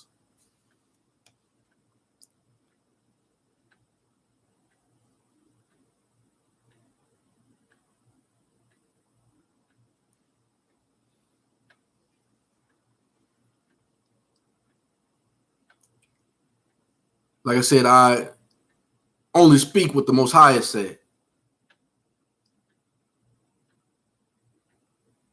But I'll read what she said.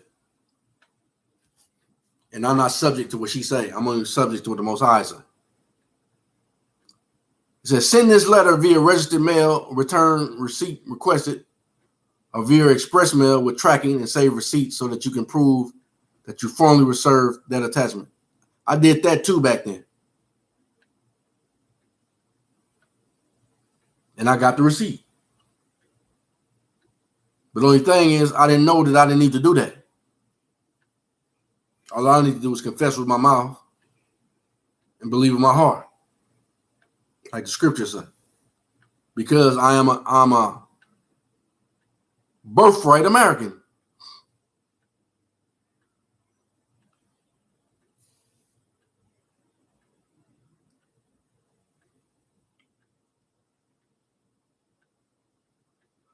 That's why she said this.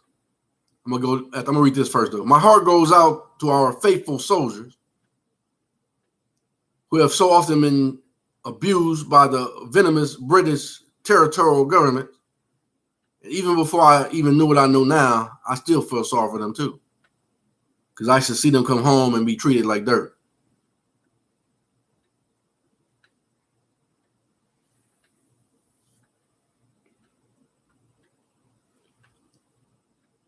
And its corporate subcontractors for generations, they have been lied to and used as cheap mercenaries in wars for profit that benefited foreign principles and which cost our lives and our resources. Let this be the final year that we are chained by such ignorance to the bad faith and guile of the European principles responsible for this entire mess. Now, I'm going to try to hold on, but I got to read this now. Sealed portion, chapter 71 or 72. Let me see which one it is.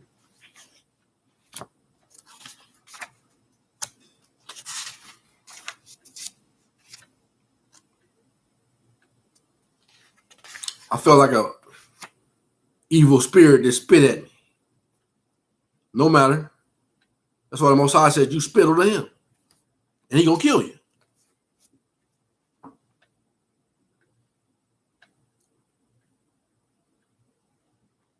Sealed portion in chapter 71, verse 45 through 52. And with this pledge, they deceive themselves and know not that they are pledging their allegiance to Satan.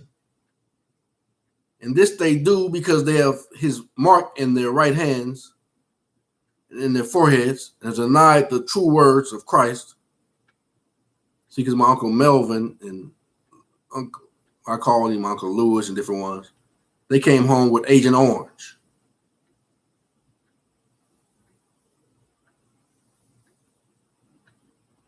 After serving in the military.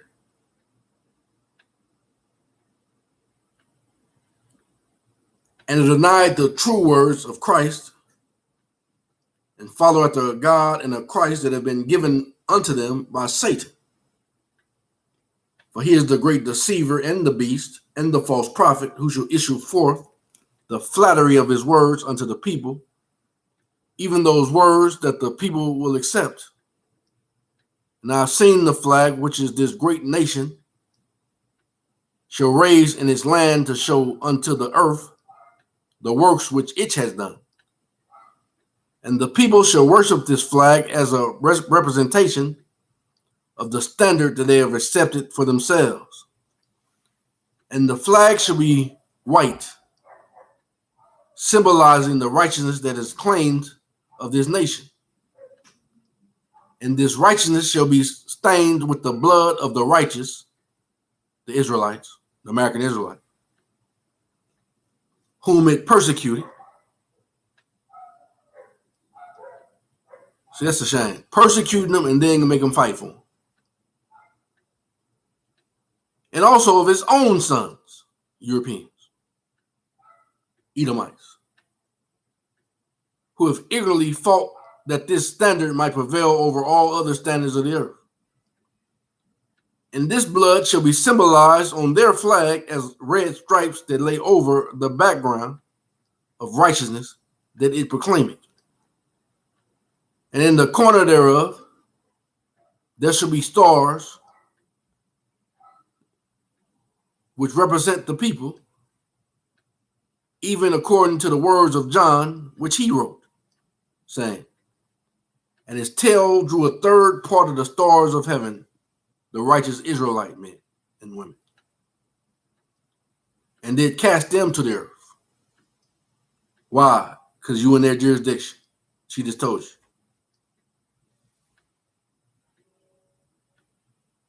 And these stars shall be of the white background and of the righteousness that they have proclaimed in and of themselves.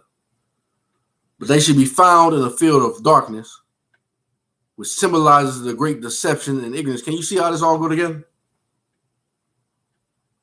Of the people who honor and pledge allegiance to this flag. All the people being in darkness and in capacity or captivity by the chains of Satan. She just mentioned those chains.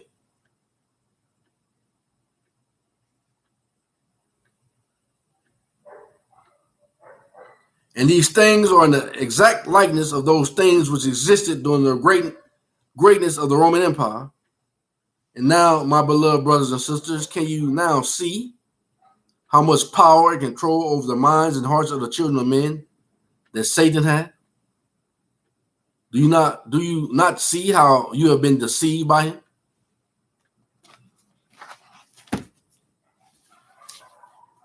She continues, she says, My heart goes out to our faithful soldiers who have so often been abused by the verminous British territorial government and its corporate subcontractors for generations. They have been lied to and used as cheap mercenaries in wars for profit that benefited foreign principles, which cost us our lives and our resources. Let this be the final year that we are chained by such ignorance to the bad faith and guile of the European principles responsible for this entire mess.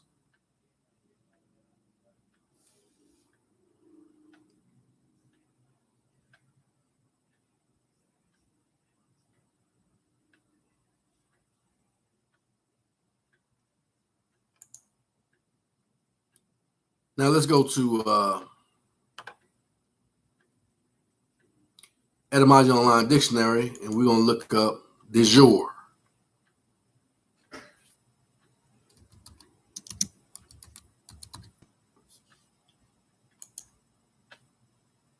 De jure, Latin literally of law, thus legitimate, lawful, by right of law, according to law. Let's look up de facto.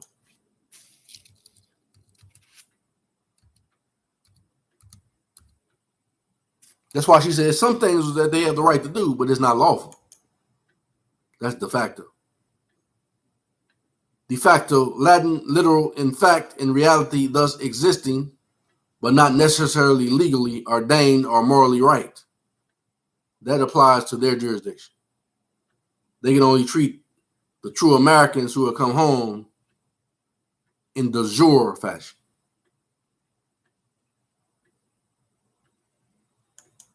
And I don't care about evil spirits because they just shadows.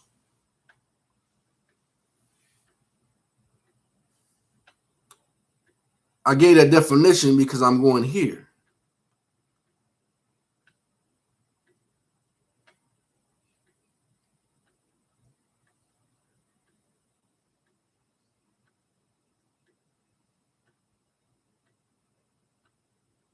The lawful definition of California. That means de jure.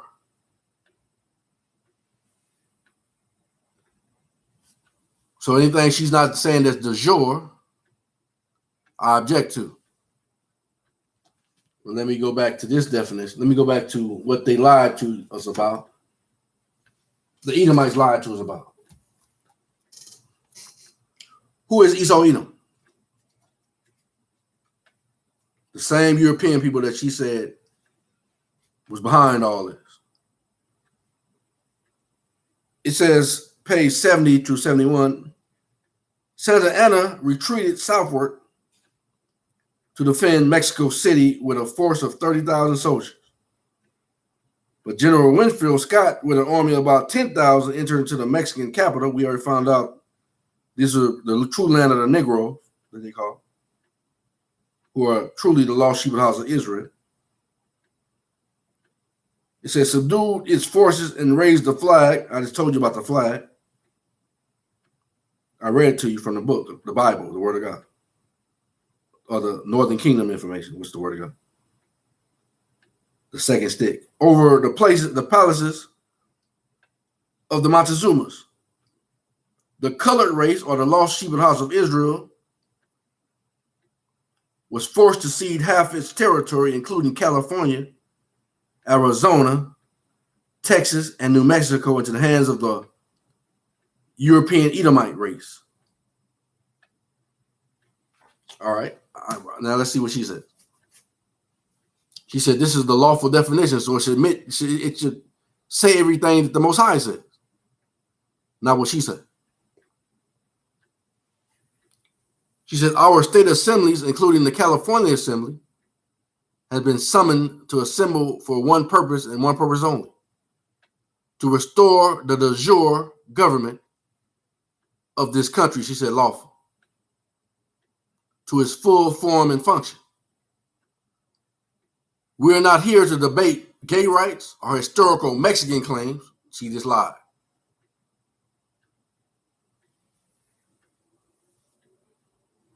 See, her mother told her, if you lie about one thing, you'll lie about a lot of stuff. She just lied again. So the devil tell you a lot of truth, but he also lied. That's why you got to measure it with the highest law, the word of God. She even said that herself. So I object to that claim.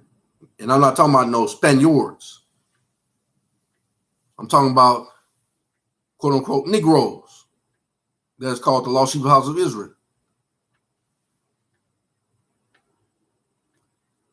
We are not here to debate gay rights or hysterical Mexican claims or dibble about the definition of the word California. We have a definition of California and what it means.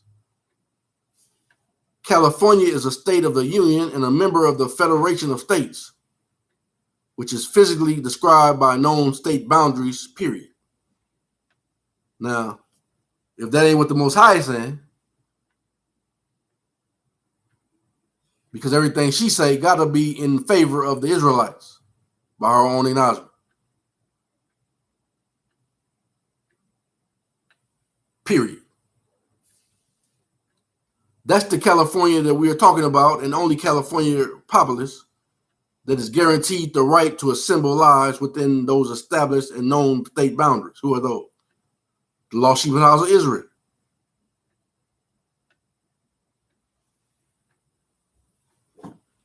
You know I ain't lying, because everything she's established is based on the Lost Sheep of the House of Israel and the God of nature, who is Yahweh. So anything she say besides that, that's a lie. And she's proven Yahweh's case.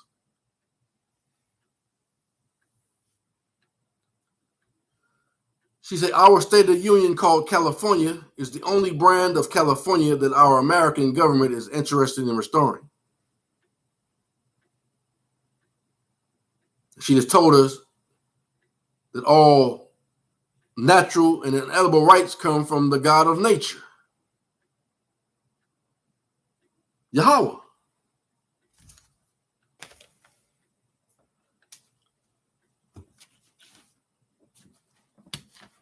She said that we're lucky. We're not lucky, but she said, because we have the Bible, which is the law of the land. She said that. Everything she's based her sayings on is the Bible and the God of nature. That means everything she says that's not in, let's say the word union with his sayings is a lie. And if you got an evil spirit, I cast that out with the truth.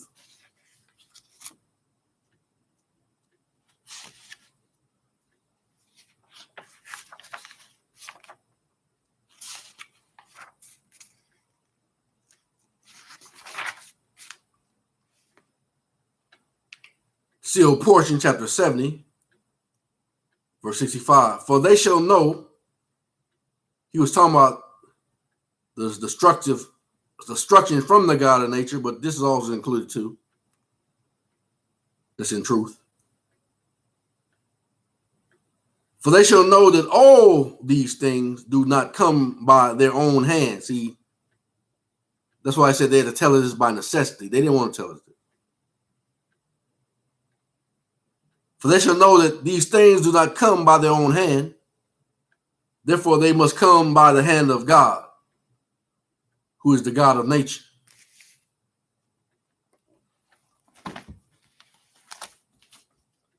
Things I'm saying cannot be confounded. Why? Because I'm speaking as the oracle of the God of nature, Yahweh. Period.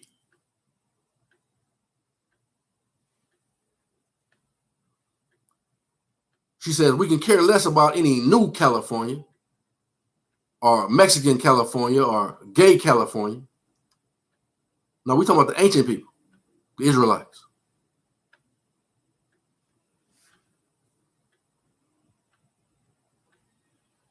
Those are the only distinctly different versions and definitions of California that are not in any way related to our California.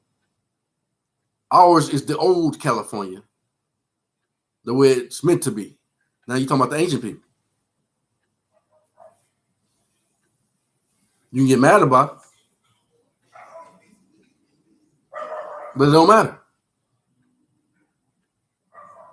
She said, we are equally disinterested in any district California or state of California at this point. Our employees will just have to muddle along with their own sets of problems. That's what I'm trying to tell you. I ain't worried about you because I'm not sent here to worry about you. I'm here to free Israel if they want to be free.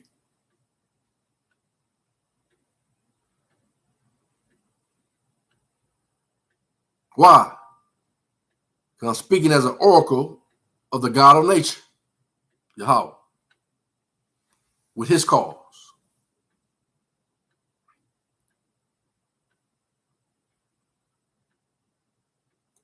She says, we are equally disinterested in any district of Columbia. We are equally disinterested in any district California or state of California at this point. Our employees will just have to muddle along with their own sets of problems while we convene our state assemblies and decide what to do with our own assets. Because we are busily in the process of assembling our California.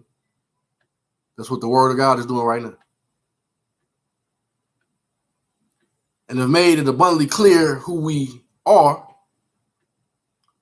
advertised the capacity in which we are acting, and clearly stated our purpose of summoning the California Assembly.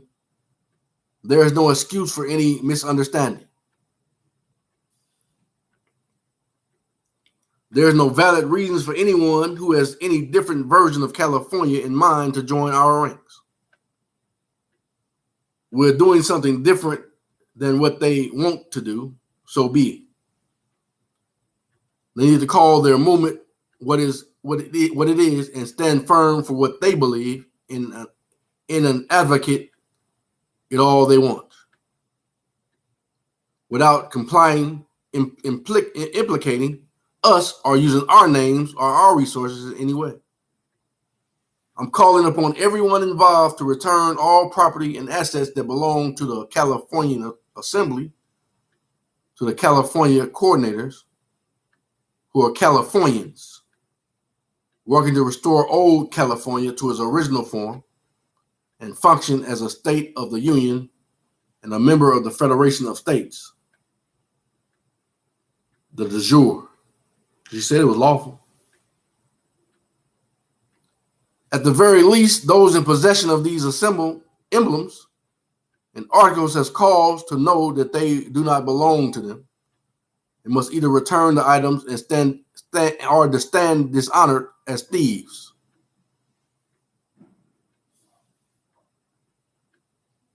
Just read to you, they stole it from us and took it from us. So that's what she was saying. The old California that belongs to the American Israelites. Just proved it to you. She said it's de jure, lawful California.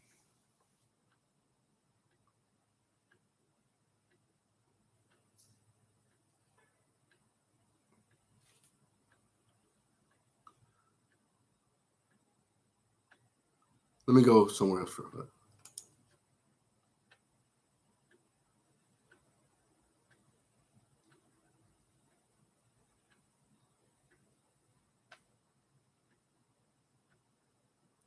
She says, RE situation in California.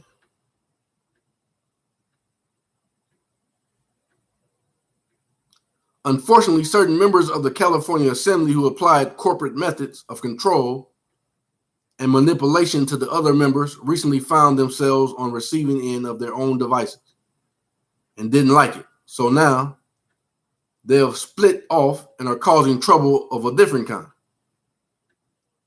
I wear myself out explaining that corporatists ways and means that don't belong in any American assembly. Yet some folks go on using the whole bag of tricks they learned as politicians in the other system. Like alcoholics who move to a new town in hopes of beating their addiction, these will be assembly members bring the same problems to a new location. And by failing to learn and practice the American way, they stifle real progress. Two groups emerged early on in California. One group sincerely wanted to build an American assembly and learn how to operate our lawful de jure government. That's what lawful mean. And other groups attempting to use the assembly process as a means to confront their own separatist movement. All actual American assemblies are formed for the purpose of restoring our lawful government to full function.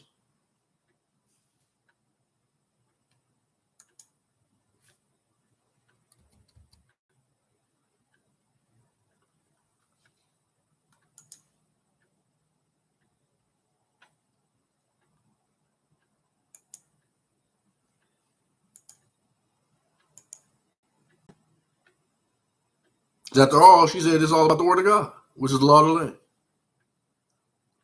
Isaiah 9, 6-7. For unto us a child is born, unto us a son is given, and the government shall be upon his shoulder. And his name shall be called Wonderful, Counselor, the Mighty God, the Everlasting Father, the Prince of Peace. Of the increase of his government and peace there shall be no end, upon the throne of David, upon his kingdom, to order it, and to establish with judgment and with justice from henceforth even forever. The zeal of the law of hosts will perform.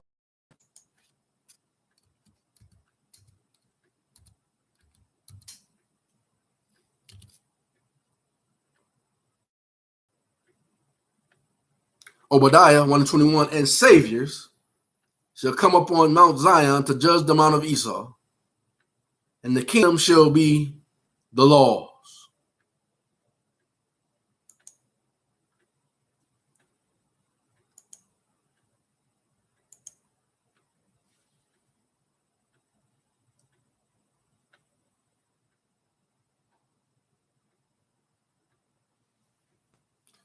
Continue. All actual American assemblies are formed for the purpose of restoring our lawful government to full function. There are no secessionist American state assemblies by definition. We fought the 160-year Civil War. That's what the sealed portion, chapter 70, was all about. And everything she mentions as being noted, that they note as being treated us like cattle 450 years ago. That's what this is all about, the American Israelites. We fought the 160-year Civil War over such issues and ideas seeking to divide and conquer our country for the benefit of outsiders. And we have all suffered. Who is outsiders? Not us. And conquer our country for the benefit of outsiders, and we all suffered the result. That should be enough said. It is. And God help California if it is not. God ain't gonna help California if it's not.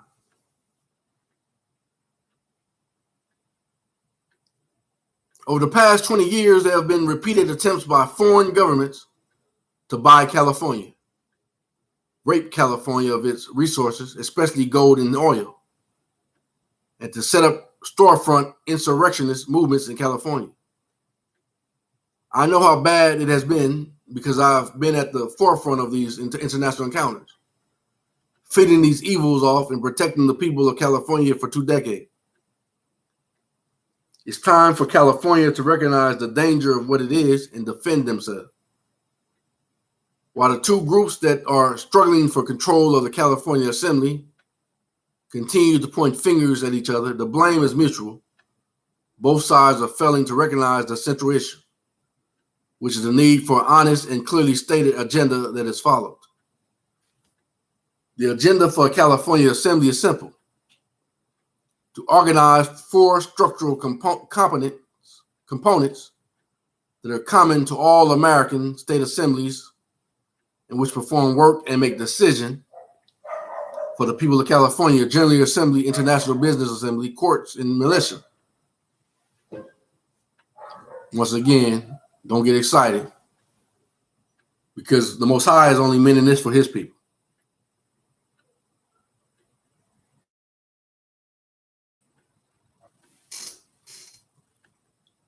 The further agenda for the California Assembly is to be honest and support California as a state of the Union, agreeable in its support for the other states of the Union and our Federation of States. Secessionists need to find another place to roost. British Tories need to join their own district assemblies. Papists who support the municipal theocracy need to join their municipal assemblies. That's the same thing I've been telling. I'm only here for the lost people house of Israel,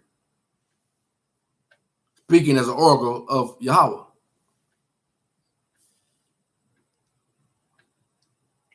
And all 3 groups need to leave our American state assemblies alone and mind their business. It is of paramount importance that everyone recognizes the evil that will befall all concerned if they don't stop playing these ugly games and pay attention to what's needed. California and the people who live there desperately need a competent and honest electoral body occupying the land and soil jurisdiction. But they already told us now we're in control of all jurisdictions. Same thing the Most High said.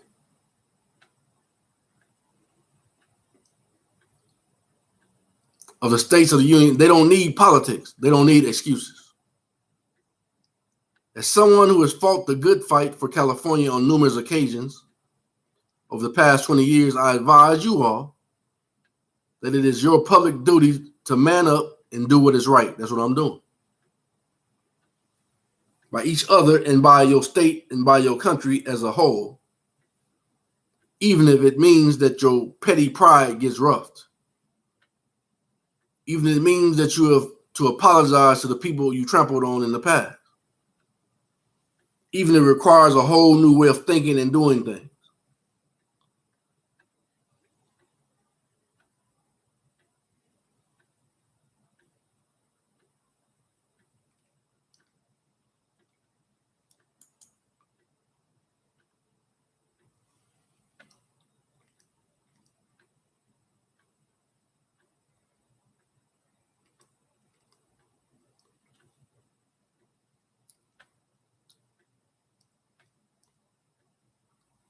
See what this one says.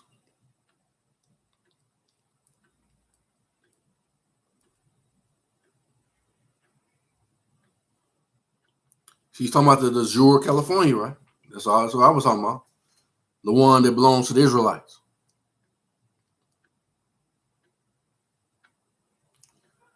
It says, "No other California again for the clues among us," by Anna Von Retz, Roman Catholic Pope Private Attorney.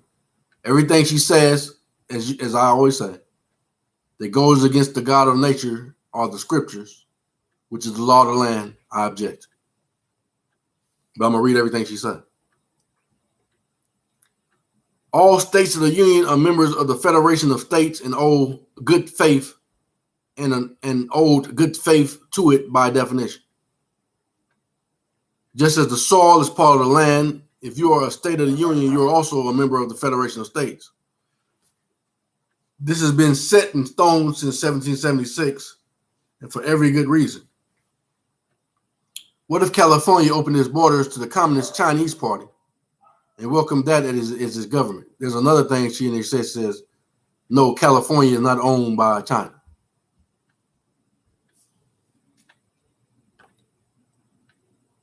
What effect do you think that would have on the rest of us? What if Japanese pirates took over Oregon such that it was no longer safe for Americans to live there?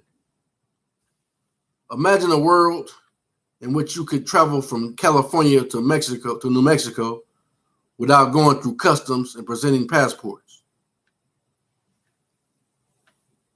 That's why I created my own. And I already gave the corporation notice in good faith of my good faith intention to have them make it look more professional. So even if I had to sign into their register, as they say, in order to make me do it, I object to registration. But if that's the only way I can get them to do it, I still have not acquiesced, because they don't have they're not supposed to be trying to make me register to do something that's my service. But I'm gonna still make them do it.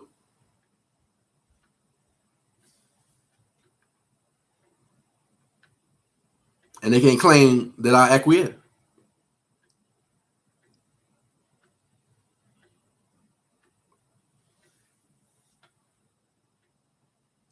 Imagine Minnesota declaring war against Wisconsin to riff on cheese.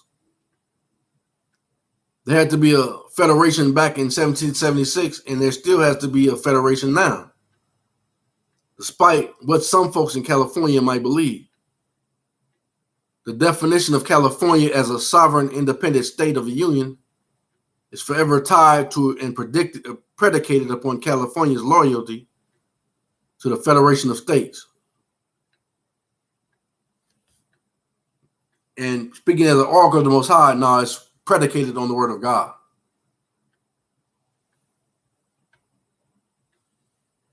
And you already acknowledged that. Because you said all natural and inedible rights come from the God of nature. You said that with your own mouth.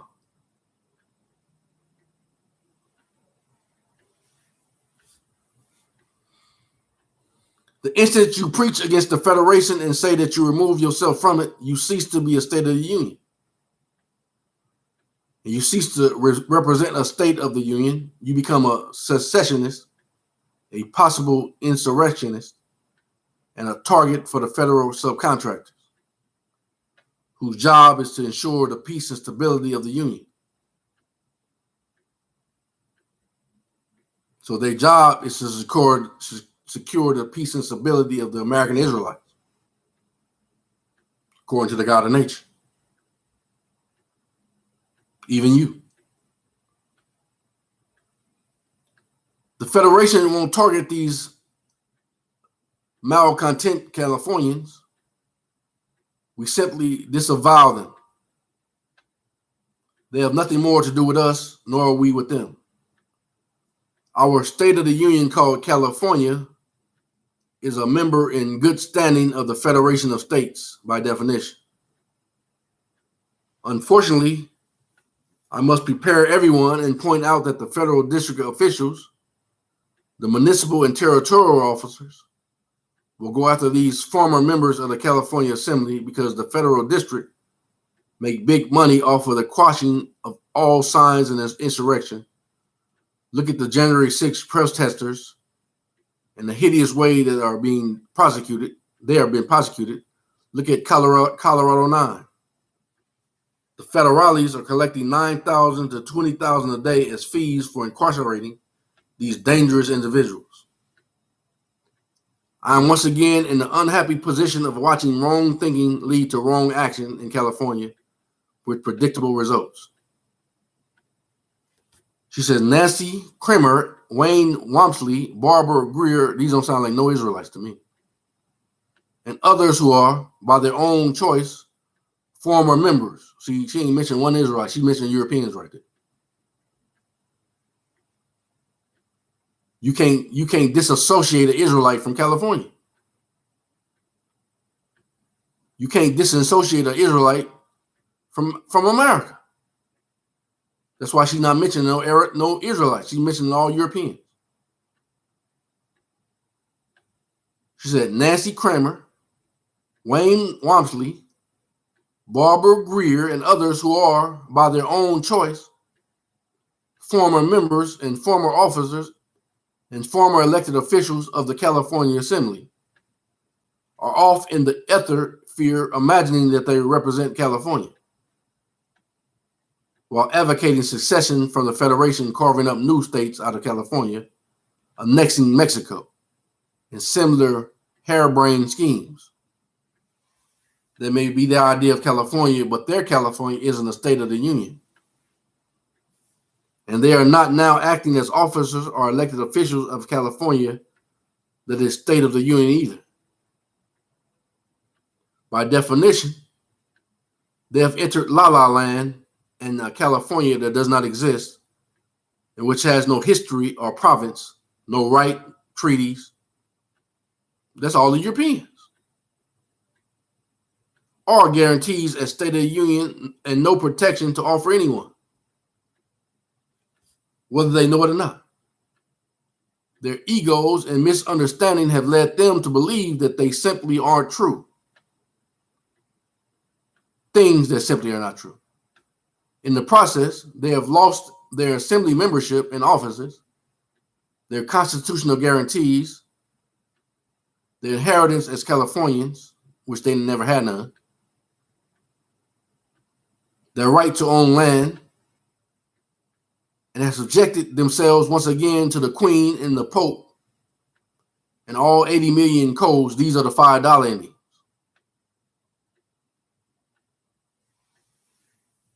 And all 80 million codes, rules, and statutes, all because they thought that the Federation of States was overstepping its authority by maintaining oversight over their activities. Obviously, oversight is necessary, or California will never have a properly organized, educated, and fully functioning state of the Union. The Californians will continue to fumble around in the dark, imagining first one thing and then another. California, the actual state of the Union, is free, sovereign, and independent. It also has responsibilities tied to those rights, one of which is the obligation to support the Federation of States, contribute its delegated power, honor its own boundaries, and in this case, submit to Federation oversight during the assembly process. Under the former leadership, the California Assembly never contributed a dime to the Federation that submitted or summoned them to assemble. Earlier, this must be a previous place. Early on, I read to you, she said, we don't have to formulate anywhere. We have more power in our own person, our own being, than all of the federal corporation. Just reminding you of that. She's talking about to Europeans. They don't even have these right to be a Californian. Don't even have a right to be an American. That's why she mentioned those European names.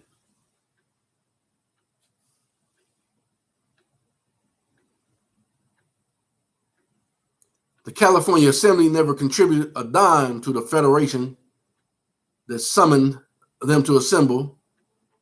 Instead, they have cost the Federation both large amounts of time and money, correcting various kinds of misadministration. We are frankly glad to see them go. Despite enrolling large numbers of people, they were not educating those new members and were instead manipulating them politically, a tactic we have seen before and a great evil that we are trying to get away from. We need people who will read and think and follow simple instructions, what the Most High said. If my people, who are called by my name, will humble themselves, meaning to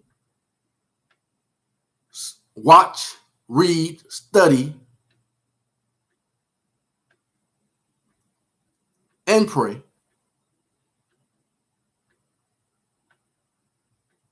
and will seek my face, then will I hear from heaven, and then will I forgive their sin, and then will I give everything that belonged to them back to them. I'll heal their land. That already happened. Because it starts out in the word. And when there's two witnesses, two or more witnesses, it's confirmed. Although he said he said this.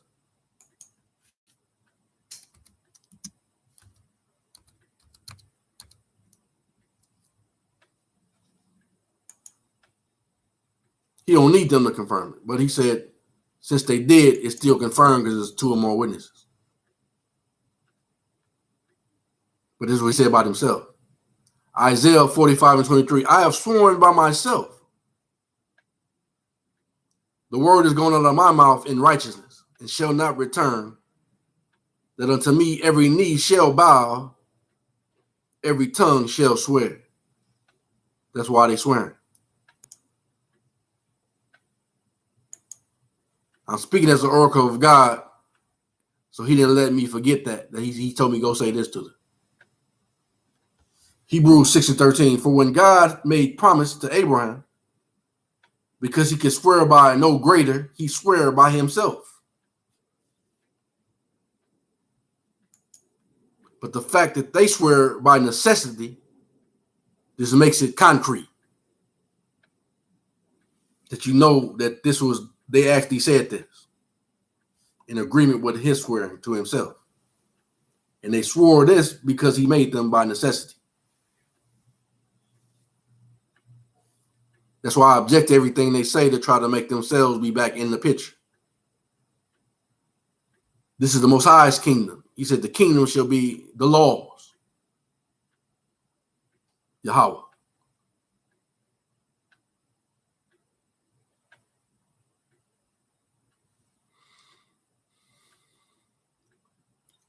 Under the former leadership, the California Assembly never contributed a dime to the Federation that summoned them to assemble. Instead, they have cost the Federation both large amounts of time and money, correcting various kinds of misadministration. We are frankly glad to see them go. Despite enrolling large numbers of people, they were not educating those new members, the $5 Indians, and were instead manipulating them politically. A tactic we have seen before and a great evil that we are trying to get away from. They look like Indians to me. That's what Donald Trump said. We need people who will read and think and follow simple instructions to build the structures and deliver the services that are fully restored. State Assembly must provide.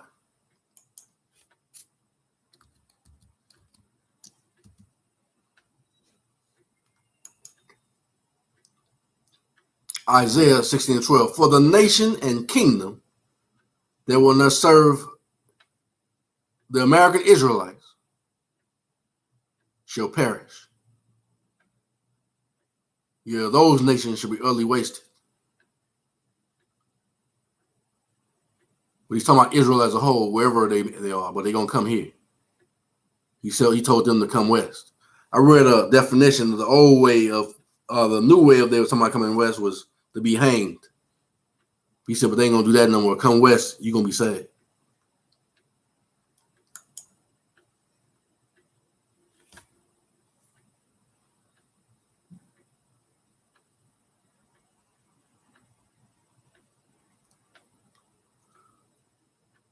The role of the Federation as a construction supervisor is simply to ensure that every state gets stood up and is functioning properly on our 4 cylinders as the end of the assembly process.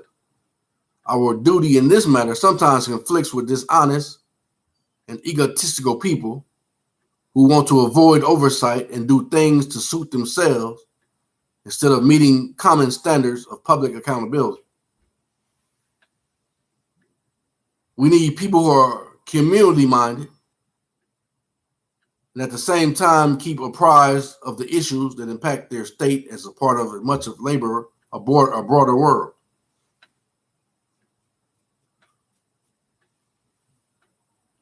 The Federation's business is focused on international issues, not the politics of the states or the operations of the state assemblies. The Federation has bigger fish to fry. So long as the assembly process is making progress in each state, and people are not acting as crooks or avoiding insurrection or advocating insurrection, I hear a rumbling spirit of lies. Don't get off focused. This is not a European dialect. She has already accused the Europeans of being the problem. So if you're a European spirit, I'll rebuke you, Satan. And if you're a lying nigga of a Judas Iscariot spirit, I rebuke you, nigga. I'm speaking as an oracle of God. He said, my people are the children of Israel.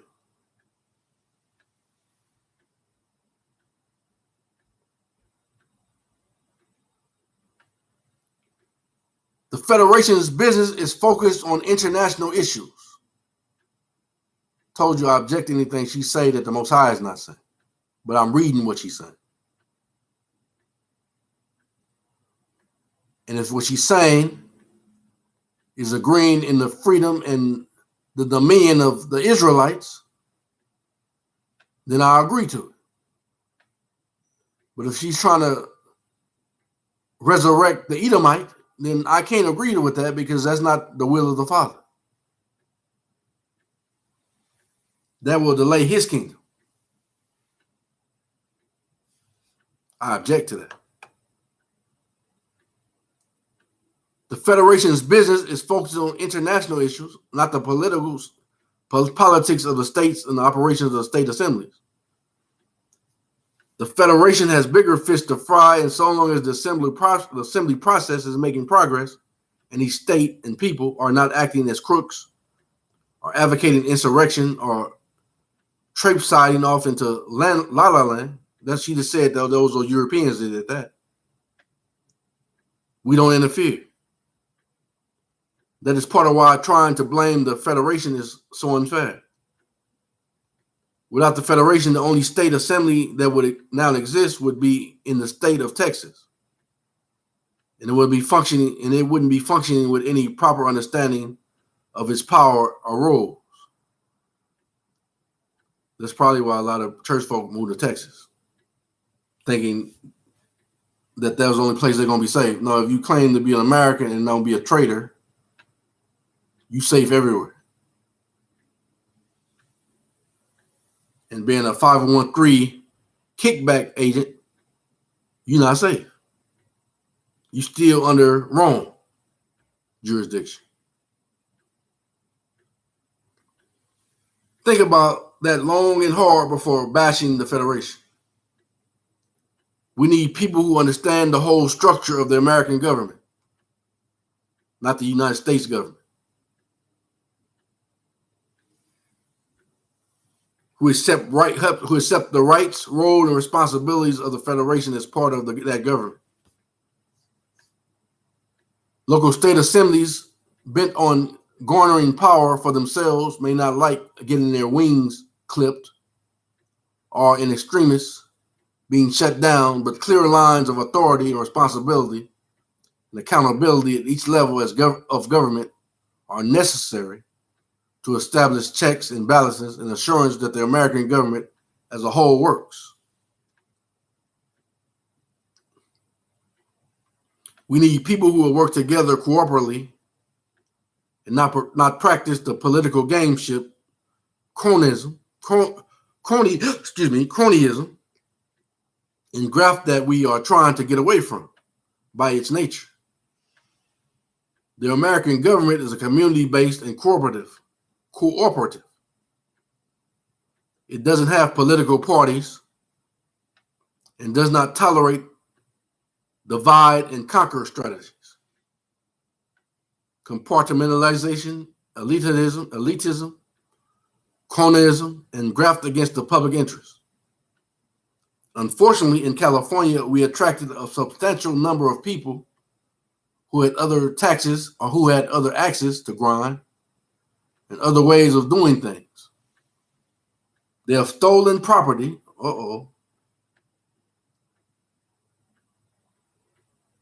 that belongs to the California Assembly and they continue to present themselves as the California Assembly.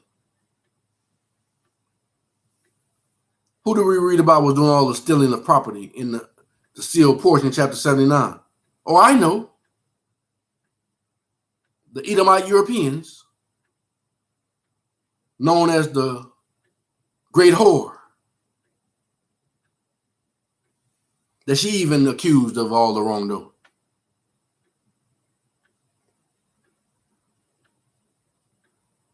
The $5 Indians, who are actually Edomite Europeans.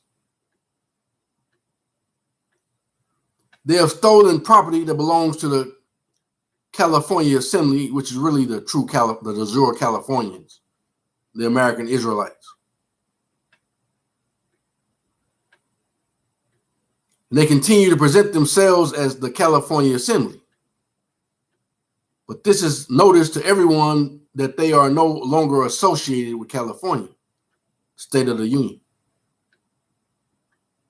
As such, there are only 4 California records authorized by the actual state. And I object to all these names, because they got to be the children of Israel who are standing up, being oracles of Yahweh.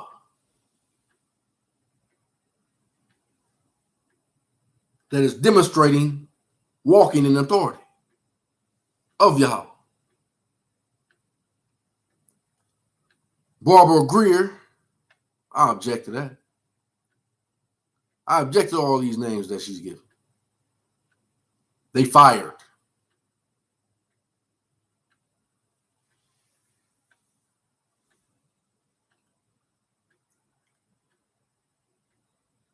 The State of the Union continues to grow and to welcome home all those Americans who are prepared to learn about and operate their own traditional government.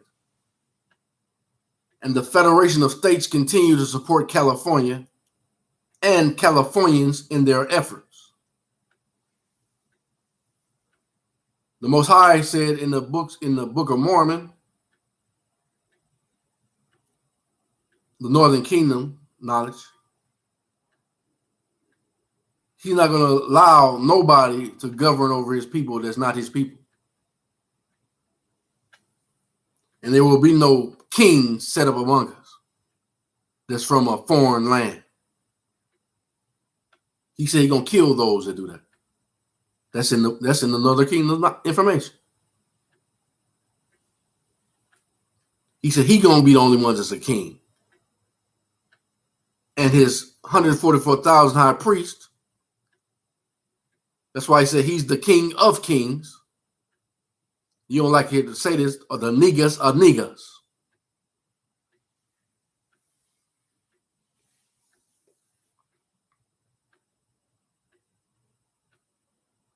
In the words of New Edition, Ronnie, Bobby, Ricky, and Mike, who cares what they think?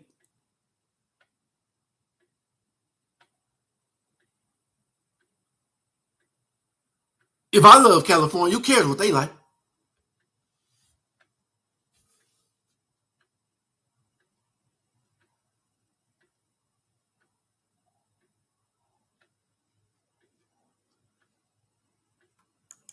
All right, let's see what we know for you.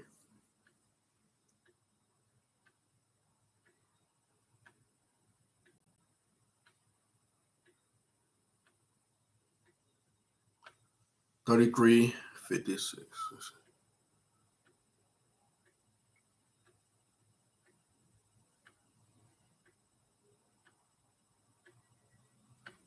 The ancient governments, city versus country.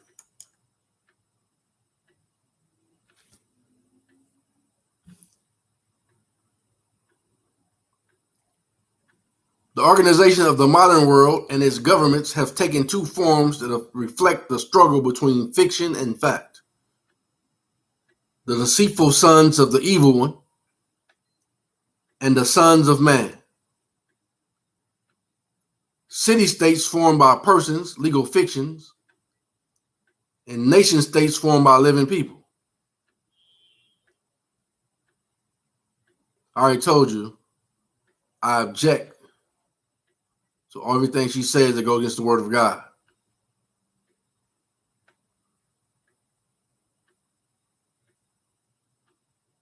The Roman Catholic Pope, is he living? Allegedly, he's not.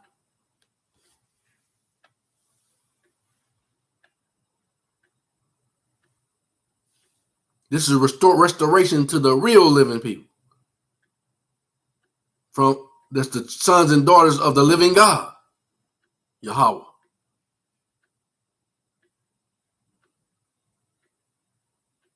He said, all of those who have the mark of the beast in their forehead, right hands in their foreheads, they're considered the living dead or the walking dead. The true living people of this land, and whatever land they find themselves on, who are the children of the Most High God of nature, Yahweh, we're the real living people.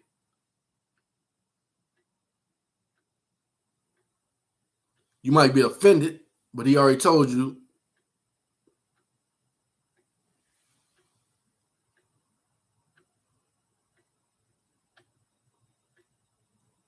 the most famous city-states are represented by Athens, Sparta, Carthage, and Rome. She's lying. She's representing Rome. That's why she's his private attorney. And she's trying to deceive you. That's why I said her words don't speak for me, nor the true children of Israel. Only thing her words does is implicate them of all the wrongdoing. That's all the Most High wanted from them. His word is law. And she already admitted that.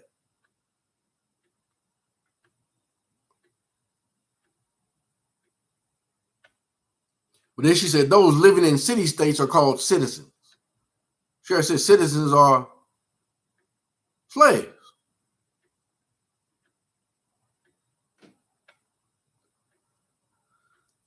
Such citizens owe obligations of allegiance to the city government.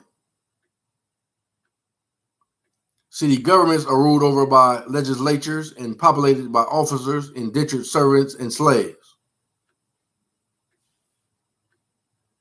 If you stop a moment, you will recognize this structure alive and well in your midst. It is the basis of every city government, municipal government on the earth. In a city government, individuals subject themselves to the will of nameless, faceless, fictional gods, public opinions, public policy, even public ignorance. Such entities as the state of Ohio are city governments operated by legislatures, run by corporate officers, and populated by citizens. They are legal fiction entities that are traded on stock exchange and are run as businesses for the profit of their shareholders. These are private enterprises in the business of providing government services. I cannot stress this point enough. Ohio, the actual state, is a different kind of government, a nation state operated by the assembly of the free, sovereign, and independent people who live within the borders of Ohio, not a legislature. Ohio, the actual state, is owned by the people who owe it no service at all. That's why I'm trying to tell you I'm a Californian of the jure state.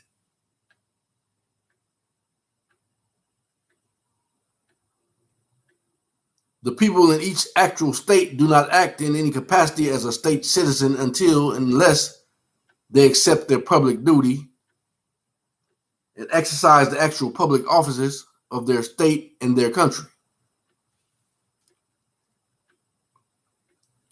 Thus, there's a natural conflict of interest between the government of the city and the government of the country, between the public servants and the public. And each group has its own jurisdiction and its own form of law. The government of the city operates under private corporate law, and employs codes, rules, regulations, and state statutes to govern its own employees and franchise dependents who are all operating as persons or persons.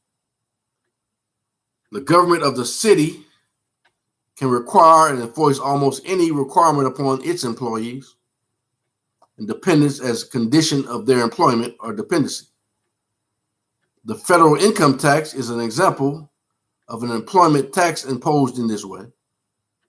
See this U.S. Supreme Court case, Rodriguez versus Ray Donovan, and Department of Labor, which very clearly enunciates the fact that codes, rules, and regulations, which include state statutes, don't apply to living people. Now you know why. The private laws of the city government formulated as codes, rules, statutes, and regulations apply to legal fiction persons who are employees or dependents of the government of the city, not to the living people who make up the populace of the country, and who acting as people make up the government of the country. When we, the living people, take up our public duty and enter into our public offices and act as state citizens in our state assemblies, or act as federation officers occupying the international jurisdiction of the land, we also act as the persons known as a lawful person, or people who operate as the government of the country. Lawful persons are not actually entirely fictional. Lawful persons have the characteristics of lawful standing, which places them above legal persons and which give them protection under the public law. The Constitution, for example, are public law in this country and can be enforced by Americans acting as lawful persons, but cannot be enforced only obeyed by Americans acting as legal persons. Because the legal person working for dependent upon the governments of the city do not have constitutional guarantees. They often assume that nobody else does either, because they have to obey rules, codes, and regulations. They often expect that you do too. It's up to you to declare, claim, and record your lawful birthright political status, and to rebut the presumption that you are a dependent of the government of the city, and also rebut the presumption that you are subject to their private corporate law. It also says in the book of Remembrance that the wicked create cities.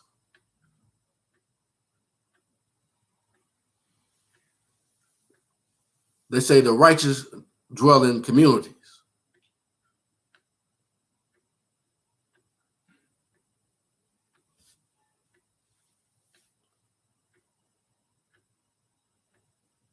But they're speaking at the oracle of God. He's talking about Israelites,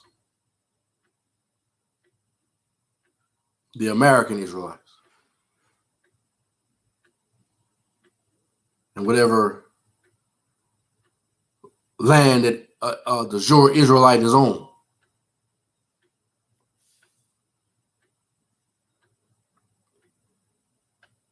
It is best to remember that the nation state surrounds and encompasses and defines the city state.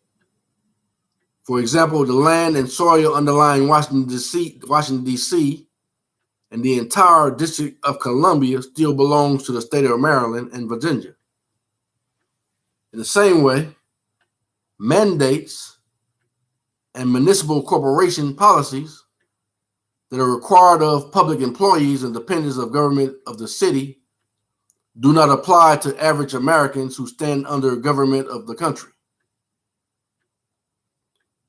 We note that the Uniform Transfer to Minors Act was never published in any congressional record, and neither the act nor the presumptions arising from it apply to anyone who is not naturally and actually and knowingly and voluntarily adopting the political status of a British territorial U.S. citizen. We further note that Jimmy Carter had no authority to transfer or entrust any aspect of our state offices to the United Nations, and any assumption otherwise has been rebutted since 1776. To presume otherwise would be to think that the servants' control of masters and the custodians overrules the landlords. She says, notice the principal is notice the agent, and notice the agent is notice the principal. See where else we go.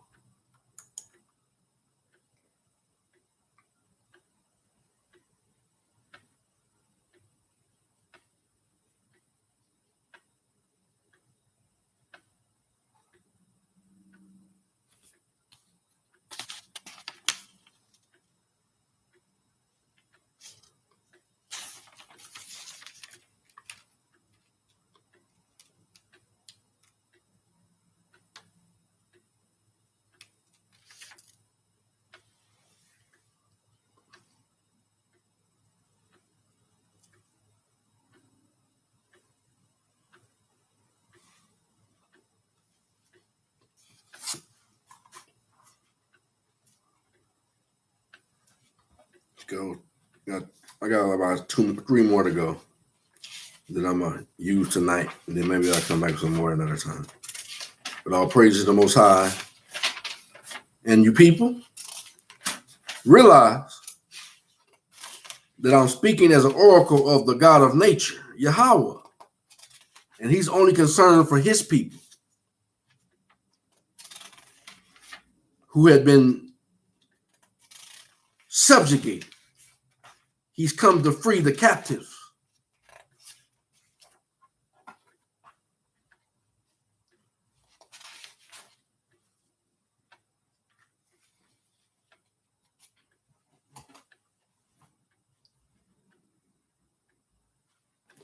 Okay, that's what I'm looking for.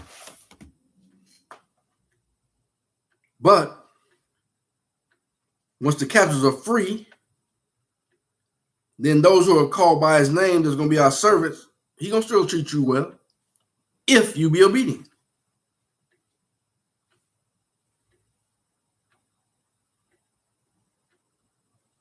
But you're not going to be ruling. That's over for you.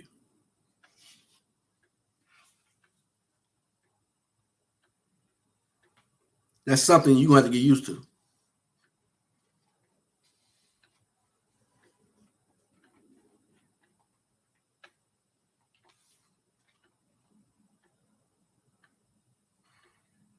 She just told you that.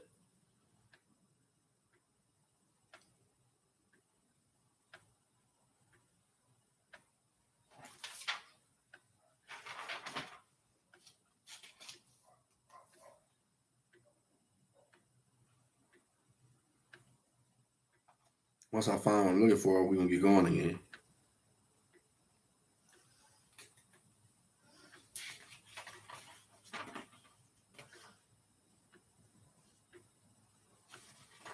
And I don't feel sorry for what I'm saying, because I'm only saying what he's saying.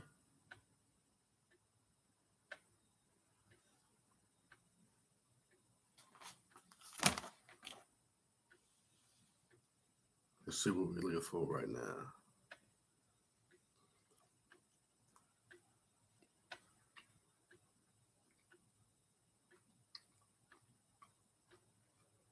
That's why I make sure I'm saying what he's saying.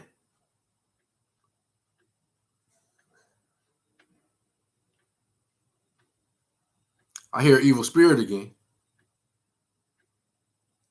You don't have no wisdom of the scriptures.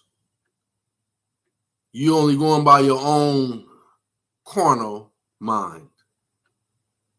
If you know anything about the scriptures, the whole scripture is about the children of Israel.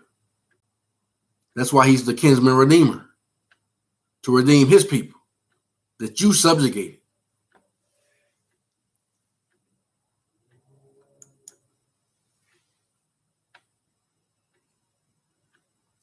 Black people, you've been conned. By Anna Von Retz, Roman Catholic Pope, proud attorney.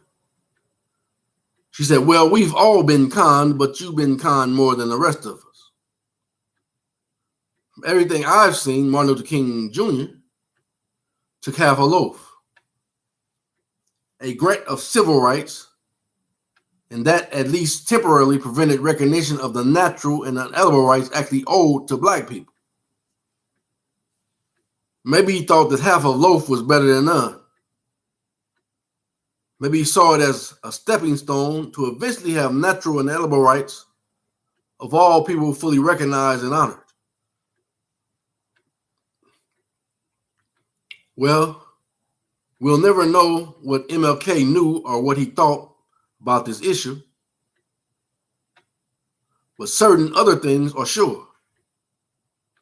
It's certain that the Democratic Party that so many black and colored people identify with and support has in fact been their primary political opponent for decades. Look at the history, look at the voting records. It was Democrats that engineered confirmed municipal citizenship on black people following Civil War, effectively making them publicly owned slaves instead of privately owned slaves. It was Democrats who substituted civil rights for natural and unalienable rights too. Civil rights are merely privileges conferred by the municipal Congress, and they can be taken away from the municipal Congress on a whim. And I object to the term black people concerning me, because I'm an American Israelite from the house of Joseph, from the tribe of Ephraim. She said, but your natural and unalienable rights come from nature and nature's God, Yahweh. She keep on putting it in his jurisdiction. Think about it. You've been snookered. And you don't need municipal citizenship. Why? Because if you accept it, you're already an American and an Israelite. If they call you a so-called black person, you just have to confess with your mouth and believe with your heart, and you should be saved.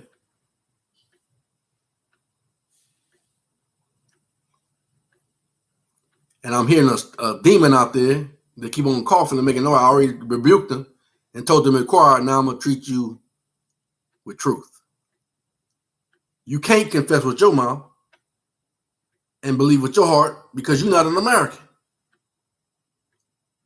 Only thing you can look forward to is the justice of the devil, and he ain't got no justice. I wouldn't have said that too harshly to you, but you keep on interfering with the message. So I have to cast you out with truth.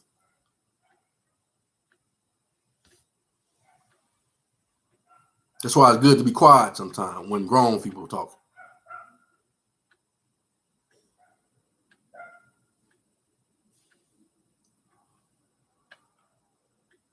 And you don't need municipal citizenship. It was conferred on you, but you never needed it. Why? Because you're an American. If you receive it.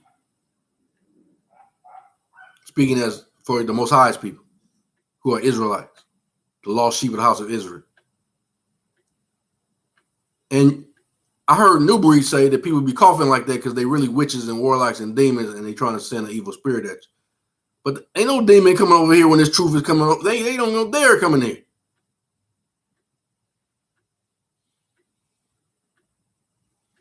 They ain't gonna run up on this truth.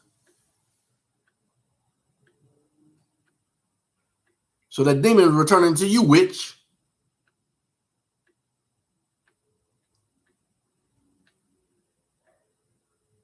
And you don't need municipal citizenship. It was conferred on you, but you never needed it.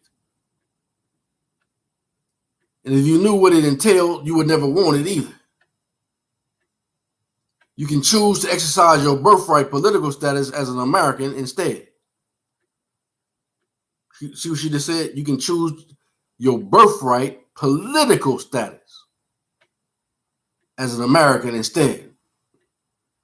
You can be truly free and have your natural and inalienable rights respected and protected. You can claim your own assets as your own benefit, like every other American Israelite. You simply need to know that. You have that choice, and then you need to make it. Confess with your mouth Believe with your heart and confess with your mouth that you're an American, and if you really trust and believe in the Most High and trust in Him and love Him, Israelite. It's all the same anyway.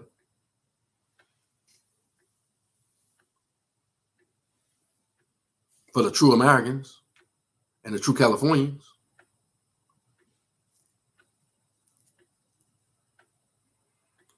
It says, start learning the truth about your country now. That's what I'm teaching.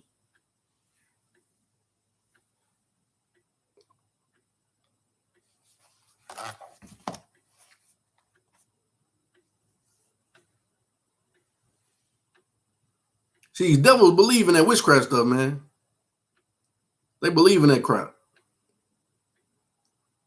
You can't curse the Most High's people. You curse yourself. Try not to die in your sleep. I ain't threatening you. I'm just trying to say, you sin and curse it.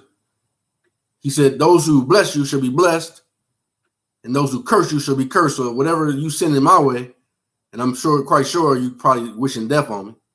That's why I'm telling you, try not to die in your sleep.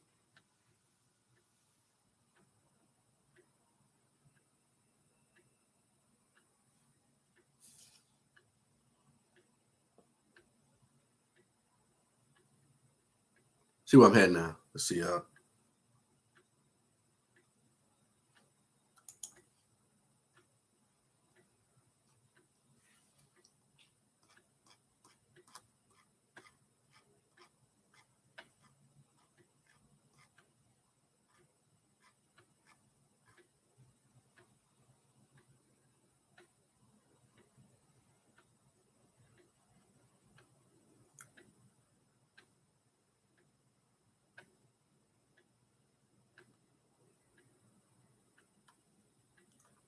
22:21 said the probate and the pledge, trading upon what isn't there. What isn't theirs. The probate and the pledges, trading upon what isn't theirs. By Anna von Ritz, the Roman Catholic post-Protestant. First, I want to cut to the chase with all these silly people like Theo Huddock and Richard S. Now I see when the people just have a syllable or something as their last name. First, I want to cut to the chase with all these silly people like Philip Huddock and Richard S. claiming that they are getting money and awards from the federal government. The federal government has no money. All the federal government has is credit based on the assets of the people of this country, your assets. So when the federal government offers to pay you, an American with credit that is based on the value of your own assets, all it does is create more debt that is being held against you and your assets. It's not a payment to you at all. It's more debt. The idea that Congress is paying you back for anything using credit based on your small assets, your same asset, is too profoundly idiotic to deserve comment. Yet that is what these Cretans in Congress are proposing as remedy. It's clear that either A, they don't have a clue, or B, they think that we don't have a clue. The Pope and the Queen owe us more money and credit than Midas ever dreamed of. Now she's talking about the American Israelite. But having the federal government paying off in notes provides no access to their coffers because Federal Reserve notes are based on the value of our labor and the United States notes are based on our gold. She just told you earlier, though, once you become an American, and which you already are as an American, and you claim to be an American,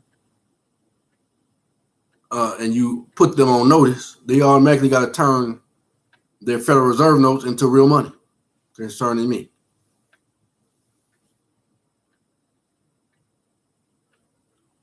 Even if I spend their Federal Reserve notes, they still got to accept it as real money.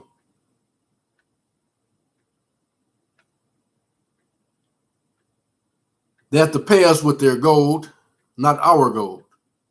in order for it to be payment or remedy. That's what the Most High said. They're going to come bending on knee, bringing in all they will.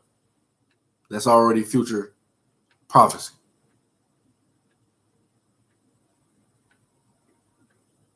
So their tongue-in-cheek offer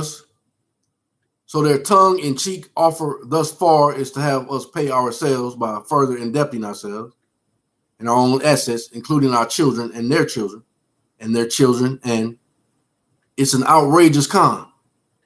I'll give you that, but no banana. Bad monkeys overall. Second, let's blow the horn about property taxes.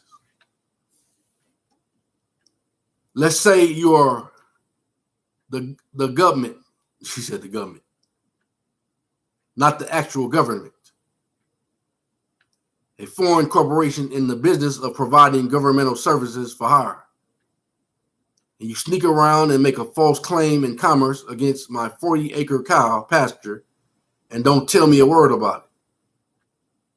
You take your crooked claim, your false title, to the crooked bank, and the crooked bankers look over his shoulder and says, well, nobody's here saying that it isn't valid, so I'll give you a loan against the value of this acre, 40 acres.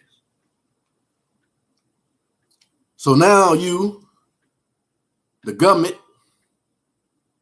have secretly helped yourself the value of my land, and the banker has you on the hook for it. You begin making payments with interest to the crooked bank on this fraudulent loan. Because you, the government, don't actually produce much of anything, you can never keep up with the payments and interest. Eventually, you run out of the credit you levied against my land, and as a corporation, you decide to go bankrupt. Whereupon Mr. Crooked Banker hires a bill collector who comes to me and says, you owe me $1,258,890 as back taxes on this 40-acre parcel, time to pay up. I say, what? You got crackers for brains. I never saw you before in my life, have no contract with you, and this 40 acres isn't worth anything near $1,258,890. To which he says, I have title to this land. Just look right here. Looky right here. For the state of Walamuzu. Now I live in a state called Walamuzu, and once upon a time, the state had a business called the state of Walamuzu. So it seems that Mr. Bill Collector is talking about my state and its state of states, because my ears and maybe my eyes too don't catch the difference between the state of Walamuzu and the state of Walamuzu.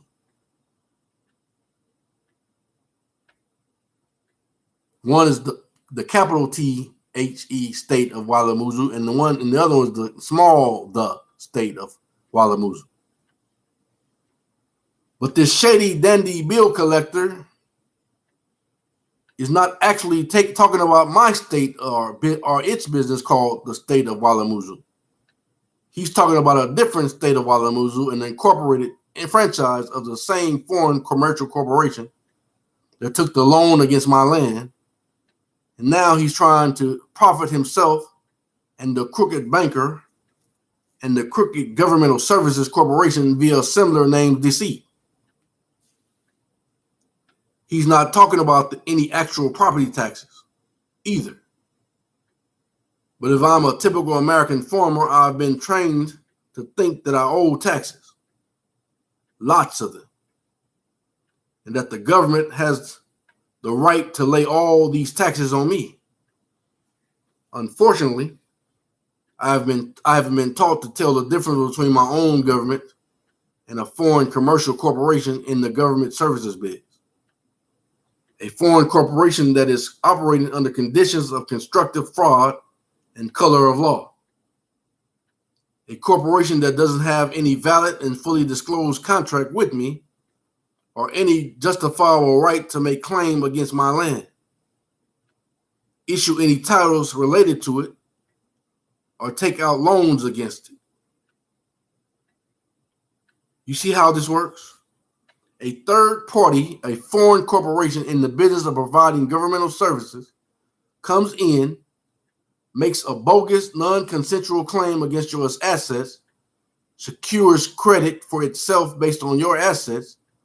Then when it goes bankrupt, you are left on the hook as the cosigner who purportedly pledged to pay this debt. They try to hide this circumstance by calling it property taxes.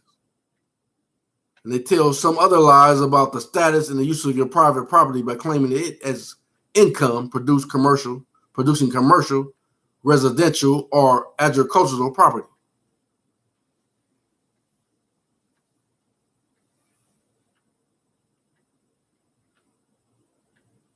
So that's why I don't even claim to be a resident in the dwelling I'm in right now. That's their resident. They owe all the property taxes and everything.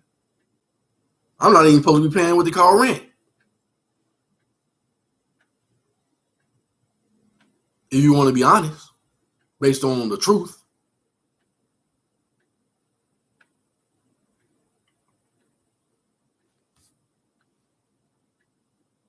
And I'm not acquiescing. It's just that they know what they're supposed to do is right. I'll put it that way.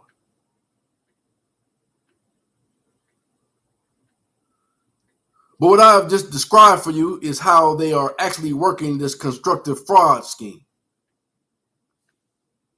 Another outrageous con job, no banana, no monkeys overall, no bad monkeys overall. So now we get down to the pledges. What pledges you are, Mr. Farmer, either? Franklin Delano Roosevelt pledged the federal civil service municipal government employees and their dependents to some holy cause during his first inaugural address that wasn't explained to us or to them, but that's what the word says. And on March 6, 1933, the territorial United States Congress of Governors pledged their territorial states and thereof, meaning the U.S. military and their dependents, and the U.S. territorial possessions, which wasn't explained to us or to them, but that's what the word says.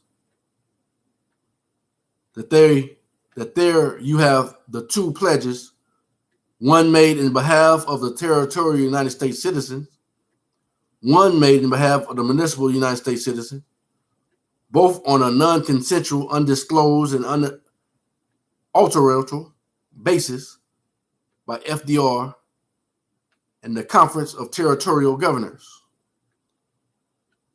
Were any of your ancestors in the Federal Civil Service or the U.S. military in 1933? Are you a Federal Civil Service employee or dependent, getting the benefit of a federal paycheck every month? Are you a member of the U.S. military or dependent, getting the benefit of a federal paycheck every month?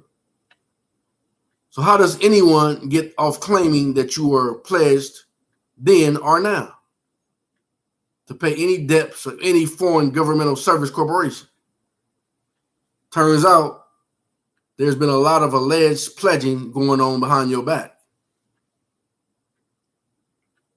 It seems that your mother pledged and donated you your good name and your worldly assets to the same foreign territorial state Wazumza. That's why earlier when I read, she said, your parents can't do that.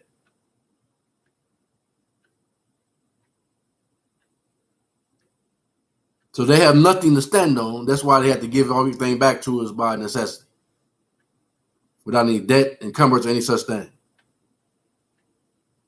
We had to give it back to me because I already called them on it and I already ordered them to give it all back.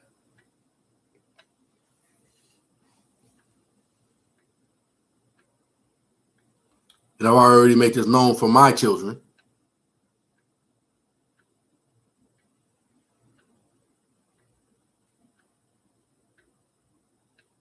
who are my offspring.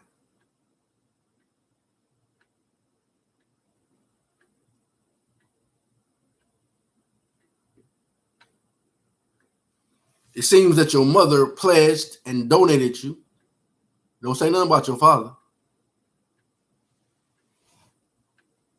It seems that your mother pledged and donated you, your good name, and your worldly assets to the same foreign territorial state of Walamazoo Corporation that took loans out against the land that belongs to you. But curious thing, she wasn't given any disclosure that she was doing any such thing. And you were only a few days old when it happened. Told you 8 days, as a matter of fact. As you look on that birth certificate, that's when they gave you all these other names. They created you to their creation 8 days later.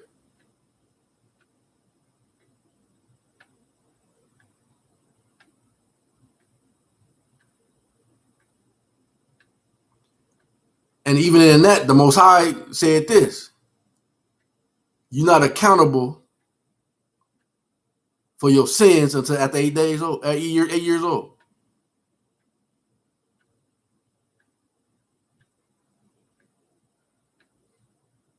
That correlates somehow.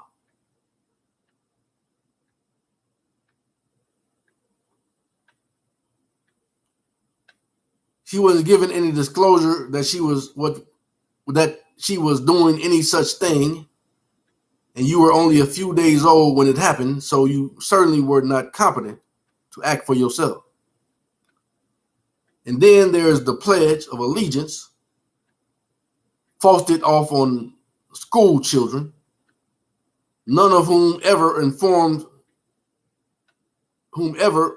are ever informed what a pledge is, nor allegiance either. More false claims in commerce, more BS, more fraud. Another big con job, no banana, bad monkeys all around. Now, the banks had and still have cause to know that nobody was given disclosure about any of this treasonous bullcrap purportedly being done for us, being behind our backs by treasonous politicians invested upon to their eyeballs in these same foreign corporations, all of which happen to be owned directly or indirectly by the Pope. They have cause to know or suspect that there are not hundreds of millions of unwed mothers in America, all lined up to give their babies away as wards of any foreign state of state. That's what they did to me. I know nothing about it. My grandmother didn't know nothing about it. My dad had passed away. And then they took me to court and took me before a judge, and I didn't know nothing was going on, and they made me a ward of the court. Thus, that's why they try to say they had the right to gang stalk me. But the Spirit of the Most High God, the God of nature, caused me to take action. So when they start gang stalking me, the Most High started giving me knowledge that I knew not of. And he caused me to contact that Roman Catholic Pope, Donald Trump, all of those other politicians that they say are no more, on the record. And I let them know to cease and desist from doing bad faith actions to me. And I let them know that I was claiming back my estate as myself, being an American Israelite. And I ain't lying.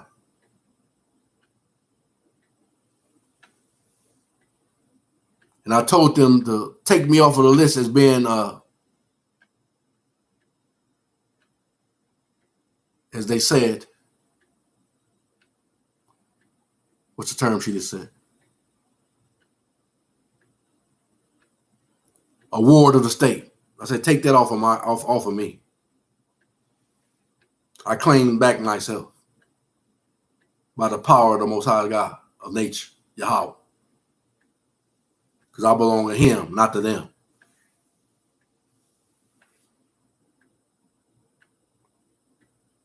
And they know that's the truth. And as he give me more and more knowledge, I give more and more knowledge to you that I have. I can't make you be free, but I can lead you to freedom.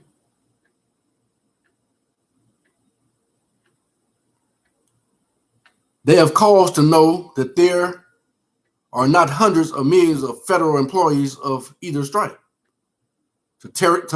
territorial or municipal, lined up to donate away everything, including the skin of their teeth, to any cause, wholly or otherwise, and whose assets have been illegally and immorally pledged by foreign corporation officers acting without disclosure or authority to indulge in what Mr. Trump's recent executive order called national enslavement.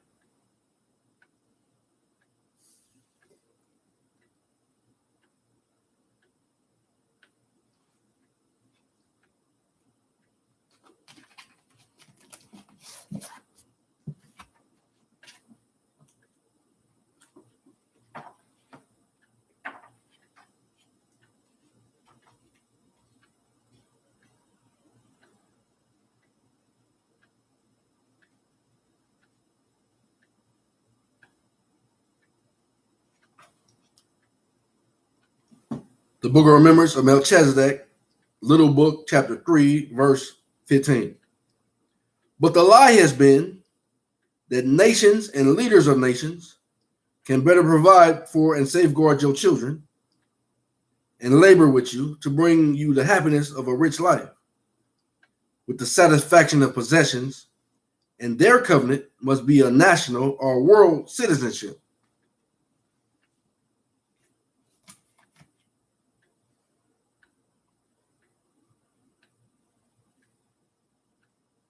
She goes on to say, they have cause to know that there are not hundreds of millions of federal employees of either stripe, territorial or municipal, lined up to donate away everything, including the skin of their teeth, to any cause, wholly or otherwise, and whose assets have been illegally and immorally pledged by foreign corporation officers acting without disclosure or authority to indulge in what Mr. Trump's recent executive order called national enslavement. The crooked banks loaned money in collusion with a great big fat world-class fraud scheme. That's why I claim the big fat righteous de jure world-class lawsuit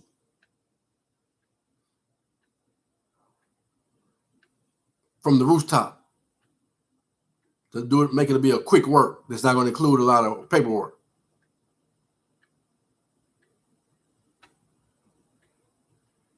And at the end of the day, that is their problem, not mine.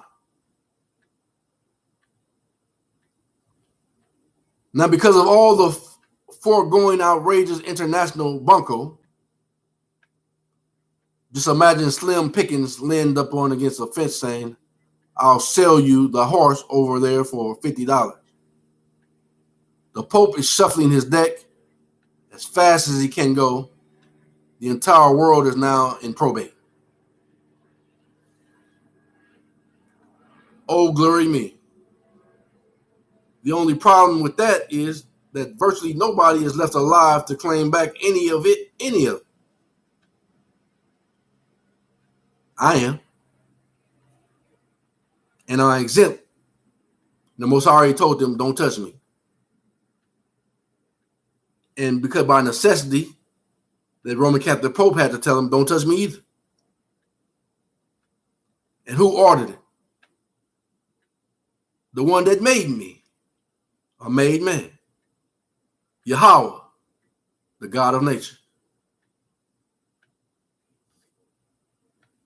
The elect. Oh, glory me. The only problem with that is that virtually nobody is left alive to claim back any of it. There's me and my little group of Americans still standing. But the queen is dead on paper and allegedly in person and in real life. So is the Pope, allegedly. Go visit DuckDuckGo and see. If you want to, I can't make you. But the queen is dead on paper, and the British Isles and the entire Commonwealth stands unclaimed. Yes, strange, but true. They falsified records for so many years and gotten away with it that all living people, even the sovereigns, have suffered genocide on paper. Because these billions of people and their heads of state and their monarchs have been done in on paper without their knowledge or consent, the Holy See is the one of the only handful of actual incorporated governments left. And while it is responsible for all of this fraud, it still intends to try to claim everyone else's property as an abandoned asset. Very, very bad monkeys indeed. Then, let's go here.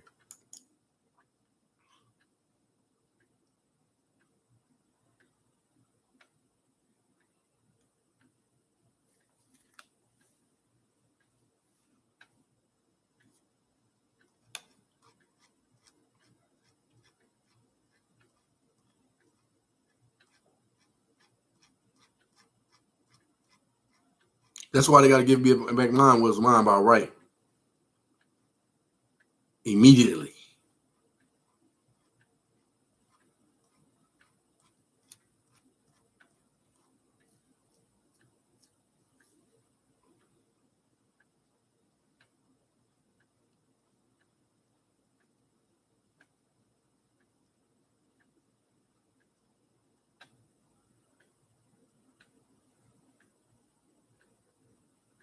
Two different populations.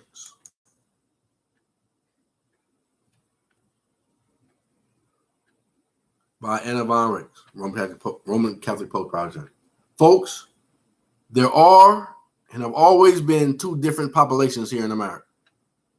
Actual current federal employees, retirees don't count as active federal employees, and federal dependents, political asylum seekers, etc., who receive actual paychecks or unearned benefits from the federal corporation are owed discharge of all franchise debts via bankruptcy. The rest of us are owed discharge of the same franchise's debts via probate action.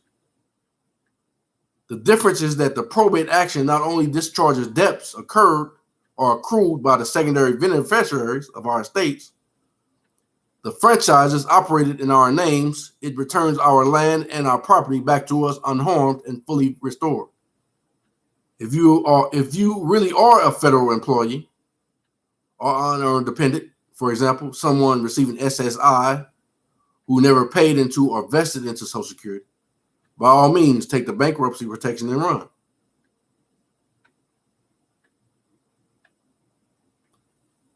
But if you are not a federal employee or unearned dependent, claim your estate back. The debts will all go away just the same, but you will also receive back the land and homes and businesses and other things that are rightfully yours. It's that simple. So that being said, once again, I expect to receive everything that is mine effective immediately.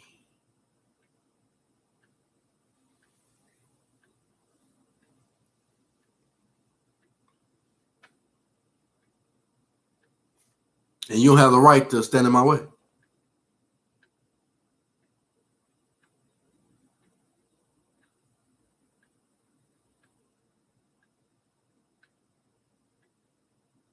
me go here.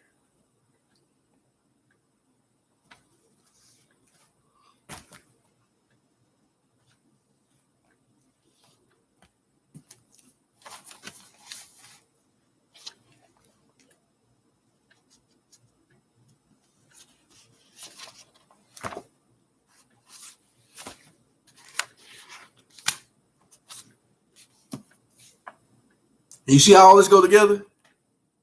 That's how you know it's true.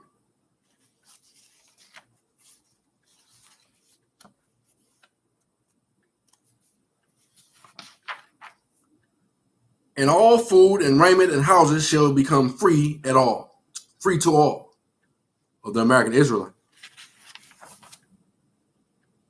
That was the sealed portion. Chapter 90, verse 41. Now we will remain in chapter 90, verse 52. On verse 50, like sealed portion, chapter 90, verse 50. Therefore, my brothers and sisters, call upon the rich in the governments, the corporation, that have power over you, and demand of them in righteousness. I've disproved everything and I'm right for doing this based on knowledge. I just proved it to you. And demand of them in righteousness that they provide for you the necessities that you require to sustain your life. Everything has already been provided for. They've just been trying to keep it for themselves.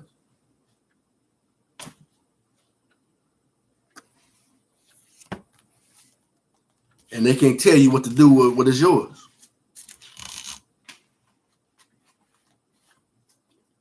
In other words, they can't tell me to do with what is mine.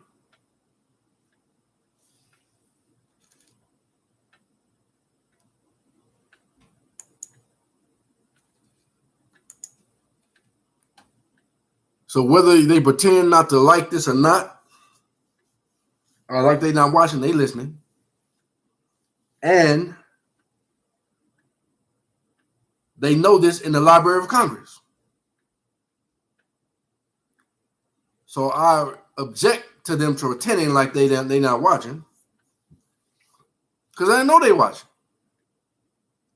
And I demand them in righteousness, according to the God of nature, Yahweh, that you release everything that is mine by right and return it to me immediately as I've requested.